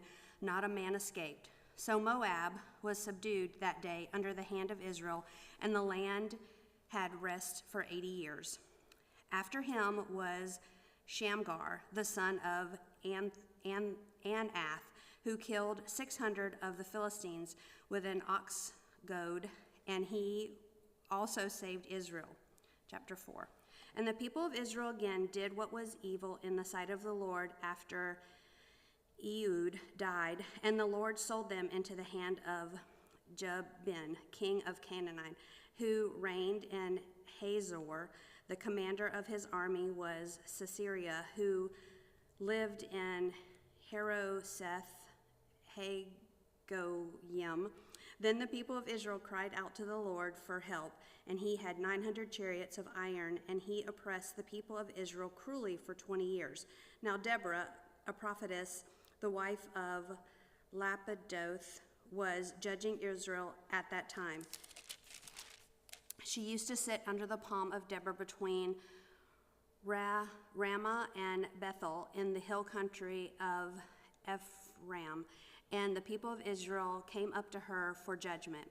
She sent and summoned Barak, the son of Ammonoam, the Kadesh Naphtali, and said to him, "Has not the Lord, the God of Israel, commanded you? Go gather your men at Mount Tabor, taking 10,000 from the people of Naphtali and the people of Zebulun, and I will draw out Sisera, the general of Jabin's army, to meet you by the river Kishon, with his chariots and his troops, and I will give him into your hand." Barak said to her, "If you will go with me, I will go, but if you will not go with me, I will not go."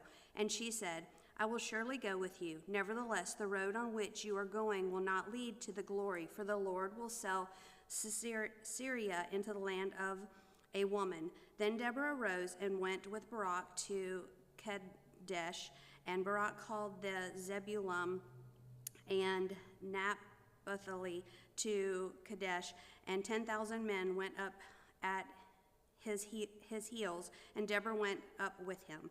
Now Heber and Kenite had separated from the Kenites, the descendants of Hobab, the father-in-law of Moses, and had pitched his tent as far away as the oak in Zaanannim, which is near Kadesh. When Sisera was told that Barak, the son of Abidoam, had gone up to Mount Tabor, Sisera called out all his chariots, 900 chariots of iron, and all the men who were with him from Haroseth Hagoyim to the river Kishon. And Deborah said to Barak, "Up, for this is the day in which the Lord has given Sisera into your hands. Does not the Lord go out before you?" So Barak went down from Mount Tabor with 10,000 men following him, and the Lord routed Sisera and all the chariots and all his armies before Barak by the edge of the sword. And Sisera got down from his chariot and fled away on foot. And Barak pursued the chariots and the armies to Haroseth Hagoyim, and the army of Syria fell by the edge of the sword. Not a man was left. But Sisera fled away on foot to the tent of Jael, the wife of Heber, the Kenite. For there was peace between Jabin, the king of Hazor, and the house of Heber, the Kenite. And Jael came out to meet Sisera and said to him, "Turn aside, my lord. Turn aside to me. Do not be afraid." So he turned aside to her into the tent, and she covered him with a rug. And he said to her, "Please give me a little water to drink, for I am thirsty." So she opened a skin of milk and gave him a drink and covered him. And he said to her, "Stand at the opening of the tent, and if any man comes and asks you, 'Is anyone here?' say no." But Jael, the wife of Heber, took a tent peg and took a hammer to her hand. Then she went softly to him and drove the peg into his temple until he went down into the ground while he was laying fast asleep from the weariness. So he died. And behold, as Barak was pursuing Sisera, Jael went out to him and said to him, "Come, and I will show you the man whom you are seeking." So he went into her tent, and there lay Sisera dead, with the tent peg in his temple. So on that day God subdued Jabin, the king of Canaan, before the people of Israel, and the hand of the people of Israel pressed harder and harder against Jabin, the king of Canaan, until they destroyed Jabin, king of Canaan. Chapter 5. Then sang Deborah and Barak, the son of Abinoam, on that day, that the leaders took the lead in Israel, and the people offered themselves willingly. Bless the Lord. Hear, O kings, give ear, O princesses, to the Lord I will sing. I will make melody to the Lord, the God of Israel. Lord, when you went out from Seir, when you marched from the region of Edom, the earth trembled and the heavens dropped. Yes, the clouds dropped water. The mountains quaked before the Lord, even Sinai before the Lord, the God of Israel. In the days of Shamgar, son of Anath, in the days of Jael, the highways were abandoned and travelers kept to the byways. The villagers ceased in Israel. They ceased to be until I arose. I, Deborah, arose as a mother in Israel. And when new gods were chosen, then war was in the gates. Was shield or spear to be seen among 40,000 in Israel? My heart goes out to the commanders of Israel who offered themselves willingly among the people. Bless the Lord. Tell of it, you who ride on white donkeys, you who sit on rich carpets, and you who walk by the way. To the sound of musicians at the water places, there they repeat the righteous trumpets of the Lord, the righteous trumpets of the Lord, his villagers in Israel. Then down to the gates march the people of the Lord. Awake, awake, Deborah, awake, break out in song. Arise, Barak, lead away your captives, O son of Abinoam. Then down marched the remnant of the noble, the people of the Lord marched down for me against the mighty.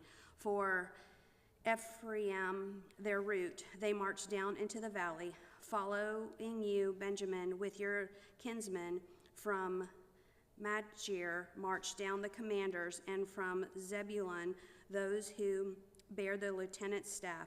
The princes of Ishkar came with Deborah, and Ishkar, faithful to Barak, into the valley they rushed to his heels. Among the clans of Reuben there were great searchings of heart. Why did you sit still among the sheepfolds to hear the whistling for the flocks? Among the clans of Reuben there were great searchings of heart. Gilead stayed before the Jordan, and Dan, why did you stay with the ship? Asher sat still at the coast of the sea, staying by his landings. Zebulun is a people who risk their lives to the death. Naphtali, too, on the heights of the field. The kings came, then fought the kings of Canaan at Tanach by the waters of Megiddo, and got no spoils of silver. From heaven the stars fought, from their courses they fought against Sisera. The torrent Kishon wept them away. The ancient torrent, the torrent Kishon, march on my soul with might. Then loud beat the horses' hoofs with the galloping of his steeds. Curse Meroz, says the angel of the Lord, curse its inhabitants thoroughly, because they did not come to the help of the Lord against the mighty. Most blessed of women, Bejel, the wife of Heber the Kenite, of tent-dwelling women, most blessed. He asked for water, and she gave him milk. She brought him curds in a noble's bowl. She sent her hand to the tent peg, and her right hand to the workman's mallet. She struck Sisera. She crushed his head. She shattered and pierced his temple. Between her feet he sank and fell. He lay still between her feet. He sank, he fell. Where he sank, there he fell, dead. Out of the windows she peered. The mother of Sisera wailed through the lattice. Why is his chariot so long in coming? Why tarry the hoof beats of his chariots? Her wisest princesses answer, indeed, she answers herself. Have they not found and divided the spoils? A womb or two for every man. Spoil of dyed materials for Sisera. Spoiled of dyed materials embroidered. 2 pieces of dyed work embroidered for the neck as spoiled. So may all your enemies perish, O Lord, but your friends be like the sun as he rises in his might. And the land had rest for 40 years. Chapter 6. The people of Israel did what was evil in the sight of the Lord, and the Lord gave them into the land of Midian 7 years, and the hand of Midian overpowered Israel, and because of Midian, the people of Israel made for themselves the dens that are in the mountains and the caves and the strongholds. For whenever the Israelites planted crops, the Midianites and the Amalekites and the people of the east would come up against them. They would encamp against them and devour the produce of the land as far as Gaza, and leave no substance of Israel, and no sheep or ox or donkey. For they would come up with their livestock in their tents. They would come like locusts in numbers. Both they and their camels could not be counted, so that they laid waste the land as they came in, and Israel was brought very low because of Midian. And the people of Israel cried out for the help of the Lord. When the people of Israel cried out to the Lord on account of the Midianites, the Lord sent a prophet to the people of Israel, and he said to them, "Thus says the Lord, the God of Israel, I led you up from Egypt and brought you out of the house of slavery, and I delivered you from the hand of the Egyptians and from the hand of all who oppressed you, and drove them out before you, and gave you their land. And I said to you, I am the Lord your God. You shall not fear the gods of the Amorites, in whose land you dwell, but you have not obeyed my voice." Now the angel of the Lord came and sat under the terebinth at Ophrah, which belonged to Joaz and Abizarite, while his son Gideon was beating out wheat in the winepress to hide it from the Midianites. And the angel of the Lord appeared to him and said to him, "The Lord is with you, O mighty man of valor." And Gideon said to him, "Please, sir, if the Lord is with us, why then has all this happened to us? And where are all his wonderful deeds that our fathers recounted to us, saying, Did not the Lord bring us up from Egypt? But now the Lord has forsaken us and given us into the land of the Midian." And the Lord turned to him and said, "Go in this might of yours, and save Israel from the hand of Midian. Do not I send you?" And he said to him, "Please, Lord, how can I save Israel? Behold, my clan is the weakest in Manasseh, and I am the least in my father's house." And the Lord said to him, "But I will be with you, and I shall strike the Midianites as one man." And he said to him, "If now I have found favor in your eyes, then show me a sign that it is you who speak with me. Please do not depart from here until I come to you and bring out my present and set it before you." And he said, "I will stay till you return." So Gideon went into his house and prepared a young goat and unleavened cakes from an ephah of flour. The meat he put in the basket, and the broth he put in a pot, and brought them to him under the terebinth, and presented them. And the angel of God said to him, "Take the meat and the unleavened cakes, and put them on the rocks, and pour the broth over them." And he did so. Then the angel of the Lord reached out the tip of the staff that was in his hand, and touched the meat and the unleavened cakes, and fire sprang up from the rock, and consumed the meat and the unleavened cakes. And the angel of the Lord vanished from his sight. Then Gideon perceived that he was the angel of the Lord, and Gideon said, "Alas, O Lord God, for now I have seen the angel of the Lord face to face." But the Lord said to him, "Peace be to you. Do not be afraid. You shall not die." Then Gideon built an altar there to the Lord, and called it, "The Lord is Peace." To this day it still stands at Ophrah, which belongs to the Abizarites. That night the Lord said to him, "Take your father's bull, and the second bull 7 years old, and pull down the altar of Baal that your father has, and cut down the Asherah that is beside it, and build the altar to the Lord your God on top of the stronghold here, with stones laid in due order. Then take the second bull and offer it in burnt offering with the wood of Asherah that you shall cut down." So Gideon took 10 men of his servants and did as the Lord had told him. But because he was too afraid of his family and the men in the town to do it by day, he did it by night.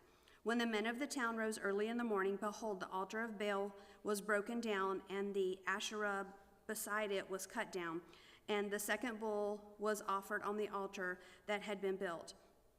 And they said to one another, "Who has done this thing?" And after they had searched and inquired, they said, "Gideon, the son of Joash, has done this thing." Then the men of the town said to Joash, Bring out your son that he may die, for he has broken down the altar of Baal and cut down the Asherah beside it.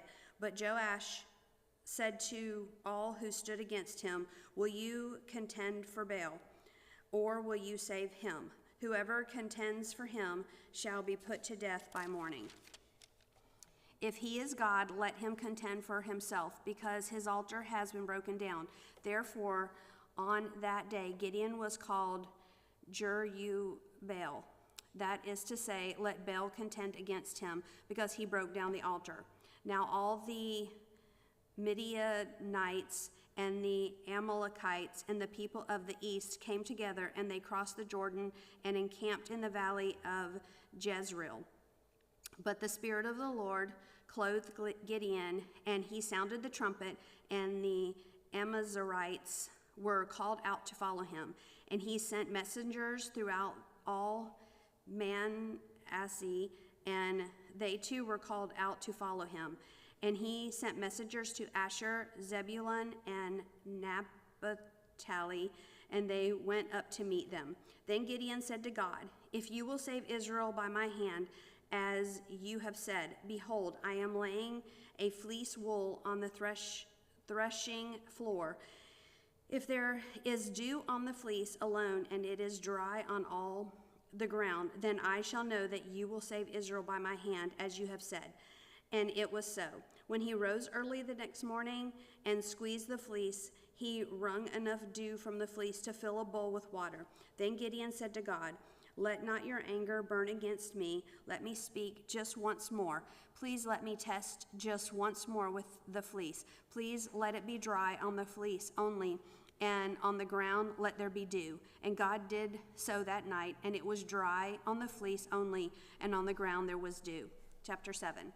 Then Jerubbaal, that is Gideon, and all the people who were with him rose early and encamped beside the spring of Harod, and the camp of Midian was north of them, by the hill of Moreh in the valley. The Lord said to Gideon, the people with you are too many for me to give the Midianites into their hand, lest Israel boast over me, saying, my own hand was saved me. Now therefore proclaimed in the ears of the people, saying, whoever is fearful and trembling, let him return home and hurry away from Mount Gilead. Then 22,000 of the people returned, and 10,000 remained. And the Lord said to Gideon, the people are still too many. Take them down to the water, and I will test them for you there. And any one of whom I say to you, this one shall go with you, shall go with you. And any one of whom I say to you, this one shall not go with you, shall not go. So he brought the people down to the water, and the Lord said to Gideon, everyone who laps the water with his tongue, as a dog laps, you shall set by himself. Likewise, everyone who kneels down to drink. Then the numbers of those who lapped, putting their hands on their mouths, was 300 men. But all the rest of the people knelt down to drink water. And the Lord said to Gideon, with the 300 men who lapped, I will save you and give the Midianites into your hand, and let all the others go, every man to his home. So the people took provisions in their hands and their trumpets, and he sent all the rest of Israel, every man to his tent, but retained the 300 men, and the camp of Midian was below him in the valley. Then that same night the Lord said to him, arise, go down against the camp, for I have given it into your hand. But if you are afraid to go down to the camp with Purah your servant, and you shall hear what they say, and afterwards your hands shall be strengthened to go down against the camp. Then he went down with Purah his servant to the outpost of the armed men who were in the camp. And the Mennonites and the Amalekites and all the people of the east lay along the valley like locusts in abundance, and their camels were without number, as the sand that is on the seashore in abundance. When Gideon came, behold, a man was telling a dream to his comrade. And he said, behold, I dreamed a dream, and behold, a cake of barley bread tumbled into the camp of Midian, and came to the tent and struck it so that it fell and turned it upside down, so that the tent lay flat. And his comrade answered, This is no other than the sword of Gideon, the son of Joash, a man of Israel. God has given into his hand Midian and all the camp. As soon as Gideon heard the telling of the dream and its interpretation, he worshipped, and he returned to the camp of Israel and said, "Arise, for the Lord has given the host of Midian into your hand." And he divided the 300 men into 3 companies and put trumpets into the hands of all of them, and empty jars with torches and inside the jars. And he said to them, "Look at me and do likewise. When I come to the outskirts of the camp, do as I do.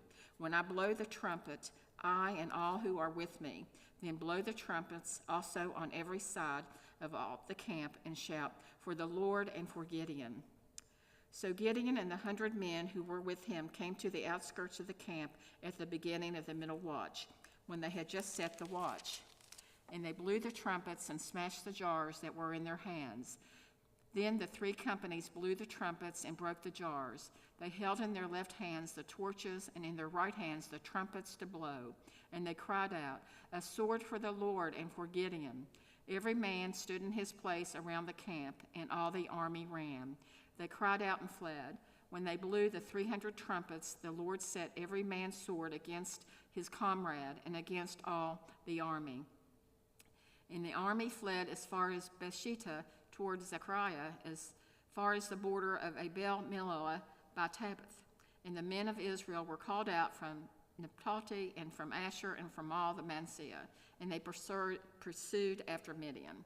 Gideon sent messengers throughout all the hill country of Ephraim, saying, "Come down against the Midianites and capture the waters against them, as far as Beth-barah and also the Jordan." To all the men of Ephraim were called out as they captured the waters as far as Beth-barah and also the Jordan. They captured the 2 princes of Midian, Oreb and Zeb. They killed Oreb at the rock of Oreb, and Zeb they killed at the winepress of Zeb. Then they pursued Midian, and they brought the heads of Oreb and Zeb to Gideon across the Jordan. Chapter 8. Then the men of Ephraim said to him, "What is this that you have done to us, not to call us when you went to fight against Midian?" And they accused him fiercely. And he said to them, "What have I done now in comparison with you? Is not the gleaning of the grapes of Ephraim better than the grape harvest at Abiezer? God has given into your hands the princes of Midian, Oreb, and Zeb. What have I been able to do in comparison with you?" Then their anger against him subsided when he said this. And Gideon came to the Jordan and crossed over, he and the 300 men who were with him, exhausted yet pursuing. So they said to the men of Succoth, "Please give loaves of bread to the people who follow me, for they are exhausted, and I am pursuing after Zebah and Zalmunna, the kings of Midian." And the officials of Succoth are the hands of Zebah and Zalmunna already in your hand, that we should give bread to your army. So Gideon said, "Well then, when the Lord has given Zebah and Zalmunna into my hand, I will flail your flesh with the thorns of the wilderness and with briars." And from there he went up to Penuel and spoke to them in the same way, and the men of Penuel answered him as the men of Succoth had answered. And he said to the men of Penuel, "When I come down in peace, I will break down this tower." Now Zebah and Zalmunna were in Karkor with their army, about 15,000 men, all who were left of all the army of the people of the east, for there had fallen 120,000 men who drew the sword. And Gideon went up by the way of the tent dwellers east of Nabal and Jebalah and attacked the army, for the army felt secure. And Zebah and Zalmunna fled, and he pursued them and captured the 2 kings of Midian, Zebah and Zalmunna, and he threw all the army into a panic. Then Gideon, the son of Joash, returned from the battle by the ascent of Heres, and he captured a young man of Succoth and questioned him.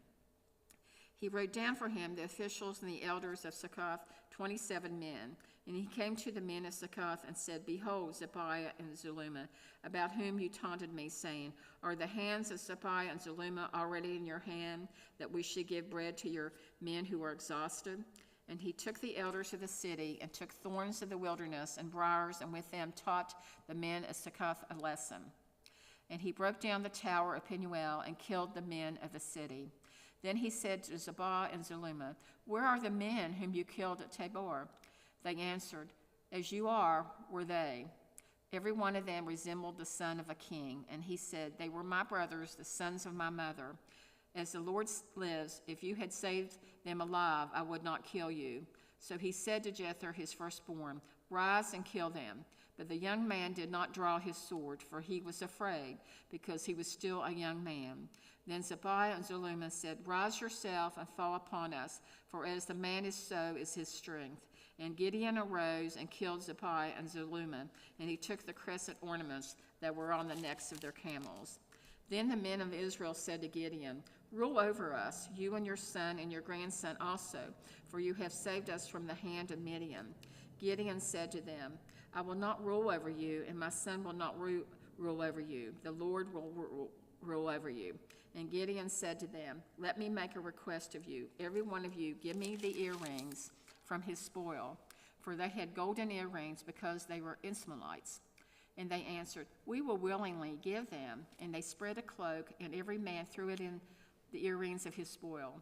And the weight of the golden earrings that he requested were 1,700 shekels of gold, besides the crescent ornaments and the pendants and the purple garments worn by the kings of Midian, and besides the collars that were around the necks of their camels.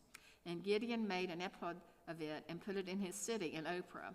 And all Israel warred over it there, and it became a snare to Gideon and to his family. So Midian was subdued before the people of Israel, and they raised their heads no more. And the land had rest 40 years in the days of Gideon. Jerubbaal, the son of Joash, went and lived in his own house. Now Gideon had 70 sons, his own offspring, for he had many wives. And his concubine was in Shechem, also bore him a son, and he called his name Abimelech. And Gideon, the son of Joash, died in a good old age and was buried in the tomb of Joash, his father, at Ophrah of the Abiezrites. As soon as Gideon died, the people of Israel turned again and whored after the Baals and made Baal-berith their god. And the people of Israel did not remember the Lord their God, who had delivered them from the hand of all their enemies on each side. They did not show steadfast love to the family of Jerubbaal, that is Gideon, in return for all the good that he had done to Israel. Chapter 9. Now Abimelech, the son of Jerubbaal, went to Shechem to his mother's relatives and said to them and to the whole clan of his mother's family, stay in the ears of all the leaders of Shechem, which is better for you that all 70 of the sons of Jerubbaal rule over you, or that one rule over you. Remember also that I am your bone and your flesh. And his mother's relatives spoke all these words on his behalf in the ears of all the leaders of Shechem, and their hearts inclined to follow Abimelech, for they said, he is our brother. And they gave him 70 pieces of silver out of the house of Baal-berith, with which Abimelech hired worthless and reckless fellows who followed him. And he went to his father's house at Ophrah and killed his brothers, the sons of Jerubbaal, 70 men on one stone. But Jotham, the youngest son of Jerubbaal, was left, for he hid himself. And all the leaders of Shechem came together, and all Beth Millo, and they went and made Abimelech king by the oak of the pillar at Shechem. When it was told to Jotham, he went and stood on top of Mount Gerizim and cried aloud and said to them, listen to me, you leaders of Shechem, that God may listen to you. The trees once went out to anoint a king over there, and they said to the olive tree, reign over us. But the olive tree said to them, shall I leave my abundance by which gods and men are honored and go hold sway over the trees? And the tree said to the fig tree, you come and reign over us. But the fig tree said to them, shall I leave my sweetness and my good fruit and go hold sway over the trees? And the tree said to the vine, you come and reign over us. But the vine said to them, shall I leave my wine that cheers God and men and go hold sway over the trees? Then all the trees said to the bramble, you come and reign over us. And the bramble said to the trees, if in good faith you are anointing me king over you, then come and take refuge in my shade. But if not, let fire come out of the bramble and devour the cedars of Lebanon. Now, therefore, if you acted in good faith and integrity when you made Abimelech king, and you have dealt well with Jerubbaal and his house, and have done to him as his deeds deserved, for my father fought for you and risked his life and delivered you from the hand of Midian. And you have risen up against my father's house this day, and have killed his sons, 70 men on one stone, and have made Abimelech, the son of his female servant, king over the leaders of Shechem, because he is your relative. If you then have acted in good faith and integrity with Jerubbaal and with his house this day, then rejoice in Abimelech, and let him also rejoice in you. But if not, let fire come out from Abimelech and devour the leaders of Shechem and Beth-Millo, and let fire come out from the leaders of Shechem and from Beth-Millo and devour Amalek. And Jonathan ran away and fled and went to Beer and lived there because Amalek, his brother. Amalek ruled over Israel 3 years, and God sent an evil spirit between Amalek and the leaders of the Shechem. And the leaders of Shechem dealt treacherously with Amalek, that the violence done to the 70 sons of Jerubbaal might come, and their blood be laid on Amalek their brother, who killed them, and on the men of Shechem, who strengthened his hands to kill his brothers. And the leaders of Shechem put men in ambush against him on the mountaintops, and they robbed all who passed by them along that way. And it was told to Amalek. And Gaal, the son of Ebed, moved into Shechem with his relatives, and the leaders of Shechem put confidence in him. And they went out into the field and gathered the grapes from the vineyards and trod them and held a festival. And they went into the house of their God and ate and drank and reveled Amalek. And Gaal, the son of Ebed, said, Who is Amalek, and who are we of Shechem, that we should serve him? Is he not the son of Jerubbaal, and is not Zebul his officer? Serve the men of Hamor, the father of Shechem, but why should we serve him? Would that this people were under my hand? Then I would remove Amalek. I would say to Amalek, Increase your army and come out. When Zebul, the ruler of the city, heard the words of Gaal, the son of Ebed, his anger was kindled. And he sent messengers to Amalek secretly, saying, Behold, Gaal, the son of Ebed, and his relatives have come to Shechem, and they are stirring up the city against you. Now therefore go by night, you and the people who are with you, and set an ambush in the field. Then in the morning, as soon as the sun is up, rise early and rush upon the city.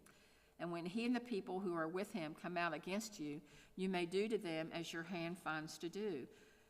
So Amalek and all the men who were with him rose up at night and set an ambush against Shechem in 4 companies. And Gaal, the son of Ebed, went out and stood in the entrance of the gate of the city. And Amalek and the people who were with him rose from the ambush.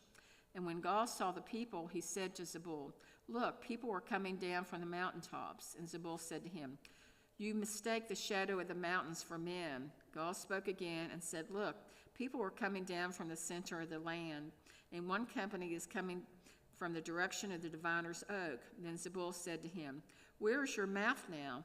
You have said, Who is Amalek that we should serve him? And are not these people whom you despised? Go out now and fight with them. And Gaal went out at the head of the leaders of Shechem and fought with Amalek. And Amalek chased him and fled before him. And many fell wounded up to the entrance of the gate. And Amalek lived at Armuth, and Zebul drove out Gaal and his relatives, so that they could not dwell at Shechem. On the following day, the people went out into the field, and Amalek was told. He took his people and divided them into 3 companies and set an ambush in the fields. And he looked and saw the people coming out of the city. So he rose again and killed them. Amalek and the company that was with him rushed forward and stood at the entrance of the gate of the city, while the 2 companies rushed upon all who were in the field and killed them. And Amalek fought against the city all that day. He captured the city and killed the people who were in it, and he razed the city and said it was salt. When all the leaders of the tower of Shechem heard of it, they entered the stronghold of the house of Ebreth. And Amalek was told that all the leaders of the tower of Shechem were gathered together. And Amalek went up to Mount Zalmon, and he and the people who were with him. And Amalek took an axe in his hand and cut down a bundle of brushwood and took it up and laid it on his shoulder. And he said to the men who were with him, What you have seen me do, hurry and do as I have done. So every one of the people cut down his bundle and followed Amalek, put it against the stronghold, and they set the stronghold on fire over them. So all the people of the tower of Shechem also died, about 1,000 men and women. Then Amalek went to Thebez and encamped against Thebez and captured it. Though there was a strong tower within the city, and all the men and women and all the leaders of the city fled to it, and shut themselves in it, and they went up to the roof of the tower. And Amalek came to the tower and fought against it, and drew near to the door of the tower to burn it with fire. And a certain woman threw an upper millstone on Amalek's head and crushed his skull. Then he called quickly to the young man, his armor-bearer, and said to him, "Draw your sword and kill me, lest they say of me, a woman killed him." And his young man thrust him low, and he died. And when the men of Israel saw that Amalek was dead, everyone departed to his home. Thus God returned to the evil of Amalek, which he committed against his father in killing his 70 brothers. And God also made all the evil of the men of Shechem return on their heads, and upon them came the curse of Jonam, the son of Jerubbaal. After Amalek there arose to save Israel Tola, the son of Puah, son of Dodo, a man of Issachar, and he lived at Shemet in the hill country of Ephraim. And he judged Israel 23 years. Then he died and was buried at Shamir. After him arose Jair, the Gileadite, who judged Israel 22 years. And he had 30 sons who rode on 30 donkeys, and they had 30 cities called Jar to this day, which are in the land of Gilead. And Jair died and was buried in Kamon. The people of Israel again did what was evil in the sight of the Lord, and served the Baals and the Ashtaroth, the gods of Syria, the gods of Sidon, the gods of Moab, the gods of the Ammonites, and the gods of the Philistines. And they forsook the Lord and did not serve him. So the anger of the Lord was kindled against Israel, and he sold them into the hand of the Philistines and to the hand of the Ammonites. And they crushed and oppressed the people of Israel that year. For 18 years they oppressed all the people of Israel who were beyond the Jordan in the land of the Ammonites, which is in Gilead. And the Ammonites crossed the Jordan to fight also against Judah and against Benjamin and against the house of Ephraim, so that Israel was severely distressed. And the people of Israel cried out to the Lord, saying, "We have sinned against you, because we have forsaken our God and have served the Baals." And the Lord said to the people of Israel, "Did I not save you from the Egyptians and from the Amorites, from the Ammonites and from the Philistines? The Sidonians also and the Amalekites and the Mennonites oppressed you, and you cried out to me, and I saved you out of their hand. Yet you have forsaken me and served other gods. Therefore I will save you no more. Go and cry out to the gods whom you have chosen. Let them save you in the time of your distress." And the people of Israel said to the Lord, "We have sinned. Do to us whatever seems good to you. Only please deliver us this day." So they put away the foreign gods from among them and served the Lord. And he became impatient over the misery of Israel. When the Ammonites were called to arms, and they encamped in Gilead, and the people of Israel came together, and they encamped at Mizpah, and the people of the leaders of Gilead said one to another, "Who is the man who will begin to fight against the Ammonites? He shall be head over all the inhabitants of Gilead." Chapter 11. Now Zebethai the Gileadite was a mighty warrior, but he was the son of a prostitute. Gilead was the father of Jephthah. And Gilead's wife also bore him sons. And when his wife's sons grew up, they drove Jephthah out and said to him, "You should not have an inheritance in our father's house, for you are the son of another woman." Then Jephthah fled from his brothers and lived in the land of Tob. And worthless fellows collected around Jephthah and went out with him. After a time, the Ammonites made war against Israel. And when the Ammonites made war against Israel, the elders of Gilead went to bring Jephthah from the land of Tob. And they said to Jephthah, "Come and be our leader, that we may fight against the Ammonites." But Jephthah said to the elders of Gilead, "Did you not hate me and drive me out of my father's house?" Why have you come to me now when you're in distress? And the elders of Gilead said to Jephthah, "This is why we have turned to you now, that you may go with us and fight against the Ammonites and be our head over all the inhabitants of Gilead." Jephthah said to the elders of Gilead, "If you bring me home again to fight against the Ammonites, and the Lord give them over to me, I will be your head." And the elders of the Gilead said to Jephthah, "The Lord will be witness between us if we do not do as you say. So Jephthah went with the elders of Gilead, and the people made him head and leader over them. And Jephthah spoke all his words before the Lord at Mizpah. Then Jephthah sent messengers to the king of the Ammonites and said, "What do you have against me that you've come to me to fight against my land?" And the king of the Ammonites answered the messengers of Jephthah, "Because Israel, on coming up from Egypt, took away my land, from the Arnon to the Jabbok and to the Jordan. Now therefore restore it peacefully." Jephthah again sent messengers to the king of the Ammonites and said to him, "Thus says Jephthah, Israel did not take away the land of Moab or the land of the Ammonites, but when they came up from Egypt, Israel went through the wilderness to the Red Sea and came to Kadesh. Israel then sent messengers to the king of Edom, saying, 'Please let us pass through your land.' But the king of Edom would not listen. And they sent also to the king of Moab, but he would not consent. So Israel remained at Kadesh. Then they journeyed through the wilderness and went around the land of Edom and the land of Moab, and arrived on the east side of the land of Moab, and camped on the other side of the Arnon. But they did not enter the territory of Moab, for the Arnon was the boundary of Moab. Israel then sent messengers to Sihon, king of the Amorites, king of Heshbon, and Israel said to him, "Please let us pass through your land to our country." But Sihon did not trust Israel to pass through his territory. So Sihon gathered all his people together and encamped at Jahaz and fought with Israel. And the Lord, the God of Israel, gave Sihon and all his people to the hand of Israel, and they defeated them. So Israel took possession of all the land of the Amorites who inhabited that country, and they took possession of all the territory of the Amorites from the Arnon to the Jabbok, and from the wilderness to the Jordan. So then the Lord, the God of Israel, dispossessed the Amorites from before his people of Israel. And are you to take possession of them? Will you not possess what Chemosh your God gives you to possess? All that the Lord our God has dispossessed before us, we will possess. Now are you better than Balak the son of Zippor, king of Moab? Did he ever contend against Israel, or did he ever go to war with them? While Israel lived in Heshbon and its villages, and in Aroer and its villages, and in all the cities that are on the banks of the Arnon 300 years, why did you not deliver them within that time?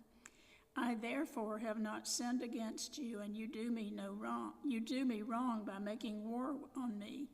The Lord, the judge, decide this day between the people of Israel and the people of Ammon." But the king of the Ammonites did not listen to the words of Jephthah that he sent to him.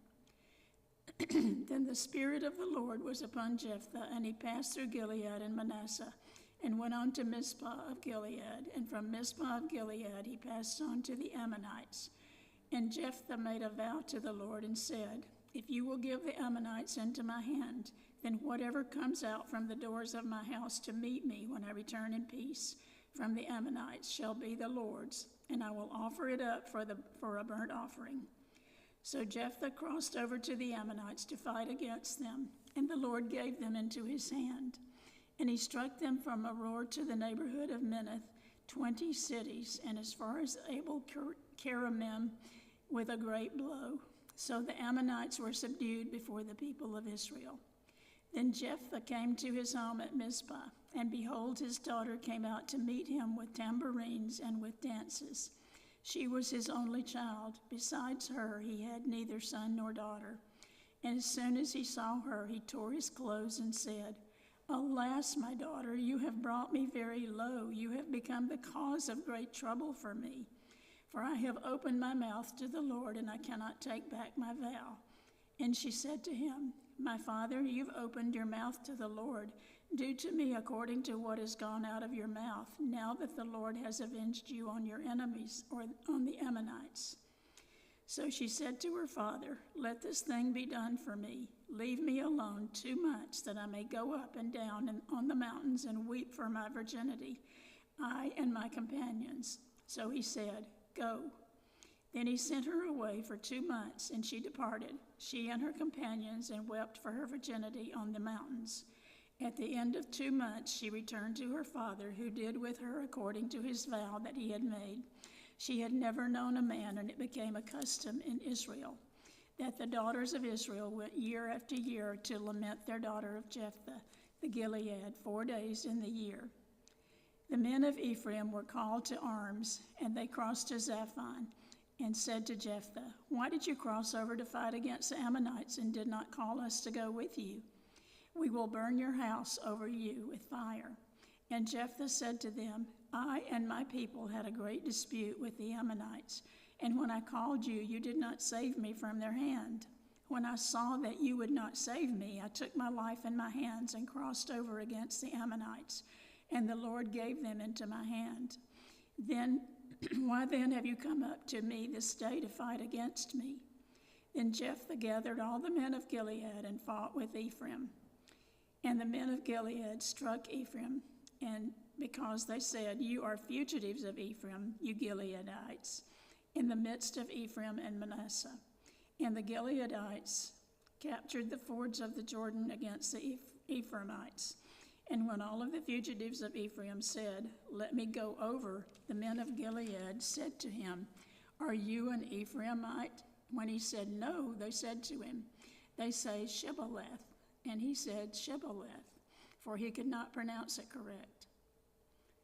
Then they seized him and slaughtered him at the fords of the Jordan. At that time 42,000 of the Ephraimites fell. Jephthah judged Israel 6 years. Then Jephthah the Gileadite died and was buried in his city in Gilead. After him, Ibzan of Bethlehem judged Israel. He had 30 sons and 30 daughters. He gave in marriage outside his clan, and 30 daughters he brought in from outside for his sons.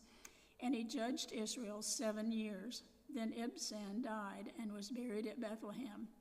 After him, Elon the Zebulunite judged Israel, and he judged Israel 10 years. Then Elon the Zebulunite died and was buried at Ashdod in the land of Zebulun.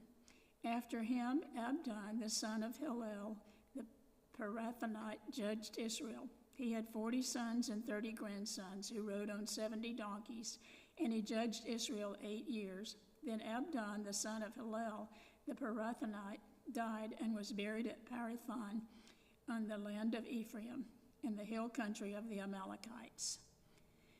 And the people of Israel again did what was evil in the sight of the Lord, so the Lord gave them into the hand of the Philistines for 40 years.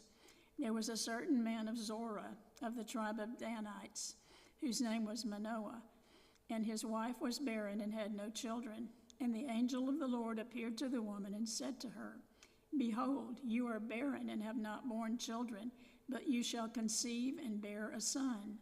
Therefore be careful and drink no wine or strong drink, and eat nothing unclean. For behold, you shall conceive and bear a son.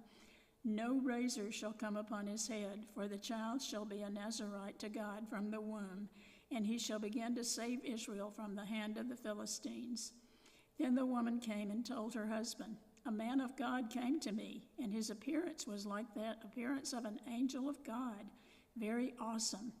I did not ask him where he was from, and he did not tell me his name. But he said to me, 'Behold, you shall conceive and bear a son. So then drink no wine or strong drink, eat nothing unclean, for the child shall be a Nazirite to God from the womb to the day of his death.'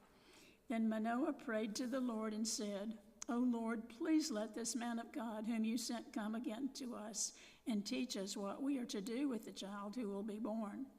And God listened to the voice of Manoah, and the angel of God came again to the woman as she sat in the field. But Manoah, her husband, was not with her. So the woman ran quickly and told her husband, 'Behold, the man who came to me the other day has appeared to me.' And Manoah arose and went after his wife, and came to the man and said to him, 'Are you the man who spoke to this woman?' And he said, 'I am.' And Manoah said, 'Now when your words come true, what is to be the child's manner of life? What is his mission?' And the angel of the Lord said to Manoah, 'Of all that I said to the woman, let her be careful. She may not eat of anything that comes from the vine, neither let her drink wine or strong drink, or eat any unclean thing. All that I have commanded her, let her observe. Manoah said to the angel of the Lord, "Please let us detain you and prepare a young goat for you." And the angel of the Lord said to Manoah, "If you detain me, I will not eat of your food. If you prepare a burnt offering, then offer it to the Lord." For Manoah did not know that he was the angel of the Lord.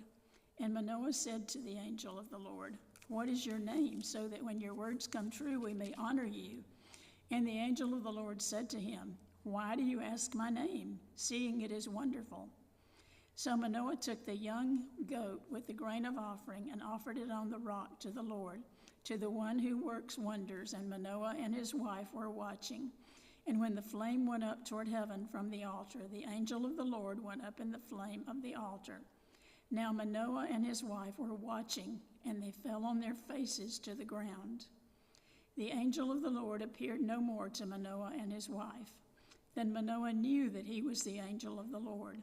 And Manoah said to his wife, "We shall surely die, for we have seen God."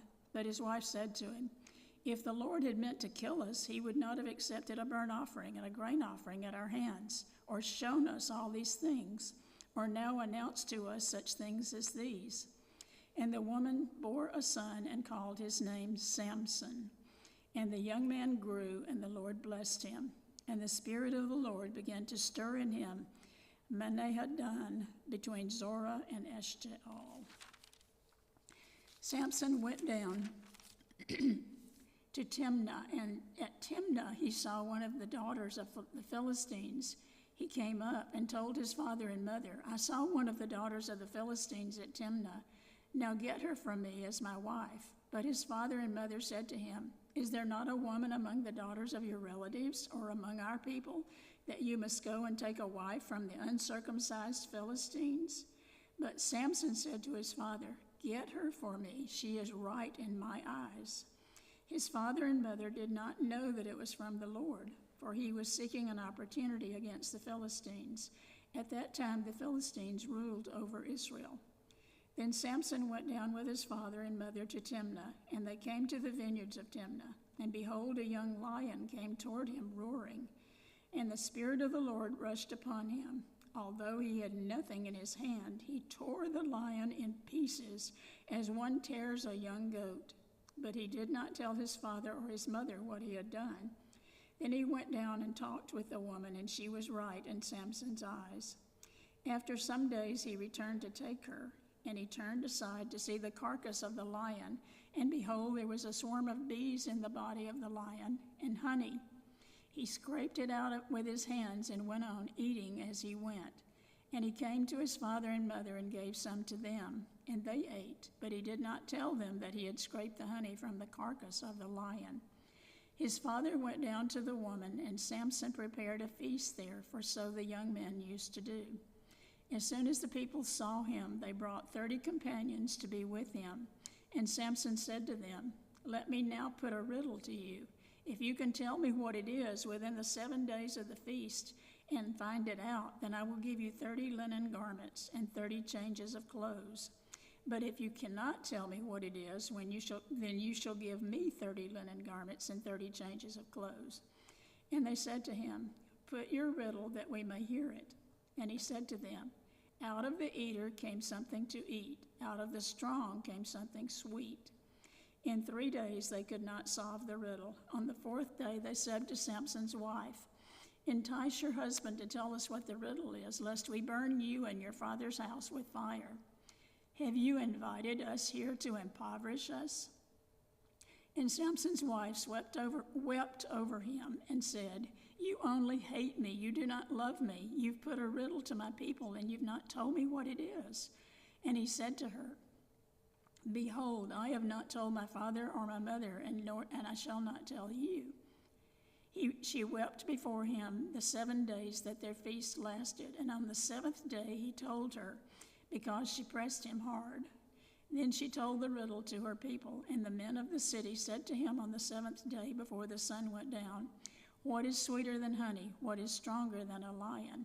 And he said to them, "If you had not plowed with my heifer, you would not have found out my riddle." And the Spirit of the Lord rushed upon him, and he went down to Ashkelon and struck down 30 men of the town and took their spoil and gave the garments to those who had told the riddle. In hot anger, he went back to his father's house, and Samson's wife was given to his companion, who had been his best man. After some days, at the time of the wheat harvest, Samson went to visit his wife with a young goat. And he said, "I will go into my wife in the chamber." But her father would not allow him to go in. And her father said, "I really thought you utterly hated her, so I gave her to your companion. Is not her younger sister more beautiful than she? Please take her instead." And Samson said to them, "This time I shall be innocent in regard to the Philistines when I do them harm." So Samson went and caught 300 foxes and took torches, and he turned them tail to tail and put a torch between each pair of tails. When he had set fire to the torches, he let the foxes go into the standing grain of the Philistines and set fire to the stacked grain and the standing grain, as well as the olive orchards. Then the Philistines said, "Who has done this?" And they said, "Samson, the son of the Timnite, because he has taken his wife and given her to his companion." And the Philistines came up and burned her and her father with fire. And Samson said to them, "If this is what you do, I swear I will be avenged on you, and after that I will quit." And he struck them with hip and thigh with a great blow. And he went down and stayed in the cleft of the rock at Etam. Then the Philistines came up and encamped in Judah and made a raid on Lehi. And the men of Judah said, "Why have you come up against us?" They said, "We have come up to bind Samson, to do him as he did to us." Then 3,000 men of Judah went down to the cleft of the rock at Etam and said to Samson, "Do you not know that the Philistines are rulers over us? What then is this that you have done to us?" And he said to them, "As they did to me, so I've done to them." And they said to him, "We have come down to bind you, that you may give you into the hands of the Philistines." And Samson said to them, "Swear to me that you will not attack me yourselves." They said to him, "No, we will only bind you and give you into their hands. We will surely not kill you." So they bound him with 2 new ropes and brought him up from the rock. When he came to Lehi, the Philistines came shouting to meet him. Then the Spirit of the Lord rushed upon him, and the ropes that were on his arms became as flax that had caught fire, and his bonds melted off his hands. And he found a fresh jawbone of a donkey and put out his hand and took it, and with it he struck 1,000 men. And Samson said, "With the jawbone of a donkey, heaps upon heaps, and the jawbone of a donkey have I struck down 1,000 men." As soon as he had finished speaking, he threw away the jawbone out of his hand, and that place was called Ramath Lehi.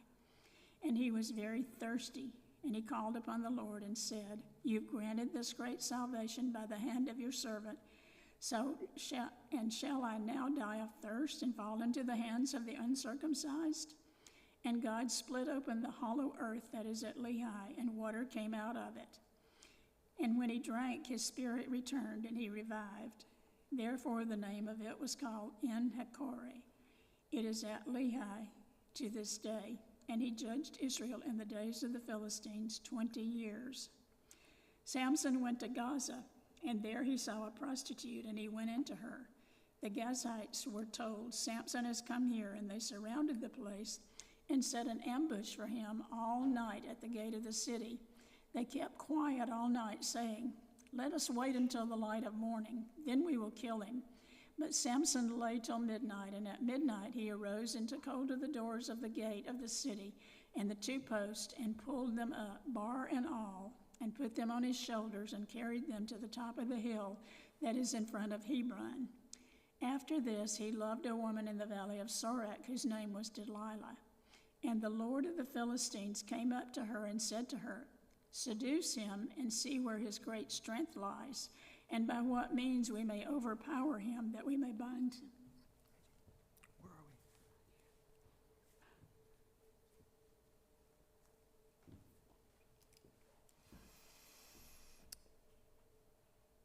Then Delilah said to Samson, "Until now you have mocked me and told me lies.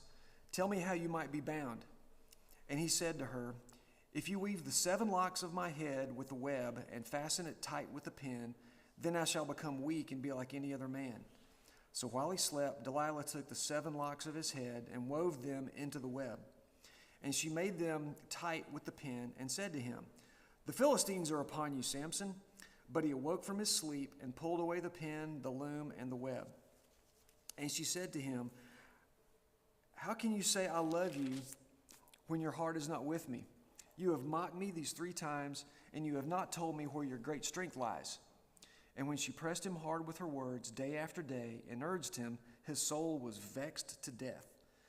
And he told her all his heart and said to her, "A razor has never come upon my head, for I have been a Nazarite to God from my mother's womb. If my head is shaved, then my strength will leave me, and I shall become weak and be like any other man."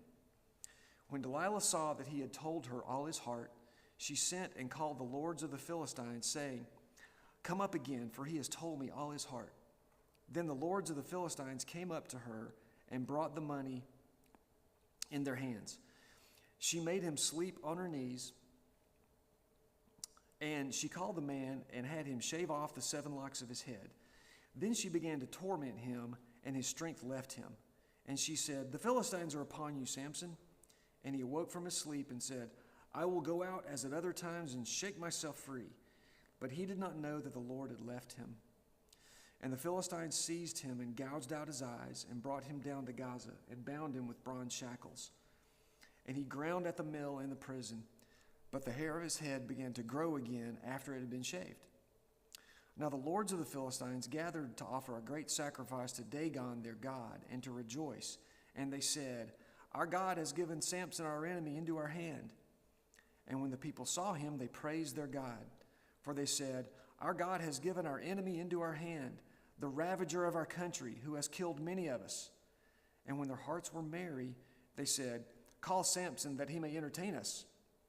So they called Samson out of the prison, and he entertained them, and made him stand between the pillars. And Samson said to the young man who held him by the hand, "Let me feel the pillars on which the house rests, that I may lean against them." Now the house was full of men and women. All the lords of the Philistines were there, and on the roof there were about 3,000 men and women, who looked on while Samson entertained. Then Samson called to the Lord and said, "O Lord God, please remember me, and please strengthen me only this once, O God, that I may be avenged on the Philistines for my 2 eyes." And Samson grasped the 2 middle pillars on which the house rested, and he leaned his weight against them, his right hand on one and his left hand on the other. And Samson said, "Let me die with the Philistines." Then he bowed with all his strength, and the house fell upon the lords and upon all the people who were in it. So the dead whom he killed at his death were more than those whom he had killed during his life. And his brothers and all his family came down and took him and brought him up and buried him between Zorah and Eshtaol in the tomb of Manoah his father. And he had judged Israel 20 years. There was the man of a hill country of Ephraim whose name was Micah. And he said to his mother, "The 1,100 pieces of silver that were taken from you, about which you uttered a curse, and also spoke it in my ears, behold, the silver is with me, I took it." And his mother said, "Blessed be my son by the Lord." And he restored the 1,100 pieces of silver to his mother. And his mother said, "I dedicate the silver to the Lord from my hand for my son, to make a carved image and a metal image. Now, therefore, I will restore it to you." When he restored the money to his mother took 200 pieces of silver and gave it to the silversmith, who made it into a carved image and a metal image. And it was in the house of Micah. And the man Micah had a shrine, and he made an ephod and household gods, and ordained one of his sons, who became his priest. In those days there was no king in Israel. Everyone did what was right in his own eyes. Now there was a young man of Bethlehem in Judah, of the family of Judah, who was a Levite, and he sojourned there. And the man departed from the town of Bethlehem in Judah to sojourn where he could find a place. And as he journeyed, he came to the hill country of Ephraim, to the house of Micah. And Micah said to him, "Where do you come from?" And he said to him, "I am a Levite of Bethlehem in Judah, and I'm going to sojourn where I may find a place." And Micah said to him, "Stay with me, and be to me a father and a priest, and I will give you 10 pieces of silver a year and a suit of clothes in your living." And the Levite went in. And the Levite was content to dwell with the man, and the young man became to him like one of his sons. And Micah ordained the Levite, and the young man became his priest, and was in the house of Micah. Then Micah said, "Now I know that the Lord will prosper me, because I have a Levite as priest." Chapter 18. In those days there was no king in Israel, and in those days the tribe of the people of Dan was seeking for itself an inheritance to dwell in. For until then no inheritance among the tribes of Israel had fallen to them. So the people of Dan sent 5 able men from the whole number of their tribe, from Zorah and from Eshtaol, to spy out the land and to explore it. And they said to them, "Go and explore the land." And they came to the hill country of Ephraim, to the house of Micah, and lodged there. When they were by the house of Micah, they recognized the voice of the young Levite. And they turned aside and said to him, "Who brought you here? What are you doing in this place? What is your business here?" And he said to him, "This is how Micah dealt with me. He has hired me, and I have become his priest." And they said to him, "Inquire of God, please, that we may know whether the journey on which we are setting out will succeed." And the priest said to them, "Go in peace. The journey on which you go is under the eye of the Lord." And the 5 men departed and came to Laish, and saw the people who were there, how they lived in security after the manner of the Sidonians, quiet and unsuspecting, lacking in nothing that is in the earth, and possessing wealth, and how they were far from the Sidonians and had no dealings with anyone. And when they came to their brothers at Zorah and Eshtaol, their brothers said to them, "What do you report?" And they said, "Arise, and let us go up against them, for we have seen the land, and behold, it is very good. And will you do nothing? Do not be slow to go, to enter in and possess the land. As soon as you go, you will come to an unsuspecting people. The land is spacious, for God has given it into your hands, a place where there is no lack of anything that is in the earth." So 600 men of the tribe of Dan, armed with weapons of war, set out from Zorah and Eshtaol, and went up and encamped at Kiriath Jearim in Judah. On this account that place is called Mahana Dan to this day. Behold, it is west of Kiriath Jearim. And they passed on from there to the hill country of Ephraim, and came to the house of Micah. Then the 5 men who had gone to scout out the country of Laish said to their brothers, "Do you know that in these houses there are an ephod, household gods, a carved image, and a metal image? Now therefore consider what you will do." And they turned aside there and came to the house of the young Levite at the home of Micah, and asked him about his welfare. Now the 600 men of the Danites, armed with their weapons of war, stood by the entrance of the gate. And 5 men who had gone to scout out the land went up and entered and took the carved image, the ephod, the household gods, and the metal image, while the priest stood by the entrance of the gate with the 600 men armed with weapons of war. And when these went into Micah's house and took the carved image, the ephod, the household gods, and the metal image, the priest said to them, "What are you doing?" And they said to him, "Keep quiet, put your hand on your mouth and come with us, and be to us a father and a priest. It is better for you to be priest to the house of one man, or the priest to a tribe and a clan in Israel." And the priest's heart was glad. He took the ephod and the household gods and the carved image and went along with the people. So they turned and departed, putting the little ones and the livestock and the goods in front of them. When they had gone a distance from the home of Micah, the men who were in the houses near Micah's house were called out, and they overtook the people of Dan. And they shouted to the people of Dan, who turned around and said to Micah, "What is the matter with you, that you come with such a company?"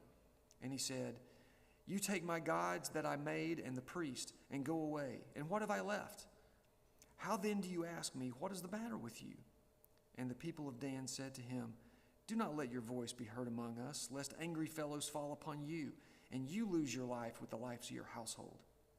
Then the people of Dan went their way, and when Micah saw that they were too strong for him, he turned back and went to his home.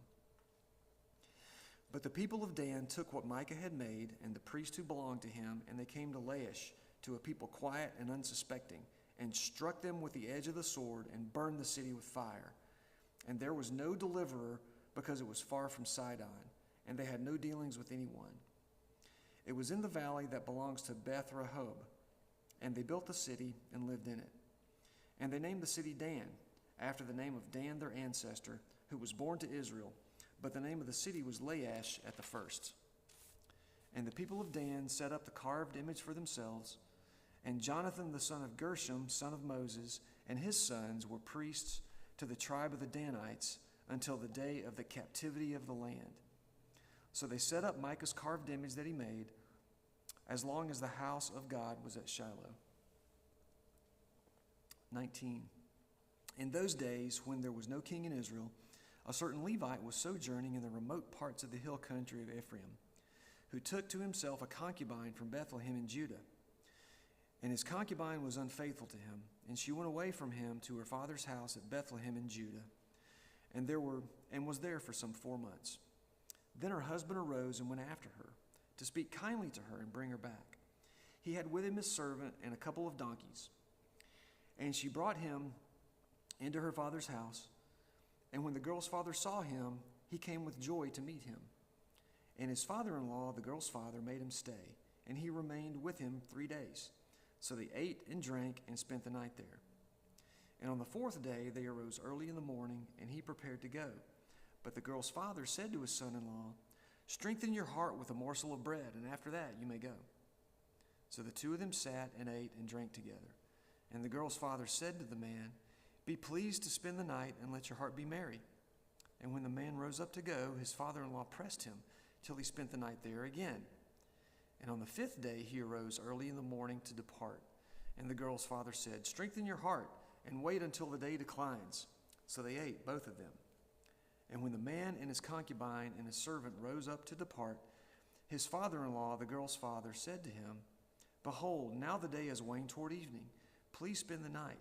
Behold, the day draws to its close. Lodge here, and let your heart be merry, and tomorrow you shall arise early in the morning for your journey and go home." But the man would not spend the night. He rose up and departed, and arrived opposite Jebus, that is, Jerusalem. He had with him a couple of saddled donkeys, and his concubine was with him. When they were near Jebus, the day was nearly over, and the servant said to his master, "Come now, let us turn aside to this city of the Jebusites and spend the night in it."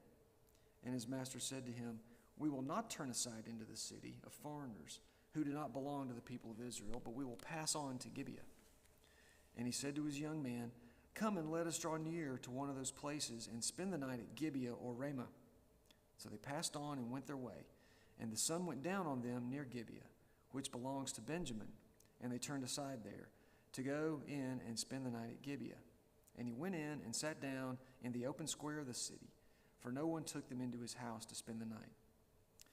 And behold, an old man was coming from his work in the field at evening.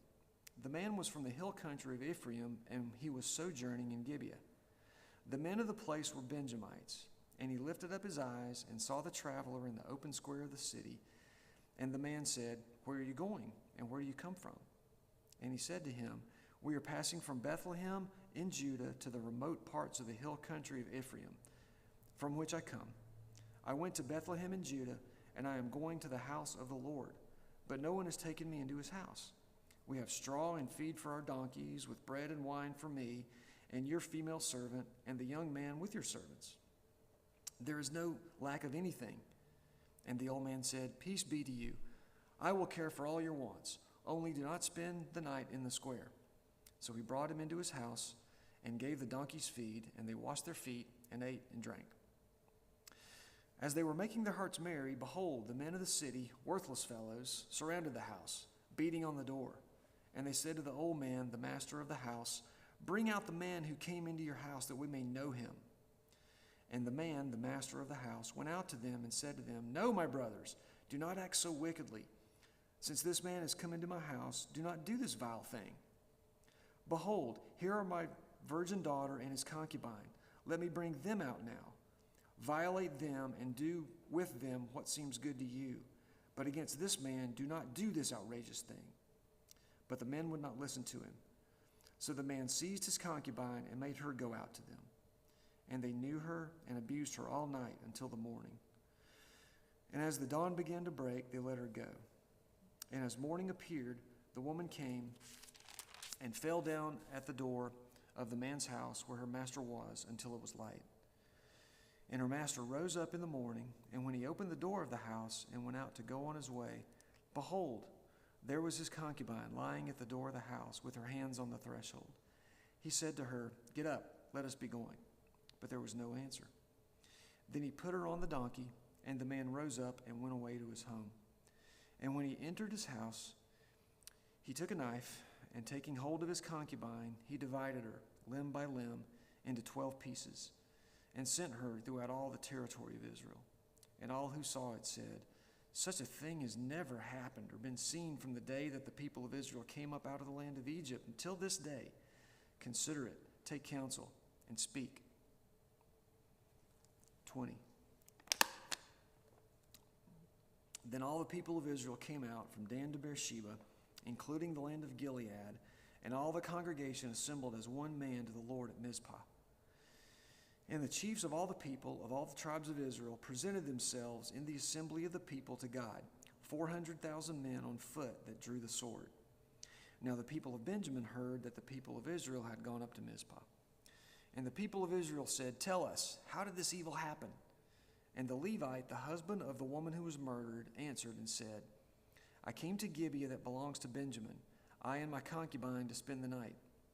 And the leaders of Gibeah rose against me and surrounded the house against me by night.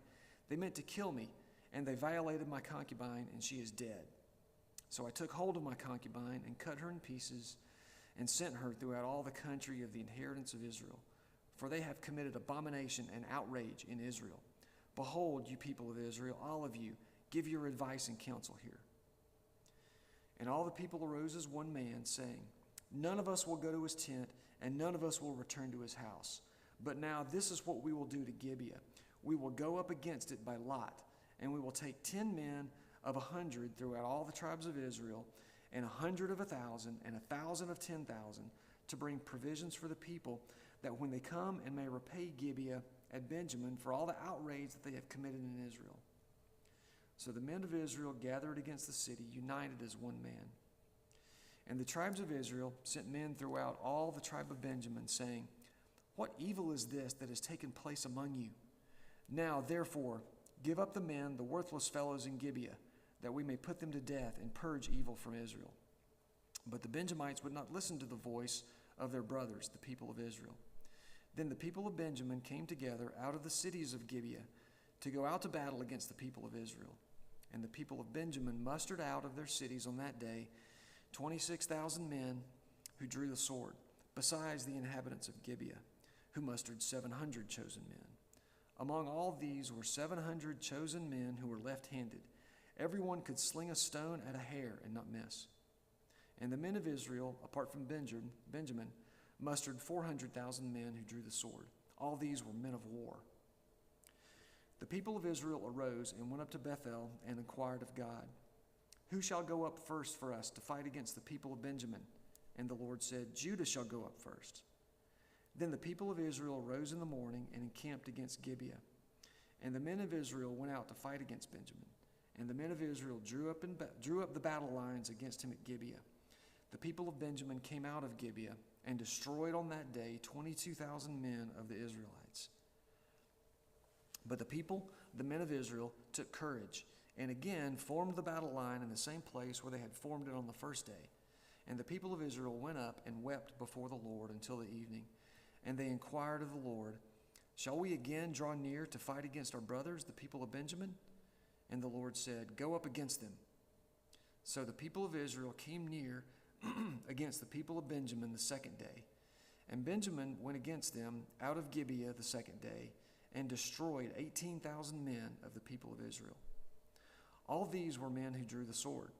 And all the people of Israel, the whole army, went up and came to Bethel and wept. They sat there before the Lord and fasted that day until evening, and offered burnt offerings and peace offerings before the Lord. And the people of Israel inquired of the Lord, for the ark of the covenant of God was there in those days. And Phinehas, the son of Eleazar, son of Aaron, ministered before it in those days, saying, Shall we go out once more to battle against our brothers, the people of Benjamin, or shall we cease? And the Lord said, Go up, for tomorrow I will give them into your hand. So Israel sent men in set men in ambush around Gibeah. And the people of Israel went up against the people of Benjamin on the third day and set themselves in array against Gibeah as at other times. And the people of Benjamin went out against the people and were drawn away from the city. As at other times, they began to strike and kill some of the people in the highways, one of which goes up to Bethel and the other to Gibeah, and in the open country about 30 men of Israel. And the people of Benjamin said, "They are routed before us as at the first." But the people of Israel said, "Let us flee and draw them away from the city to the highways." And all the men of Israel rose up out of their place and set themselves in array at Bel Tamar. And the men of Israel who were in ambush rushed out of their place from Meribah. And there came against Gibeah 10,000 chosen men of all Israel, and the battle was hard. But the Benjaminites did not know that disaster was close upon them. And the Lord defeated Benjamin before Israel, and the people of Israel destroyed 25,100 men of Benjamin that day. All these were men who drew the sword. So the people of Benjamin saw that they were defeated. The men of Israel gave ground to Benjamin because they trusted the men in ambush whom they had set against Gibeah. Then the men in ambush hurried and rushed against Gibeah. The men in ambush moved out and struck all the city with the edge of the sword.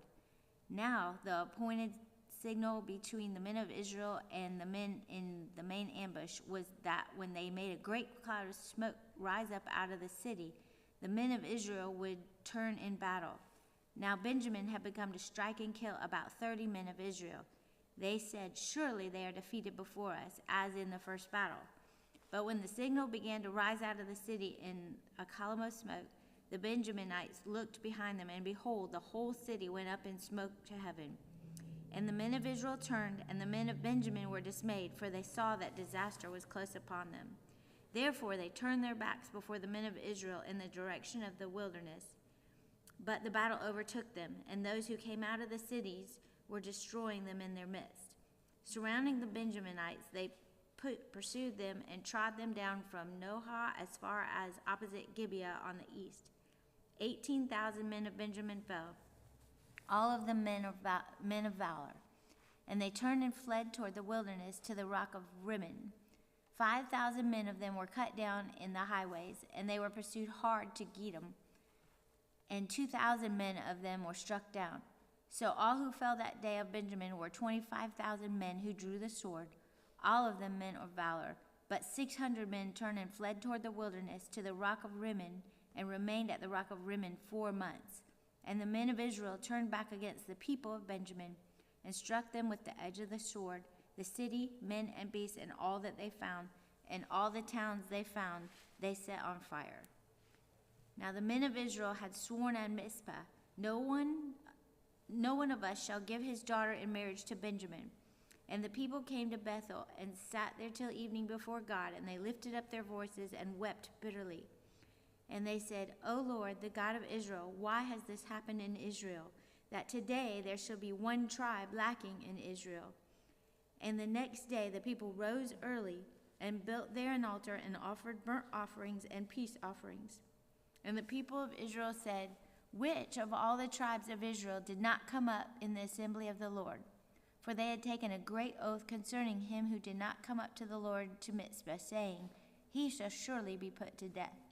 And the people of Israel had compassion for Benjamin their brother, and said, "One tribe is cut off from Israel this day.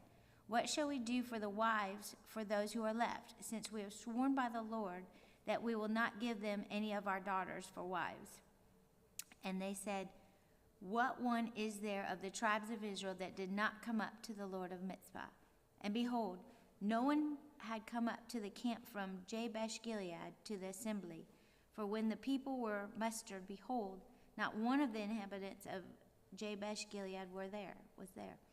So the congregation sent 12,000 of their bravest men there, and commanded them, "Go and strike the inhabitants of Jabesh Gilead with the edge of the sword, also the women and the little ones. This is what you shall do. Every male and every woman that has lain with a male you shall devote to destruction." And they found among the inhabitants of Jabesh Gilead 400 young virgins who had not known a man by lying with him, and they brought them to camp at Shiloh, which is in the land of Canaan. Then the whole congregation sent word to the people of Benjamin who were at the rock of Ribbon and proclaimed peace to them. And Benjamin returned at that time, and they gave them the women who they had saved alive of the women of Jabesh Gilead. But they were not enough for them. And the people had compassion on Benjamin because the Lord had made a breach in the tribes of Israel. Then the elders of the congregation said, "What shall we do for wives for those who are left, since the women are destroyed out of Benjamin?" And they said, "There must be an inheritance for the survivors of Benjamin, that a tribe not be blotted out from Israel. Yet we cannot give them wives from our daughters." For the people of Israel had sworn, "Cursed be he who gives a wife to Benjamin." So they said, "Behold, there is a yearly feast of the Lord at Shiloh, which is north of Bethel, on the east of the highway that goes up from Bethel to Shechem and south of Lebanon." And they commanded the people of Benjamin, saying, "Go and lie in ambush in the vineyards and watch. If the daughters of Shiloh come out to dance in the dances, then come out of the vineyards and snatch each man his wife from the daughters of Shiloh, and go to the land of Benjamin. And then their fathers or their brothers come, and when their fathers or their brothers come to complain to us, we will say to them, Grant them graciously to us, because we did not take for each man of them his wife in battle, neither did you give them to them, else you would now be guilty." And the people of Benjamin did so, and took their wives according to their number from the dancers whom they carried off. Then they went and returned to their inheritance, and rebuilt the towns and lived in them. And the people of Israel departed from there at that time, every man to his tribe and family, and they went out from there, every man to his inheritance. In those days there was no king in Israel. Everyone did what was right in his own eyes. Ruth. In the days when the judges ruled, there was a famine in the land, and a man of Bethlehem in Judah went to sojourn in the country of Moab, he and his wife and his 2 sons. The name of the man was Elimelech, and the name of his wife Naomi, and the names of his 2 sons were Mahalan and Chilion. They were Ephrathites from Bethlehem in Judah. They went into the country of Moab and remained there. But Elimelech, the husband of Naomi, died, and she was left with her 2 sons. They took Moabite wives. The name of one was Orpah, and the name of the other Ruth. They lived there about 10 years, and both Mahlon and Chilion died, so that the woman was left without her 2 sons and her husband. Then she arose with her daughters-in-law to return from the country of Moab, for she had heard in the fields of Moab that the Lord had visited his people and given them food. So she set out from the place where she was with her 2 daughters-in-law, and they went on the way to return to the land of Judah. But Naomi said to her daughters-in-law, "Go return, each of you to her mother's house. May the Lord deal kindly with you, as you have dealt with the dead and with me. The Lord grant that you may find rest, each of you in the house of her husband." Then she kissed them, and they lifted up their voices and wept. And they said to her, "No, we will return with you to your people." But Naomi said, "Turn back, my daughters. Why will you go with me? Have I yet sons in my womb that they may become your husbands? Turn back, my daughters. Go your way, for I am too old to have a husband. If I should say I have hope, even if I should have a husband this night and should bear sons, would you therefore wait until they were grown? Would you therefore refrain from marrying? No, my daughters, for it is exceedingly bitter for me for your sake that the hand of the Lord has gone out against me." Then they lifted up their voices and wept again. And Orpah kissed her mother-in-law, but Ruth clung to her. And she said, "See, your sister-in-law has gone back to her people and to her gods. Return after your sister-in-law." But Ruth said, "Do not urge me to leave you or to return from following you. For where you go, I will go, and where you lodge, I will lodge. Your people shall be my people, and your God my God. Where you die, I will die, and there will I be buried. May the Lord do so to me, and more also, if anything but death parts me from you." And when Naomi saw that she was determined to go with her, she said no more. So the 2 of them went on until they came to Bethlehem. And when they came to Bethlehem, the whole town was stirred because of them. And the women said, "Is this Naomi?" She said to them, "Do not call me Naomi, call me Mara, for the Almighty has dealt very bitterly with me. I went away full, and the Lord has brought me back empty. Why call me Naomi, when the Lord has testified against me, and the Almighty has brought calamity upon me?" So Naomi returned, and Ruth the Moabite, her daughter-in-law, with her, who returned from the country of Moab. And they came to Bethlehem at the beginning of the barley harvest. Now Naomi had a relative of her husband's, a worthy man of the clan of Elimelech, whose name was Boaz. And Ruth the Moabite said to Naomi, "Let me go to the field and glean among the ears of grain after him, in whose sight I find favor." And she said to her daughter, "Go, my daughter." So she set out and went and gleaned in the fields after the reapers.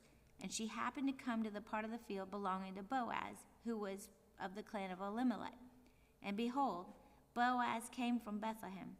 And he said to the reapers, "The Lord be with you." And they answered, "The Lord bless you." Then Boaz said to his young man who was in charge of the reapers, "Whose young woman is this?"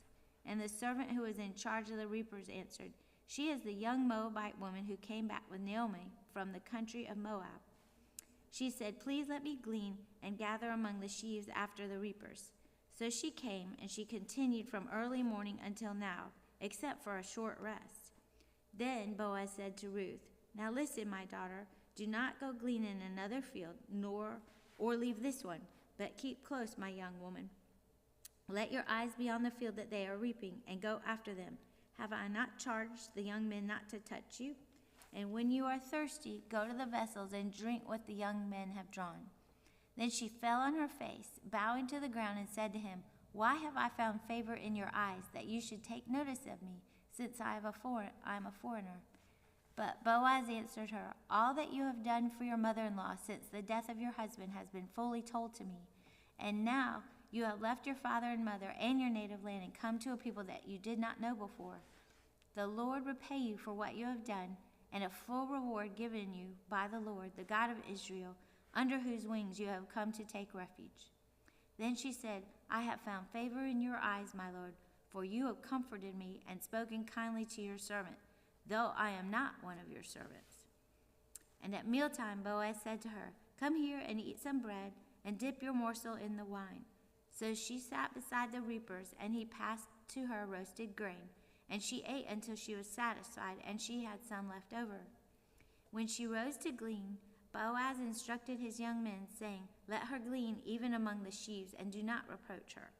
And also pull out some from the bundles for her, and leave it for her to glean, and do not rebuke her." So she gleaned in the field until evening. Then she beat out what she had gleaned, and it was an ephah of barley. And she took it up and went into the city. Her mother-in-law saw what she had gleaned. She also brought out and gave her what food she had left over from being satisfied. And her mother-in-law said to her, "Where did you glean today? And where have you worked? Blessed be the man who took notice of you." So she told her mother-in-law with whom she had worked, and said, "The man's name with whom I worked today is Boaz." And Naomi said to her daughter-in-law, May he be blessed by the Lord, whose kindness has not forsaken the living or the dead." Naomi also said to her, "The man is a close relative of ours, one of our redeemers." And Ruth the Moabite said, "Besides, he said to me, 'You shall keep close by my young men until they have finished all my harvest.'" And Naomi said to Ruth, her daughter-in-law, "It is good, my daughter, that you go out with his young women, lest in another field you be assaulted."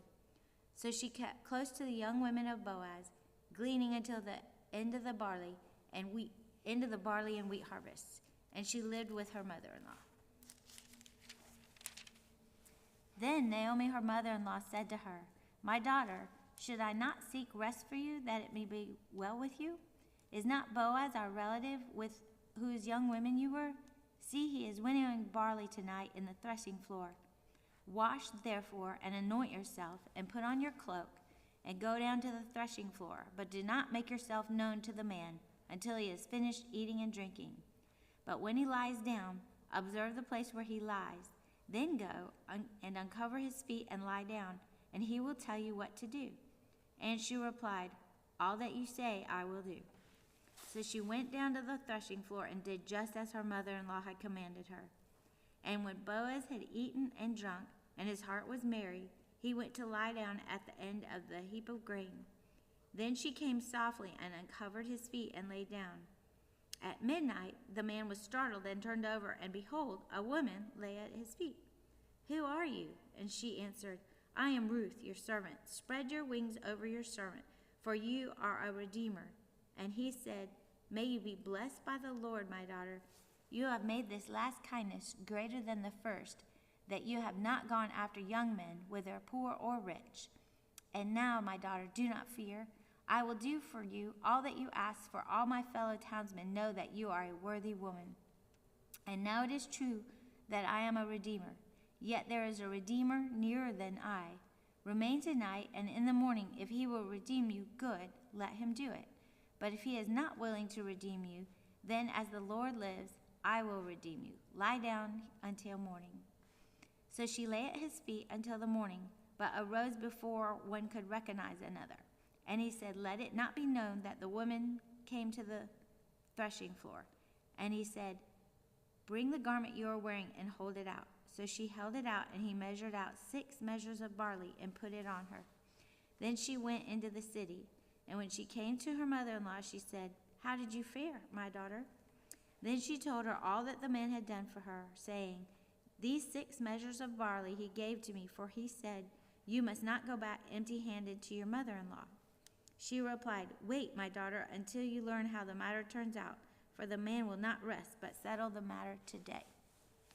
Now Boaz had gone up to the gate and sat down there, and behold, the Redeemer of whom Boaz had spoken came by. So Boaz said, "Turn aside, friend, sit down here." And he turned aside and sat down. And he took 10 men of the elders of the city and said, "Sit down here." So they sat down. Then he said to the Redeemer, "Naomi, who has come back from the country of Moab, is selling the parcel of land that belonged to our relative Elimelech. So I thought I would tell you about it and say, buy it in the presence of those sitting here, and in the presence of the elders of my people. If you will redeem it, redeem it. But if you will not, tell me, that I may know, for there is no one beside you to redeem it, and I come after you." And he said, "I will redeem it." Then Boaz said, "The day you buy the field from the hand of Naomi, you also acquire Ruth, the Moabite, the widow of the dead, in order to perpetuate the name of the dead in his inheritance." Then the Redeemer said, "I cannot redeem it for myself, lest I impair my own inheritance. Take my right of redemption yourself, for I cannot redeem it." Now this was the custom in former times in Israel concerning redeeming and exchanging. To confirm a transaction, the one drew off his sandal and gave it to the other, and this was the manner of attesting in Israel. So when the Redeemer said to Boaz, "Buy it for yourself," he drew off his sandal. Then Boaz said to the elders and all the people, "You are witness this day that I have bought from the hand of Naomi all that belonged to Elimelech, and all that belonged to Chilion and Mahlon. Also Ruth the Moabite, the widow of Mahlon, I have bought to be my wife, to perpetuate the name of the dead in his inheritance, that the name of the dead may not be cut off from among his brothers, and from the gate of his native place. You are witnesses this day." Then all the people who were at the gate and the elders said, "We are witnesses. May the Lord make the woman who is coming into your house like Rachel and Leah, who together built up the house of Israel. May you act worthily in Ephrathah and renowned in Bethlehem. And may your house be like the house of Perez, whom Tamar bore to Judah, because of the offspring that the Lord will give you by this young woman." So Boaz took Ruth, and she became his wife. And he went into her, and the Lord gave her conception, and she bore a son. Then the women said to Naomi, "Blessed be the Lord, who has not left you this day without a redeemer, and may his name be renowned in Israel. He shall be to you a restorer of life and a nourisher of your old age. For your daughter-in-law who loves you, who is more to you than 7 sons, has given birth to him." Then Naomi took the child and laid him in her lap and became his nurse. And the women of the neighborhood gave him a name, saying, "A son has been born to Naomi." They named him Obed. He was the father of Jesse, the father of David. Now these are the generations of Perez. Perez fathered Hezron. Hezron fathered Ram. Ram fathered Amminadab. Amminadab fathered Nahshon. Nahshon fathered Salmon. Salmon fathered Boaz. Boaz fathered Obed. Obed fathered Jesse, and Jesse fathered David. 1 Samuel. There was a certain man of Ramathaim-Zeob of the hill country of Ephraim, whose name was Elkanah, the son of Jerem, son of Elihu, son of Tohu, son of Zu, an Ephraimite. He had 2 wives. The name of the one was Hannah, and the name of the other Peninnah. And Peninnah had children, but Hannah had no children. Now this man used to go up year after year from his city to worship and to sacrifice to the Lord of hosts at Shiloh, where the 2 sons of Eli, Hophni and Phinehas, were priests of the Lord.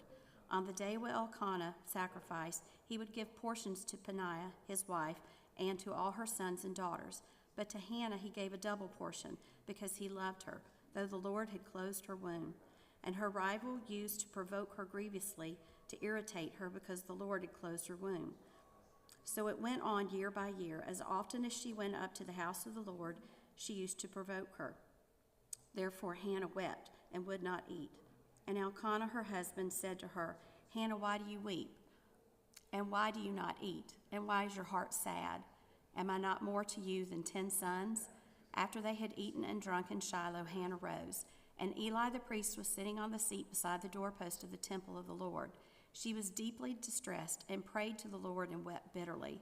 And she vowed a vow and said, O Lord of hosts, if you will indeed look on the affliction of your servant and remember me and not forget your servant, but will give to your servant a son, then I will give him to the Lord all the days of his life, and no razor shall touch his head. As she continued praying before the Lord, Eli observed her mouth. Hannah was speaking in her heart, only her lips moved, and her voice was not heard. Therefore Eli took to her to be drunken woman. And Eli said to her, How long will you go on being drunk? Put your wine away from you. But Hannah answered, No, my lord, I am a woman troubled in spirit. I have drunk neither wine nor strong drink, but I have been pouring out my soul before the Lord. Do not regard your servant as a worthless woman. For all along I have been speaking out of my great anxiety and vexation. Then Eli answered, Go in peace, and the God of Israel grant your petition that you have made to him. And she said, Let your servant find favor in your eyes. Then the woman went her way and ate, and her face was no longer sad. They rose early in the morning and worshiped before the Lord. Then they went back to their house in Ramah. And Elkanah knew Hannah his wife, and the Lord remembered her. And in due time Hannah conceived and bore a son.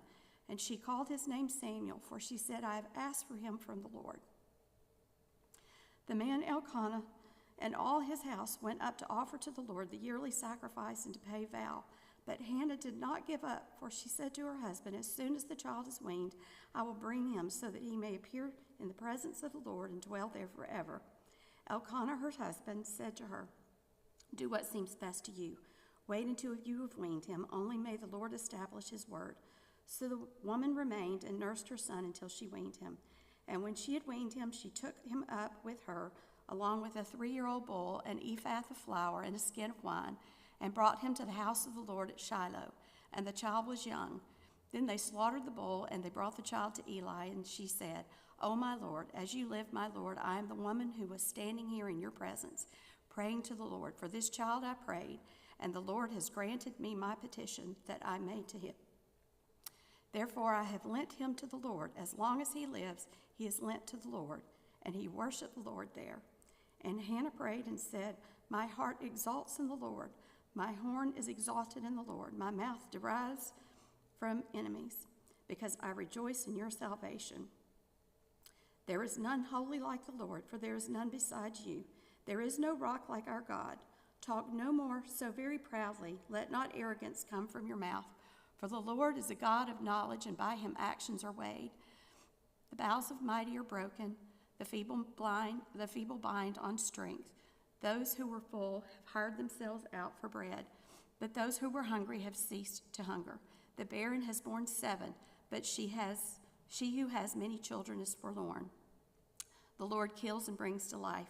He brings down to Sheol and raises up. The Lord makes poor and makes rich. He brings low and he exalts. He raises up the poor from the dust. He lifts the needy from the ash heap, to make them sit with princes and inherit a seat of honor. For the pillars of earth are the Lord's, and on them he has set the world. He will guard the feet of his faithful ones, but the wicked shall be cut off in darkness. For not by might shall a man prevail. The adversities of the Lord shall be broken to pieces. Against them he will thunder in heaven. The Lord will judge the ends of the earth. He will give strength to his king and exalt the horn of his anointed. Then Elkanah went home to Ramah, and the boy was ministering to the Lord in the presence of Eli the priest. Now the sons of Eli were worthless men. They did not know the Lord. The custom of the priest with the people was that when any man offered sacrifice, the priest's servant would come while the meat was boiling with a three-pronged fork in his hand, and he would thrust it into the pan or kettle or cauldron or pot. All that the fork brought up, the priest would take for himself. This is what they did at Shiloh to all the Israelites who came there. Moreover, the fat was burned. The priest's servant would come and say to the man who was sacrificing, "Give meat for the priest to roast, for he will not accept boiled meat from you, but only raw." And if the man said to him, "Let them burn the fat first, and then take as much as you wish," he would say, "No, you must give it now, and if not, I will take it by force." Thus the sin of the young men was very great in the sight of the Lord, for men treated the offering of the Lord with contempt. Samuel was ministering before the Lord, a boy clothed with a linen ephod, and his mother used to make for him a little robe and take it to him each year when she went up with her husband to offer the yearly sacrifice. Then Eli would bless Elkanah and his wife and say, "May the Lord give you children by this woman for the petition she asked of the Lord." So then they would return to their home. Indeed, the Lord visited Hannah, and she conceived and bore 3 sons and 2 daughters. And the boy Samuel grew in the presence of the Lord.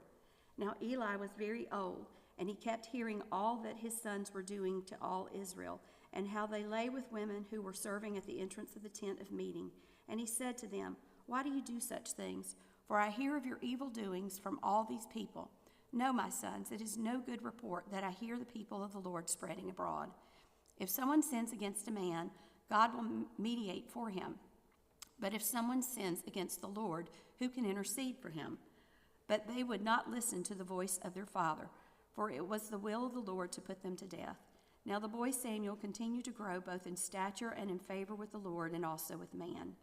And there came a man of God to Eli and said to him, "Thus says the Lord, did I indeed reveal myself to the house of your father when they were in Egypt, subject to the house of Pharaoh?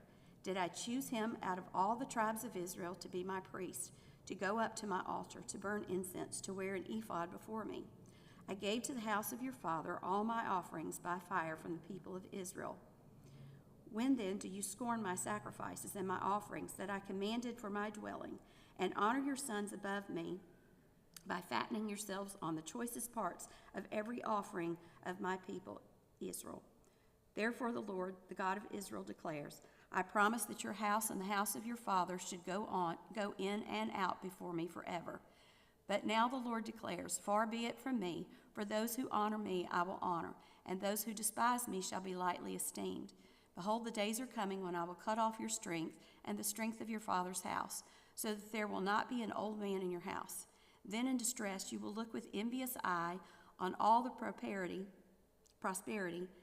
and shall be bestowed on Israel, and there shall not be an old man in your house forever. The only one of you whom I shall not cut off from my altar shall be spared to weep his eyes out, to grieve his heart, and all the descendants of your house shall die by the sword of men. And this that shall come upon your 2 sons, Hophni and Phinehas, shall be the sign to you. Both of them shall die on the same day, and I will raise up for myself a faithful priest, who shall do according to what is in my heart and in my mind. And I will build him a sure house, and he shall go in and out before my anointed forever. And everyone who is left in your house shall come to implore him for a piece of silver or a loaf of bread, and shall say, please put me in one of the priest's places, that I may eat a morsel of bread. Now the boy Samuel was ministering to the Lord in the presence of Eli, and the word of the Lord was rare in those days. There was no frequent vision. At that time, Eli, whose eyesight had begun to grow dim so that he could not see, was lying down in his own place. The lamp of God had not yet gone out, and Samuel was lying down in the temple of the Lord, where the ark of God was. Then the Lord called Samuel, and he said, "Here I am." And he ran to Eli and said, "Here I am, for you called me." But he said, "I did not call, lie down again." So he went and lay down. And the Lord called again, "Samuel." And Samuel rose and went to Eli and said, "Here I am, for you called me." But he said, "I did not call you, my son. Lie down again." Now Samuel did not yet know the Lord, and the word of the Lord had not yet been revealed to him. And the Lord called Samuel again the third time, and he arose and went to Eli and said, "Here I am, for you called me." Then Eli perceived that the Lord was calling the boy. Therefore Eli said to Samuel, "Go lie down, and if he calls you, you shall say, 'Speak, Lord, for your servant hears.'" So Samuel went and lay down in his place. And the Lord came and stood, calling as at other times, "Samuel, Samuel." And Samuel said, "Speak, for your servant hears." Then the Lord said to Samuel, "Behold, I am about to do a thing in Israel at which the two ears of every one who hears will tingle. On that day I will fulfill against Eli all that I have spoken concerning the house from beginning to end. And I declare to him that I am about to punish his house forever for the iniquity that he knew, because his sons were blaspheming God, and he did not restrain them. Therefore I swear to the house of Eli that the iniquity of Eli's house shall not be atoned for by sacrifice or offering forever." Samuel lay until morning. Then he opened the doors of the house of the Lord, and Samuel was afraid to tell the vision to Eli. But Eli called Samuel and said, "Samuel, my son." And he said, "Here I am." And Eli said, "What was it that he told you? Do not hide it from me. May God do so to you, and more also, if you hide anything from me of all that he told you." So Samuel told him everything and hid nothing from him. And he said, "It is the Lord. Let him do what seems good to him." And Samuel grew, and the Lord was with him, and let none of his words fall to the ground.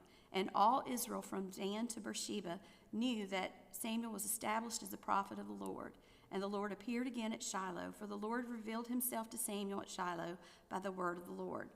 And the word of Samuel came to all Israel. Now Israel went out to battle against the Philistines.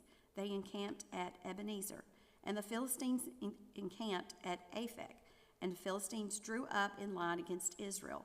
And when the battle spread, Israel was defeated before the Philistines, who killed about 4,000 men on the field of battle. And when the people came to the camp, and elders of Israel said, "Why has the Lord defeated us today before the Philistines? Let us bring the ark of the covenant of the Lord here from Shiloh, that it may come among us and save us from the power of our enemies." So the people went to Shiloh and brought from there the ark of the covenant of the Lord of hosts, who was enthroned on the cherubim. And the two sons of Eli, Hophni and Phinehas, were there with the ark of the covenant of God. As soon as the ark of the covenant of the Lord came into the camp, all Israel gave a mighty shout, so that the earth resounded. And when the Philistines heard the voice of the shouting, they said, "What does this great shouting in the camp of the Hebrews mean?"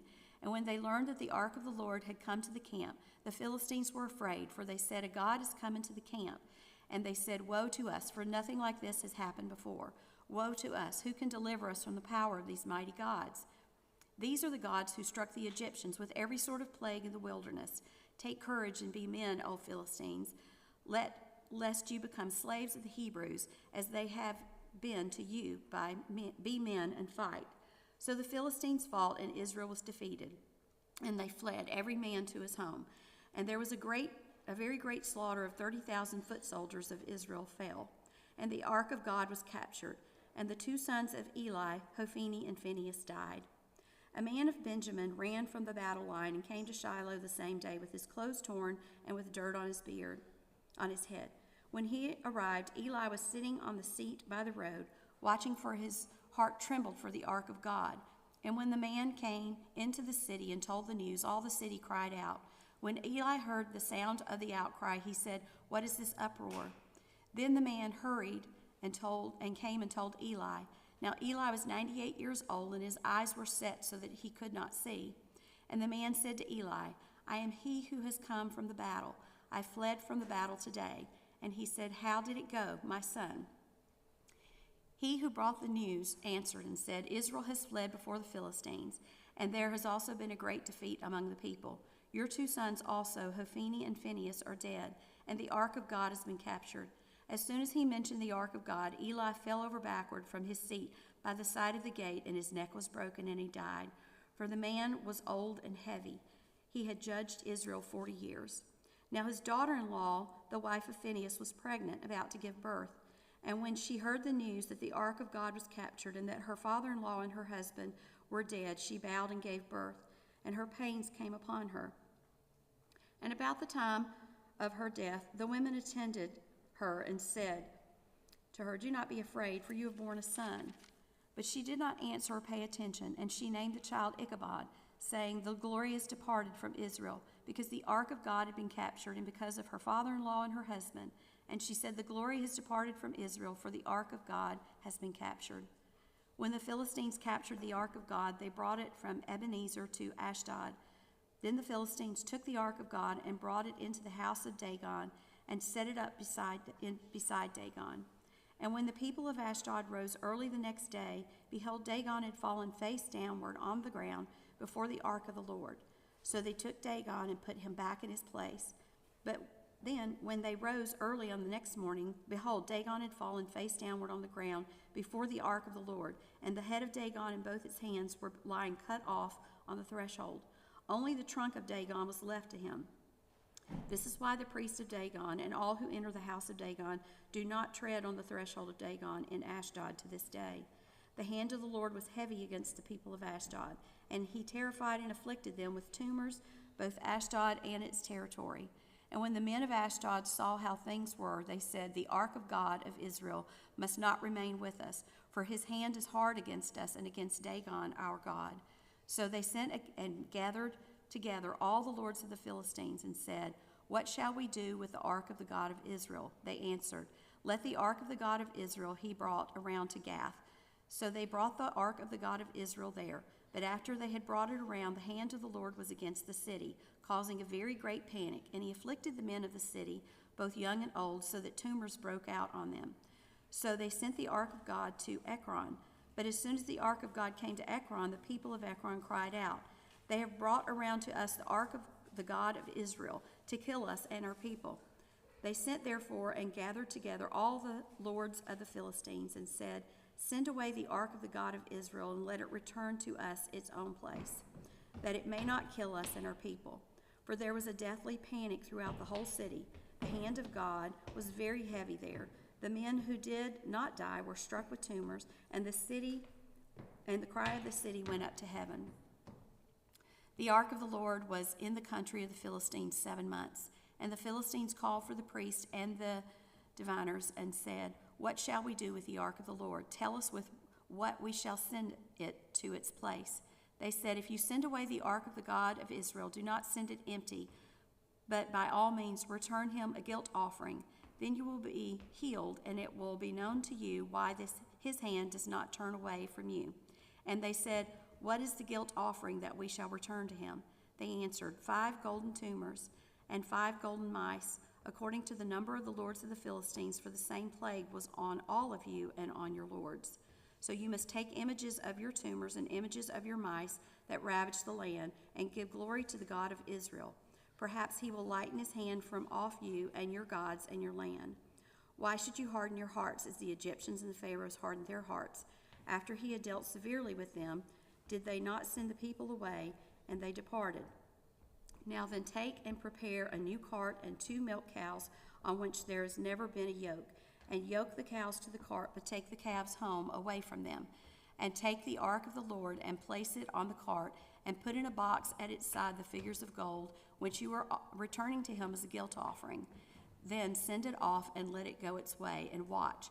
If it goes up on this way to its own land, to Bethshemesh, then it is he who has done us this great harm. But if not, then we shall know that it is not his hand that struck us. It happened to us by coincidence." The man did so and took 2 milk cows and yoked them to the cart and shut up their calves at home. And they put the ark of the Lord on the cart and the box with the golden mice and the images of their tumors. And the cows went straight in the direction of Bethshemesh along one highway, lowing as they went. They returned neither to the right nor to the left, and the lords of the Philistines went after them as far as the border of Bethshemesh. Now the people of Bethshemesh were reaping their wheat harvest in the valley, and when they lifted up their eyes and saw the ark, they rejoiced to see it. The cart came into the field of Joshua of Bethshemesh and stopped there. A great stone was there, and they split up the wood of the cart and offered the cows as a burnt offering to the Lord. And the Levites took down the ark of the Lord and the box, and was beside it, in which were the golden figures, and set them upon the great stone. And the men of Bethshemesh offered burnt offerings and sacrificed sacrifices to that day to the Lord. And when the 5 lords of the Philistines saw it, they returned that day to Ekron.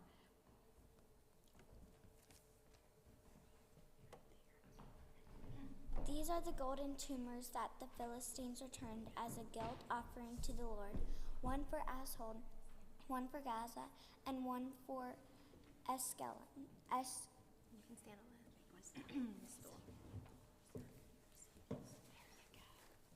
that. Ashkelon, one for Gath, and one for Ekron, and the golden mice according to the number of all the cities and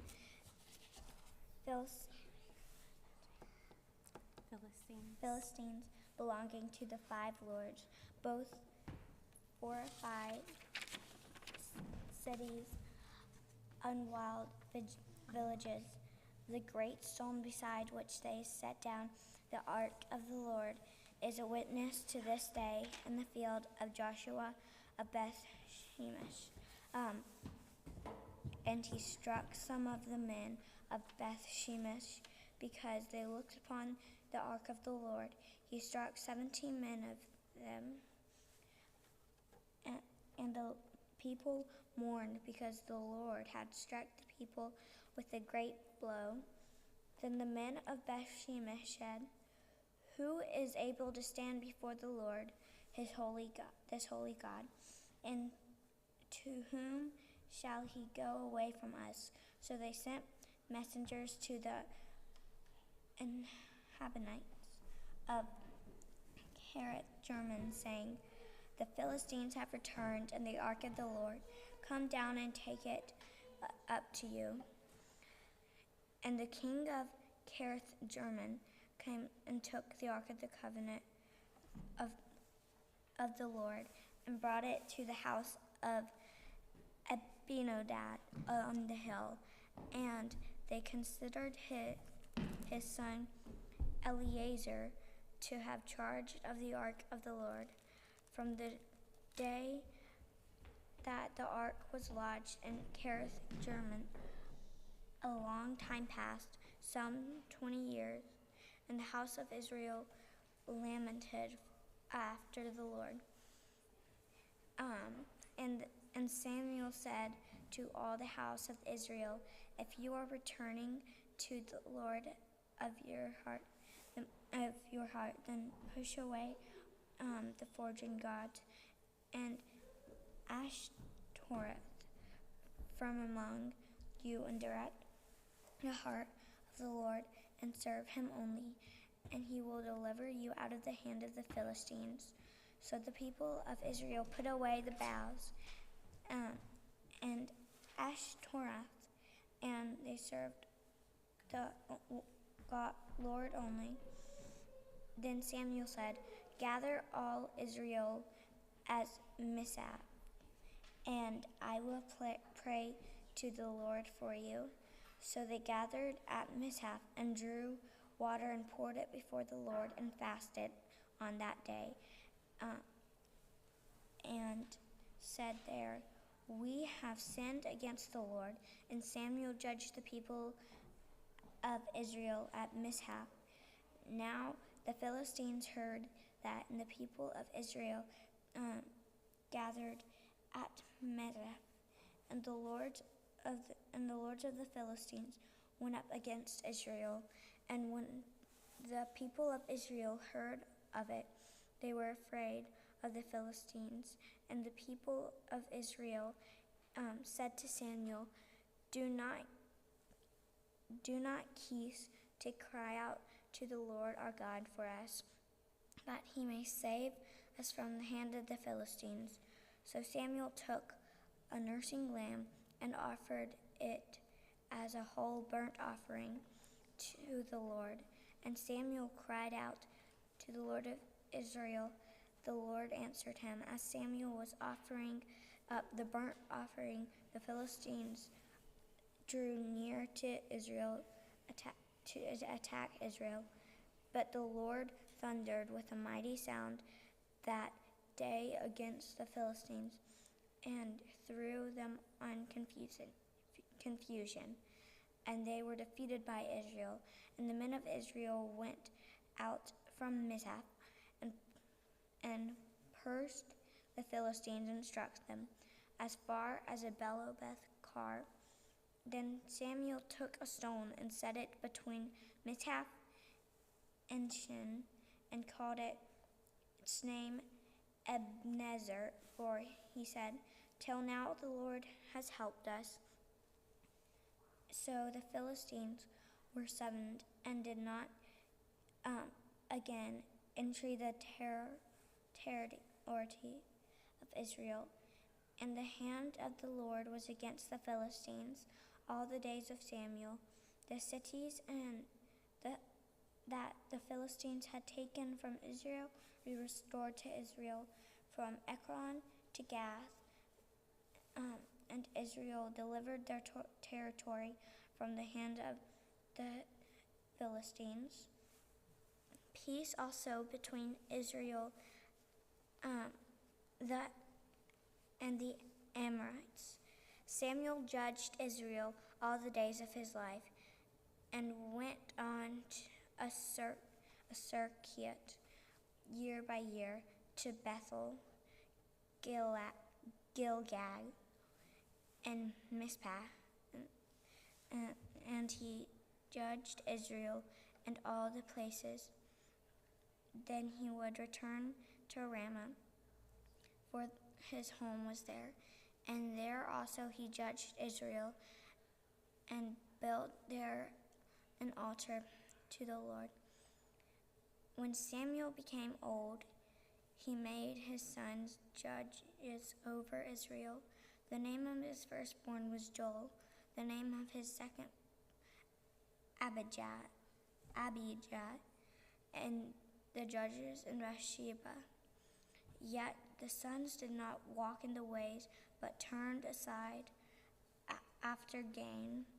They took bribes and perfected justice. Then all the elders of Israel gathered together and came to Samuel at Ramah and said to him, "Behold, you are old, and your sons do not walk in your ways. Now appoint for us a king to judge us like all the nations." But the thing displeased Samuel when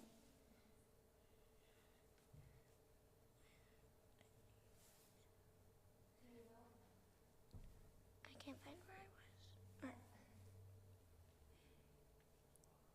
The thing displeased Samuel when they said, "Give us a king to judge us." And Samuel prayed to the Lord. And the Lord said to Samuel, "Obey the voice of the people and all that they say to you, for they have not rejected you, but they have rejected me from being king over them, according to all the deeds that they have done from the day I brought them out of Egypt to this day, forsaking me and serving other gods. So they are also doing to you. Now then, obey their voice. You shall only solemnly warn, then show them the ways of the king who shall reign over them." So Samuel told the words of the Lord to the people who were asking for a king from him. He said, "These will be ways of the king who will reign over you. He will take your sons and appoint them to his chariots, and to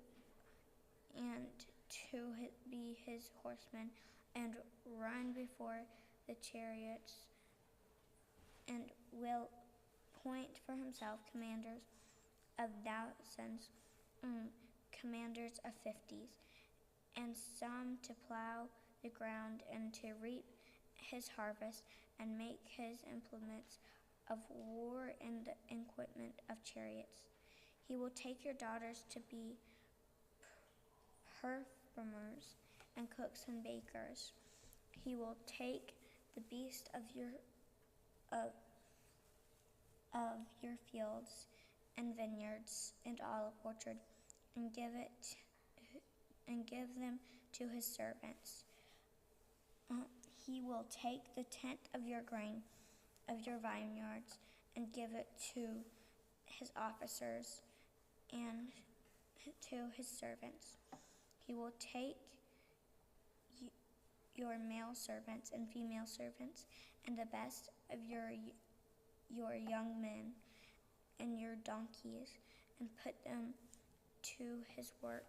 He will take the tenth of your flocks, and you shall be his slaves, and that day you will cry out because of your king, whom you have chosen for yourselves.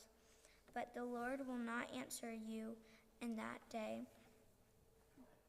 But the people refused to obey the voice of Samuel, and they said, "No, but there shall be a king over us, that we may also, like all nations, that our king may judge us, and go out before us, and fight our battles."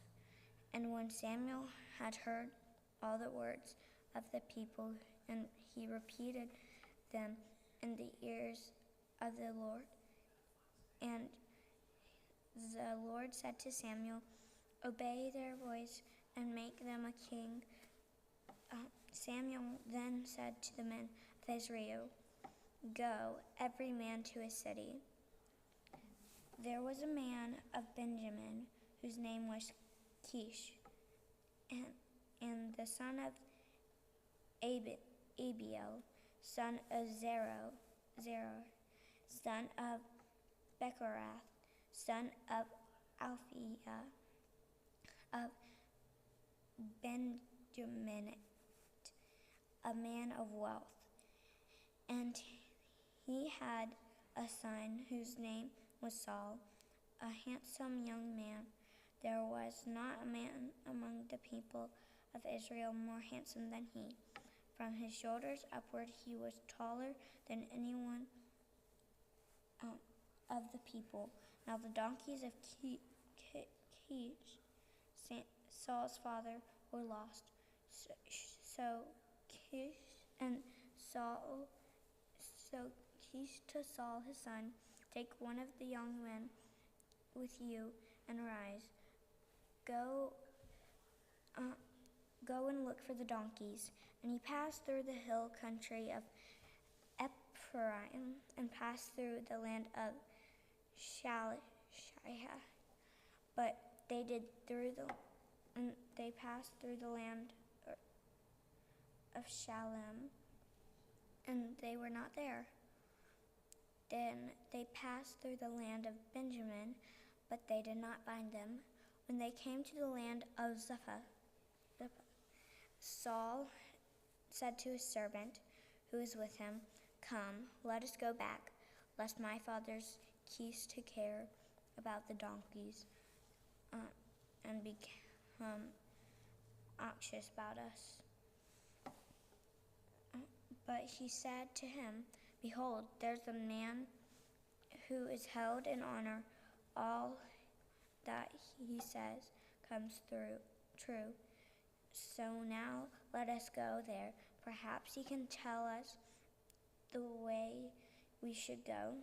Then Saul said to his servant, "But if we go, that what can we bring the man? For the bread in our sacks is gone, and there is no present to bring him to have." The servant answered Saul again, "Here I have me a quarter of a shekel of silver, and I will give it to the man of God to tell us our way. Formerly is Israel, when a man went to inquire God, he said, "Come, let us go to Seir." For today's prophet was formerly called a seer. And Saul said to his servant, "Well said, come, let us go." So they went to the city where the man of God was. And as they went up to the hill to the city, they met a young woman coming out to draw water. And she said to them, "Is Seir here?" They answered, "He is. Behold, he is just ahead of you. Hurry, he has come just now to the city, because the people have sacrificed today in the high place. As soon as you enter the city, you'll find him. Before he goes up to the high place to eat, for the people will not eat till he comes, since he must bless the sacrifice. Afterward, those who are invited will eat. Now go up, for you will meet him immediately." So they went up to the city. As they were entering the city, they saw Samuel coming out toward them on his way to the high place. Now the day before Saul came, the Lord had revealed to Samuel, "Tomorrow about this time I will send you a man from the land of Benjamin, and you shall have saved my people from the hand of the Philistines, for I have seen my people, because their cry has come to me." When Samuel saw Saul, the Lord told him, "Here is the man of whom I spoke to you. He it is all who shall restrain my people." Then Saul approached Samuel the gate and said, "Tell me, where is the house of the seer?" Samuel answered Saul,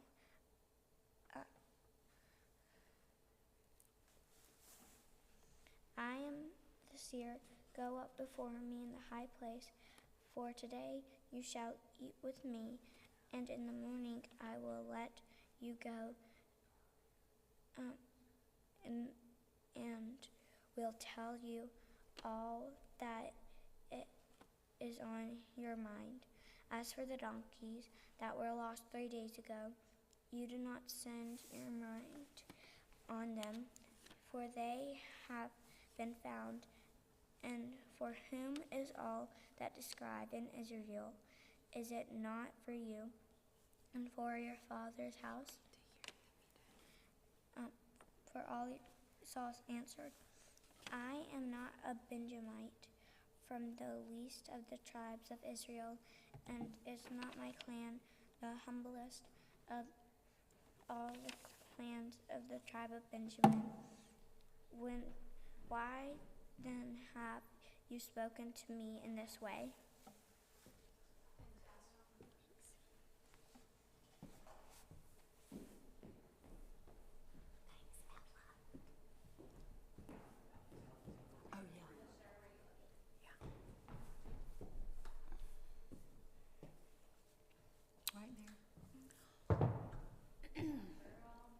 "Why then have you spoken to me in this way?" Then Samuel took Saul and his young man and brought them into the hall and gave them a place at the head of those who had been invited, who were about 30 persons. And Samuel said to the cook, "Bring the portion I gave you, of which I said to you, put it aside."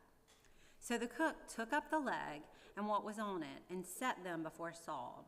And Samuel said, "See, what was kept is set before you. Eat, because it was kept for you until the hour appointed, that you might eat with the guest. So Saul ate with Samuel that day. And when they came down from the high place into the city, a bed was spread for Saul on the roof, and he lay down to sleep. Then at the break of dawn, Samuel called to Saul on the roof, "Up, that I may send you on your way." So Saul arose, and both he and Samuel went out into the street. As they were going down to the outskirts of the city, Samuel said to Saul, "Tell the servant to pass on before us, and when he has passed on, stop here yourself for a while, that I may make known to you the word of God." Then Samuel took a flask of oil and poured it on his head and kissed him and said, "Has not the Lord anointed you to be the prince over his people of Israel? And you shall reign over the people of Israel, and you shall save them from the hand of their surrounding enemies. And this shall be the sign to you that the Lord has anointed you to be prince over his heritage. When you depart from me today, you will meet 2 men by Rachel's tomb in the territory of Benjamin at Zelzah. And they will say to you, 'The donkeys that you went to seek are found, and now your father has ceased to care about the donkeys and is anxious about you, saying, "What shall I do about my son?"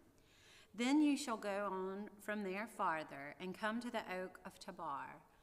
3 men going up to God at Bethel will meet you there, one carrying 3 young goats, another carrying 3 loaves of bread, and another carrying a skin of wine.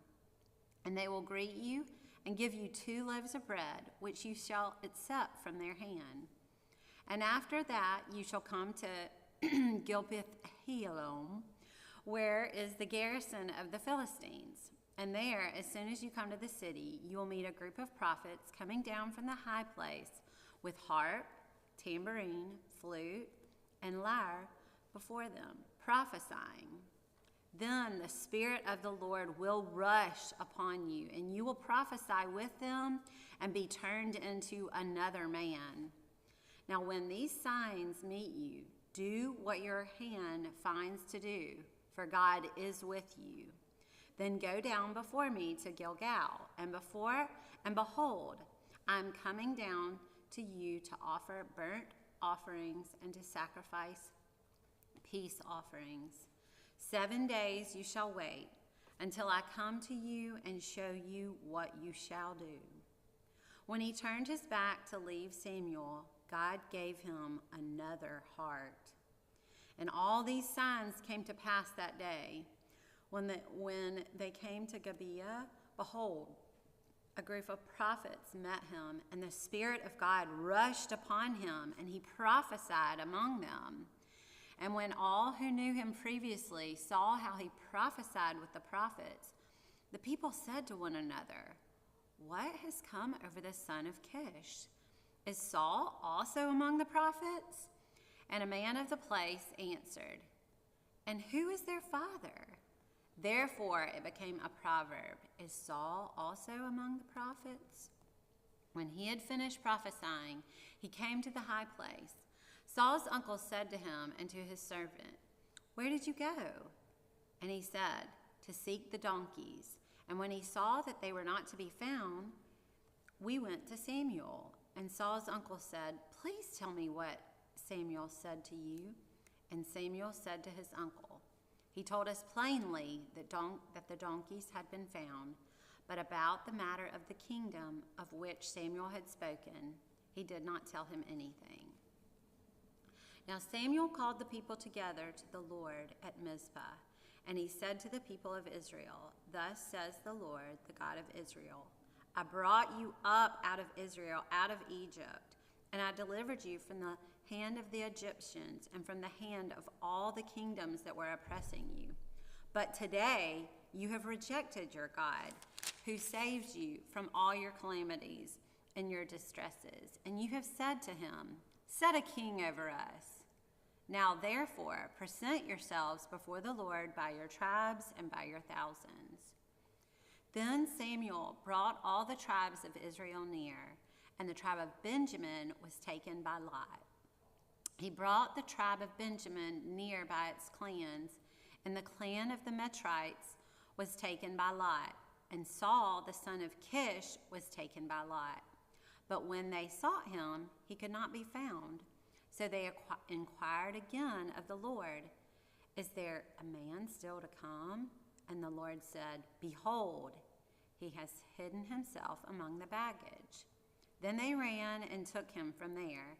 And when he stood among the people, he was taller among the people than any of the people from his shoulders upwards. And Samuel said to all the people, "Do you see whom the Lord has chosen? There is none like him among all the people." And all the people shouted, "Long live the king!" Then Samuel told the people that the rights and the duties of the kingship, and he wrote them in a book and laid it up before the Lord. Then Samuel sent all the people away, each one to his home.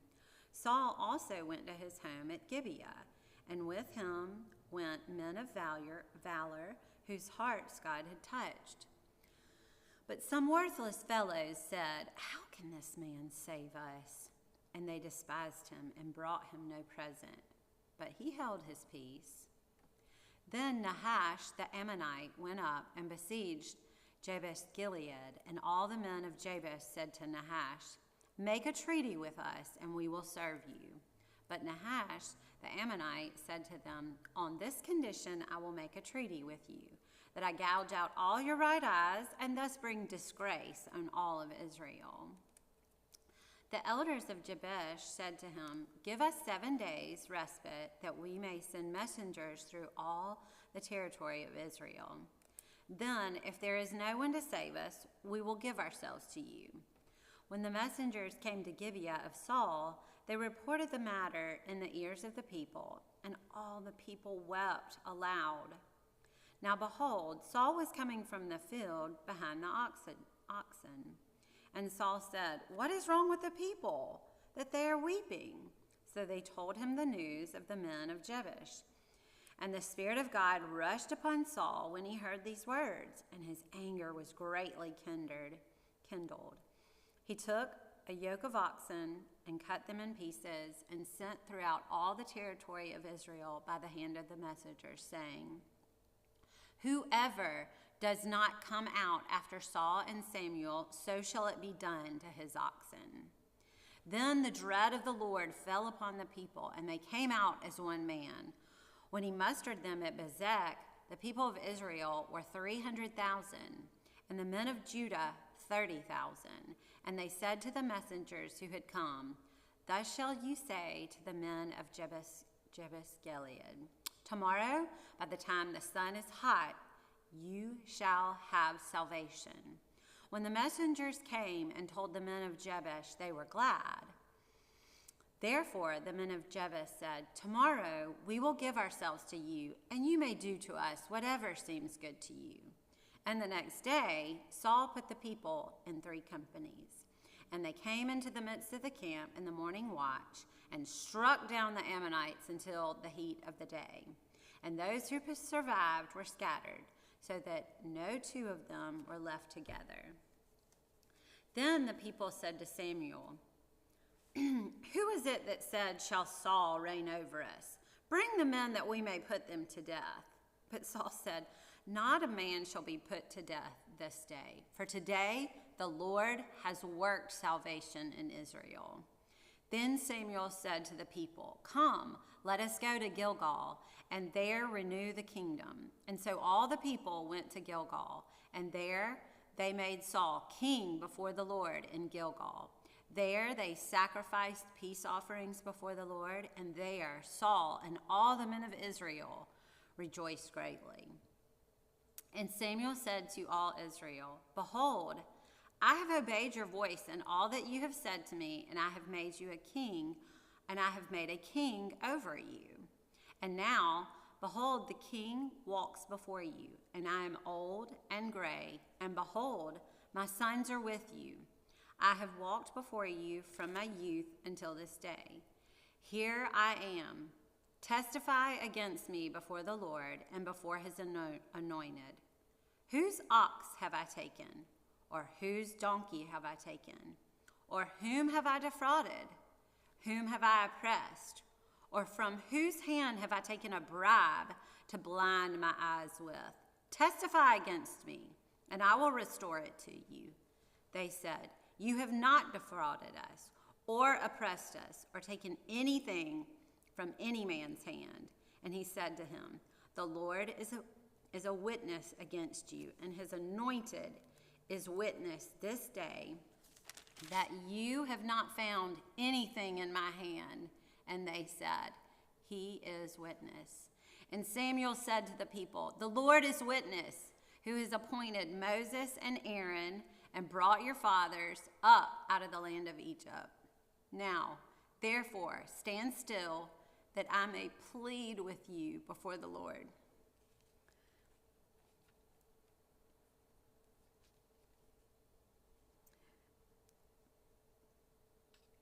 Concerning all the righteous deeds of the Lord that he has performed for you and for your fathers.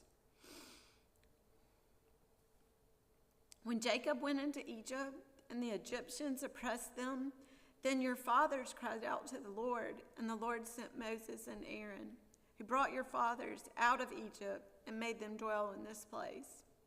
But they forgot the Lord their God, and he sold them into the hand of Sisera, commander of the army of Hazor, and into the hand of the Philistines, and into the hand of the king of Moab.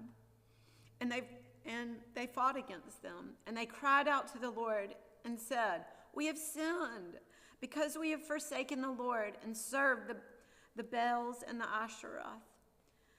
But now deliver us out of the hand of your enemies, that we may serve you. And the Lord sent Jerubbaal and Barak, and Jephthah and Samuel delivered you out of the hand of your enemies on every side, and you lived in safety. And when you saw that Nahash, the king of the Ammonites, came against you, you said to me, No, but a king shall reign over us, when the Lord your God was your king. And now, behold, the king whom you have chosen, for whom you have asked, behold, the Lord has set a king over you. If you will fear the Lord and serve him and obey his voice and not rebel against the commandments of the Lord, and if both you and the king who reigns over you will follow the Lord your God, it will be well. But if you will not obey the voice of the Lord, but rebel against the commandment of the Lord, then the hand of the Lord will be against you and your king. Now therefore, stand still and see this great thing that the Lord will do before your eyes. Is it not wheat harvest today? I will call upon the Lord, that he may send thunder and rain, and you shall know and see that your wickedness is great, which you have done in the sight of the Lord, in asking yourselves a king. So Samuel called upon the Lord, and the Lord sent thunder and rain that day, and all the people greatly feared the Lord and Samuel. And all the people said to Samuel, Pray for your servants to the Lord your God, that we may not die. For we have added to all our sins this evil, to ask for ourselves a king. And Samuel said to the people, Do not be afraid. You have done all this evil. Yet do not turn aside from following the Lord, but serve the Lord with all your heart. And do not turn aside after empty things that cannot profit or deliver, for they are empty. For the Lord will not forsake his people for his great name's sake, because it has pleased the Lord to make you a people for himself. Moreover, as for me, far be it from me that I should sin against the Lord by ceasing to pray for you. And I will instruct you in the good and the right way. Only fear the Lord and serve him faithfully with all your heart. For consider what great things he has done for you. But if you shall do wickedly, you shall be swept away, both you and your king.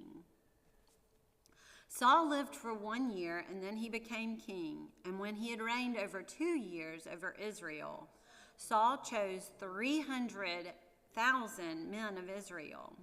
2,000 were with Saul in Michmash and the hill country of Bethel, and 1,000 were with Jonathan in Gibeah of Benjamin. The rest of the people he sent home, every man to his tent.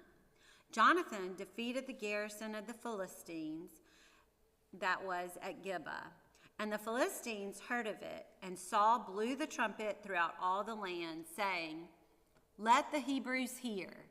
And all Israel heard it said that Saul had defeated the garrison of the Philistines, and also that Israel had become a stench to the Philistines. And the people were called out to join Saul at Gilgal. And the Philistines mustered to fight with Israel 30,000 chariots and 6,000 horsemen, and troops like the sand on the seashore in multitude. They came up and encamped in Michmash to the east of Bethaven.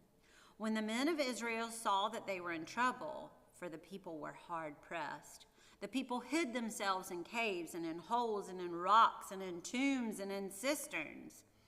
And some Hebrews crossed the fords of the Jordan to the land of Gad and Gilead. Saul was still at Gilgal, and all the people followed him, trembling. He waited 7 days, the time appointed by Samuel. But Samuel did not come to Gilgal, and the people were scattering from him. So Saul said, "Bring the burnt offering here to me, and the peace offerings."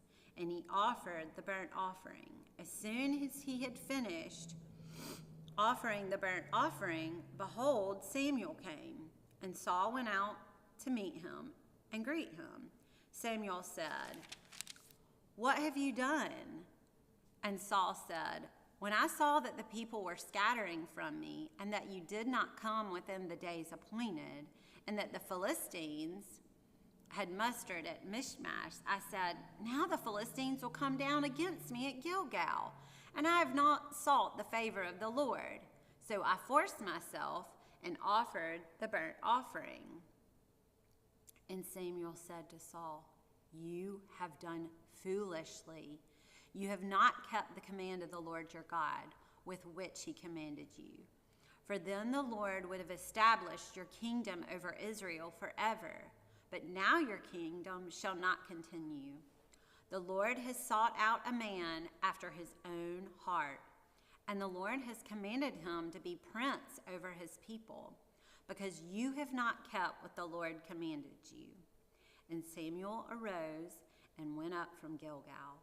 The rest of the people went up after Saul to meet the army. They went up from Gilgal to Gibeah of Benjamin. And Saul numbered the people who were present with him, about 600 men. And Saul and Jonathan his son and the people who were present with them stayed in Gibeah of Benjamin. But the Philistines encamped in Michmash. And raiders came out of the camp of the Philistines in 3 companies. One company turned toward Ophrah to the land of Shual. Another company turned towards Beth Horon, and another company turned towards the border that looks down in the valley of Zeboim towards the wilderness. Now, there was no blacksmith to be found throughout all the land of Israel, for the Philistines said, "Let the Hebrews make themselves swords or spears."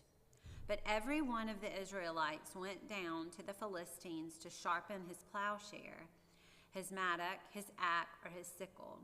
And the charge was 2/3 of a shekel for the plowshares and for the mattocks, and the 1/3 of the shekel for the sharpening the axes and for setting the goads. So on the day of the battle, there was neither sword nor spear found in the hand of any of the people with Saul and Jonathan. But Saul and Jonathan his son had them, and the garrison of the Philistines went out to the pass of Michmash. One day Jonathan, the son of Saul, said to the young man who carried his armor, "Come, let us go over to the Philistine garrison on the other side." But he did not tell his father. Saul was staying in the outskirts of Gibeah in the pomegranate cave at Magron. The people who were with him were about 600 men, including Ajah, the son of Adabah, Jotham, Ichabod's brother, son of Phinehas, son of Eli, the priest of the Lord in Shiloh, wearing an ephod. And the people did not know that Jonathan had gone. Within the passage by which Jonathan sought to go over to the Philistine garrison, there was a rocky crag on the one side and a rocky crag on the other side. The name of the one was Boaz, and the name of the other Sinzet. The one crag rose on the north in front of Mishmash, and the other on the south in front of Geba. Jonathan said to the young man who carried his armor, "Come, let us go over to the garrison of these uncircumcised. It may be that the Lord will work for us for nothing, can hinder the Lord from the saving by many or by few." And his armor bearer said to him, "Do all this in your heart. Do as you wish. Behold, I am with you, heart and soul." Then Jonathan said, "Behold, we will cross over to the men, and we will show ourselves to them. If they say to us, 'Wait until we come to you,' then we will stand still in our place, and we will not go up to them. For if they say, 'Come to us,' then we will go up, for the Lord has given them into our hand. And this shall be the sign to us." So both of them showed themselves to the garrison of the Philistines, and the Philistines said, "Look, Hebrews are coming out of the holes where they have hidden themselves." And the men of the garrison hailed Jonathan and his armor bearer and said, "Come up to us, and we will show you a thing."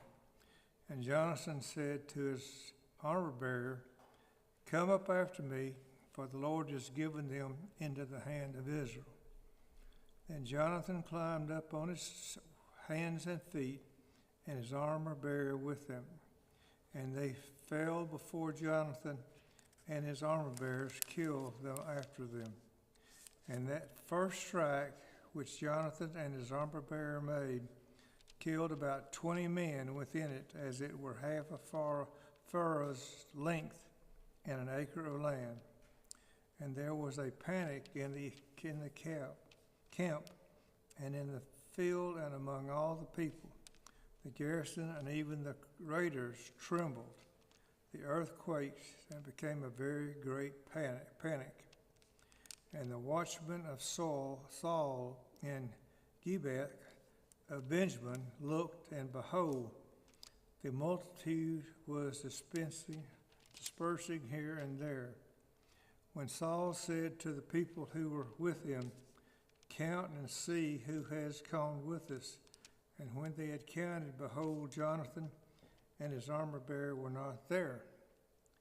So Saul said to Ajah, "Bring the ark of God here."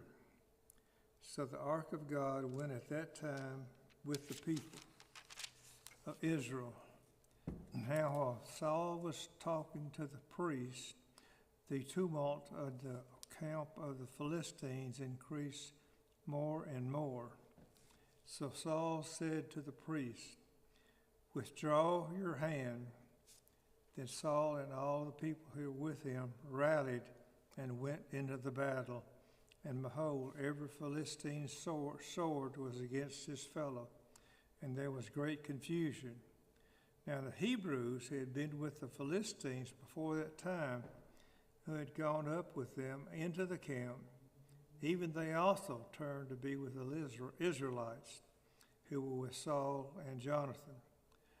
Likewise, when all the men of Israel who had hidden themselves in the hill country of Ephraim heard that the Philistines were fleeing, they too followed hard after them in the battle. So the Lord saved Israel that day, and the battle passed beyond to Beth-aven. And the men of Israel had been hard pressed that day, so Saul had laid an oath on the people, saying, "Cursed be the man who eats food until it is evening, and I am avenged on my enemies." So none of the people had tasted food. Now when all the people came to the forest, behold, there was honey on the ground. And when the people entered the forest, behold, the enemy was stropping, but no one put his hand to his mouth, for the people feared the oath. But Jonathan had not heard his father charge the people with the oath, so he put out the tip of his staff that was in his hand and dipped it in the honeycomb and put his hand to his mouth, and his eyes became bright. Then one of the people said, "Your father strictly charged the people with an oath, saying, 'Cursed be the man who eats food this day.' And the people were faint. Then Jonathan said, 'My father has troubled the land. See how my eyes have become bright because I tasted a little of his honey.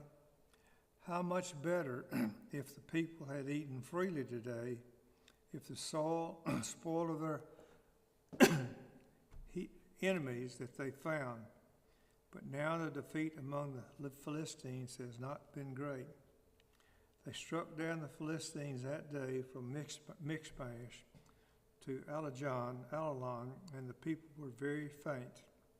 The people pounced on the spoil and took sheep and oxen and calves and slaughtered them on the ground, and the people ate them with the blood.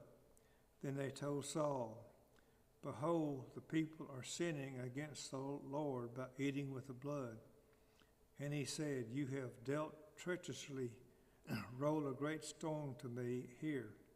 And Paul said, 'Disperse yourselves among the people and say to them, let every man bring his ox or his sheep and slaughter them here and eat.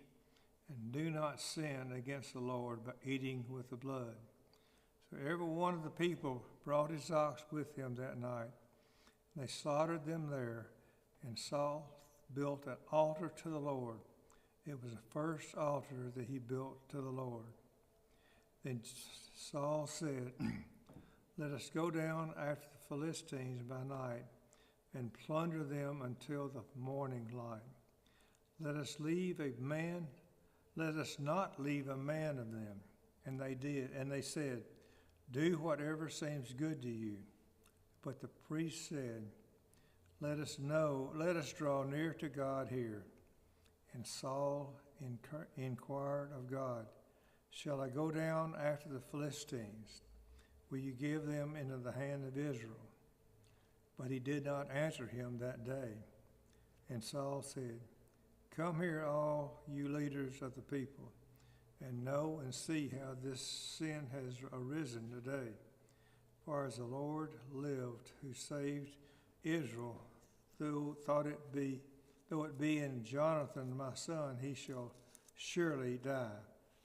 But there was not a man among all the people who answered him. And then he said to all Israel, 'You shall be on one side, and I and Jonathan my son will be on the other.' And the people said to Saul, 'Do what seems good to you.'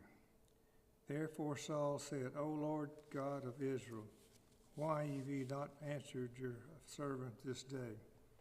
If the guilt is in me or in Jonathan, my son, O Lord God of Israel, give Hiram.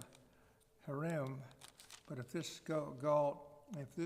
guilt is in your people Israel, give Thurman.'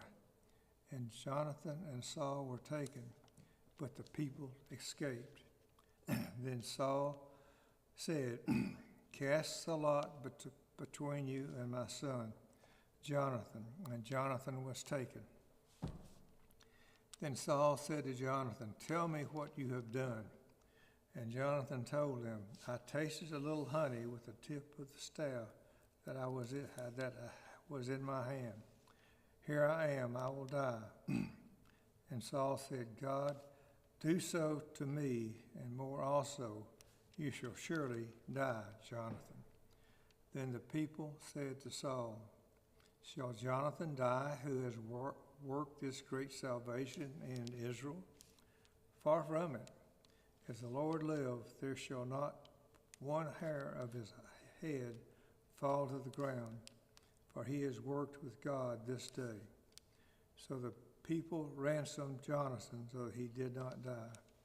And Saul went up from pursuing the Philistines.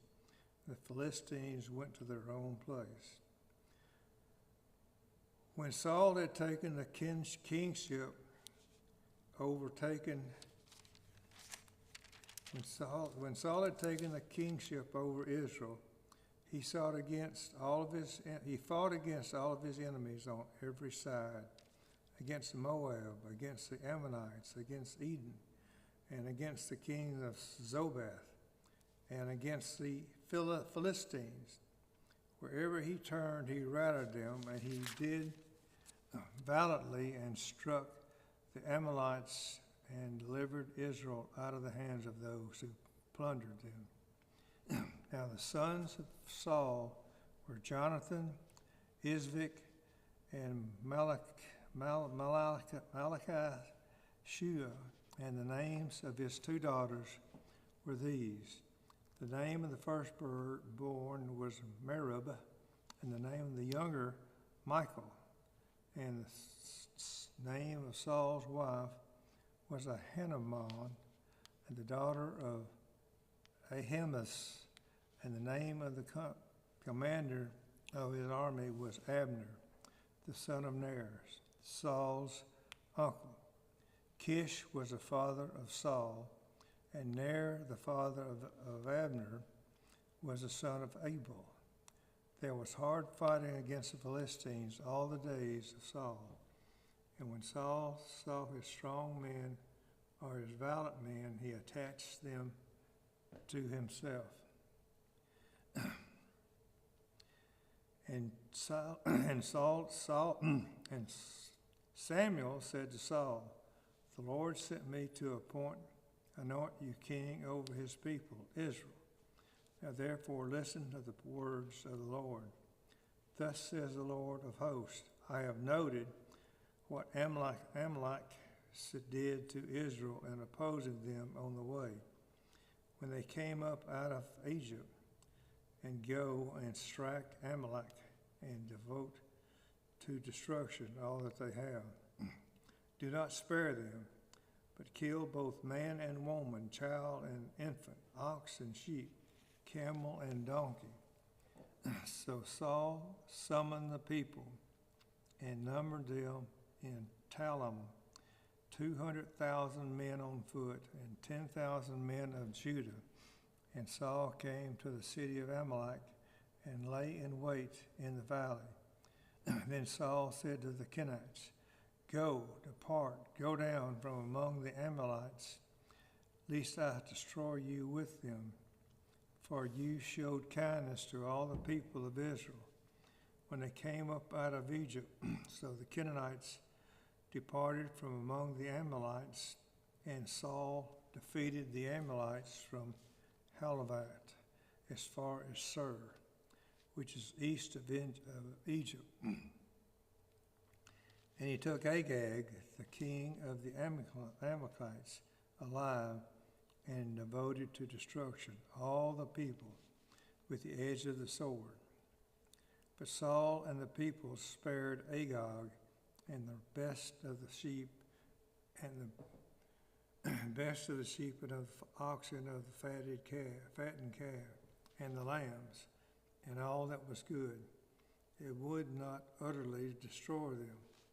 All that was despised and worthless they devoted to destruction. The word of the Lord came to Samuel.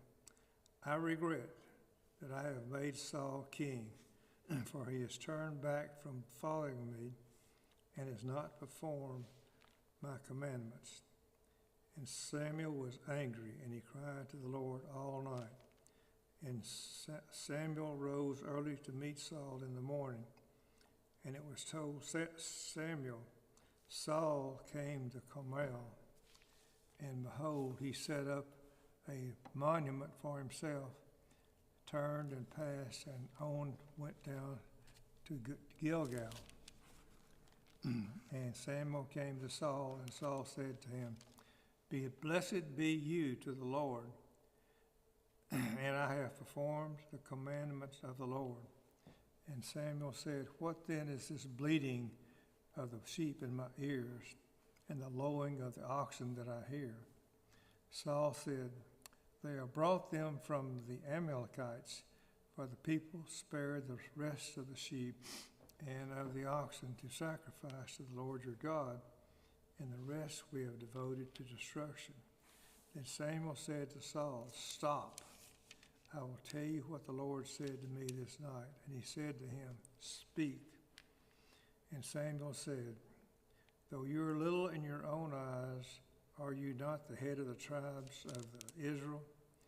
The Lord anointed you king over Israel, and the Lord sent you on a mission and said, Go devote to destruction the sinners, the Amalekites, and fight against them until they are consumed. Why then did you not obey the voice of the Lord? Why did you pounce on the spoil and do what was evil in the sight of the Lord? And Saul said to Samuel, I have obeyed the voice of the Lord. I have gone on the mission on which the Lord sent me. I have brought Agag, the king of Malachak, and I have devoted the Amalekites to destruction. But the people took of the spoil, sheep and oxen, the best of the things devoted to destruction, to sacrifice to the Lord your God in Gilgal. And Samuel said, As the Lord has great delight in burnt offerings and sacrifices, as in obeying the voice of the Lord. Behold, to obey is better than sacrifice, and to listen than the fat of rams. For rebellion is as a sin of divination, and presumption is as iniquity in idolatry. Because you have rejected the Lord of the Lord, he has also rejected you from being king. Saul said to Samuel, I have sinned, for I have transgressed the commandment of the Lord and your words, because I feared the people and obeyed their voice. Now therefore please pardon my sin and return with me, that I may bow before the Lord. And Samuel said to Saul, I will not return with you, for you have rejected the word of the Lord, and the Lord has rejected you from being king over Israel. As Samuel turned to go away, Saul seized the skirt of his robe, and it tore. And Samuel said to him, The Lord has torn the kingdom of Israel from you this day, and has given it to a neighbor of yours, who is better than you. And also the glory of Israel will not lie or have regret, for he is not a man that he should have regret. Then he said, I have sinned, yet honor me now before the elders of my people and before Israel, and return with me that I may bow before the Lord your God. So Samuel turned back after Saul, and Saul bowed before the Lord. Then Samuel said, Bring here to me Agag, the king of the Amalekites. And Agag came to him cheerfully. Agag said, Surely the bitterness of death is past. And Samuel said, As your sword has made women childless, so shall your mother be childless among women. And Samuel hacked Agag to pieces before the Lord in Gilgal. Then Samuel went to Raham, And Saul went up to the house in Gibeah of Saul, and Samuel did not see Saul again until the day of his death. But Samuel grieved over Saul, and the Lord regretted what he had made Saul king over Israel. Thank you. The Lord said to Samuel, "How long will you grieve over Saul, since I have rejected him from being king over Israel? Fill your horn with oil and go. I will send you to Jesse the Bethlehemite, for I have provided for myself a king among his sons." And Samuel said, "How can I go? If Saul hears it, he will kill me." And the Lord said, "Take a heifer with you and say, 'I have come to sacrifice to the Lord,' and invite Jesse to the sacrifice, and I will show you what you shall do. And you shall anoint for me him who I declare to you." Samuel did what the Lord commanded and came to Bethlehem. The elders of the city came to meet him trembling and said, "Do you come peaceably?" And he said, "Peaceably, I have come to sacrifice to the Lord. Consecrate yourselves and come with me to the sacrifice." And he consecrated Jesse and his sons and invited them to the sacrifice. When they came, he looked on Eliab and thought, "Surely the Lord's anointed is before him." But the Lord said to Samuel, "Do not look on his appearance, nor on the height of his stature, because I have rejected him. For the Lord sees not as a man sees. Man looks on the outward appearance, but the Lord looks on the heart." Then Jesse called Abinadab and made him pass before Samuel. And he said, "Neither has the Lord chosen this one." Then Jesse made Shammah pass by, and he said, "Neither has the Lord chosen this one." And Jesse made 7 of his sons pass before Samuel. And Samuel said to Jesse, "The Lord has not chosen these." Then Samuel said to Jesse, "Are all your sons here?" And he said, "There remains yet the youngest, but behold, he is keeping the sheep." And Samuel said to Jesse, "Send and get him, for we will not sit down till he comes here." And he sent and brought him in. Now he was ruddy and had beautiful eyes and was handsome. And the Lord said, "Arise, anoint him, for this is he." Then Samuel took the horn of oil and anointed him in the midst of his brothers. And the Spirit of the Lord rushed upon David from that day forward. And Samuel rose up, and he went to Ramah. Now the Spirit of the Lord departed from Saul, and a harmful spirit from the Lord tormented him. And Saul's servants said to him, "Behold now, a harmful spirit from God is tormenting you. Let our Lord now command your servants who are before you to seek out a man who is skillful in playing the lyre. And when the harmful spirit from God is upon you, he will play it, and you will be well." So Saul said to his servants, "Provide for me a man who can play well, and bring him to me." One of the young men answered, "Behold, I have seen a son of Jesse the Bethlehemite, who is skillful in playing, a man of valor, a man of war, prudent in speech, and a man of good presence, and the Lord is with him." Therefore Saul sent messengers to Jesse and said, "Send me David your son, who is with the sheep." And Jesse took a donkey laden with bread and a skin of wine and a young goat, and sent them by David his son to Saul. And David came to Saul and entered his service. And Saul loved him greatly, and he became his armor-bearer. And Saul sent to Jesse, saying, "Let David remain in my service, for he has found favor in my sight." And whenever the harmful spirit from God was upon Saul, David took the lyre and played it with his hand. So Saul was refreshed and was well, and the harmful spirit departed from him. Now the Philistines gathered their armies for battle, and they were gathered at Socoh, which belongs to Judah, and encamped between Socoh and Azekah in Ephes-dammim. And Saul and the men of Israel were gathered and encamped in the valley of Elah, and drew up in the line of battle against the Philistines. And the Philistines stood on the mountain on the one side, and Israel stood on the mountain on the other side, with a valley between them. And there came out from the camp of the Philistines a champion named Goliath of Gath, whose height was 6 cubits and a span. He had a helmet of bronze on his head, and he was armed with a coat of mail, and the weight of the coat was 5,000 shekels of bronze. And he had bronze armor on his legs, and a javelin of bronze slung between his shoulders. The shaft of his spear was like a weaver's beam, and his spear's head weighed 600 shekels of iron. And his shield-bearer went before him. He stood and shouted to the ranks of Israel, "Why have you come to draw up from battle?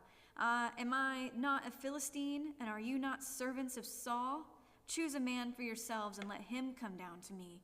If he is able to fight with me and kill me, then we will be your servants. But if I prevail against him and kill him, then you shall be our servants and serve us." And the Philistines said, "I defy the ranks of Israel this day. Give me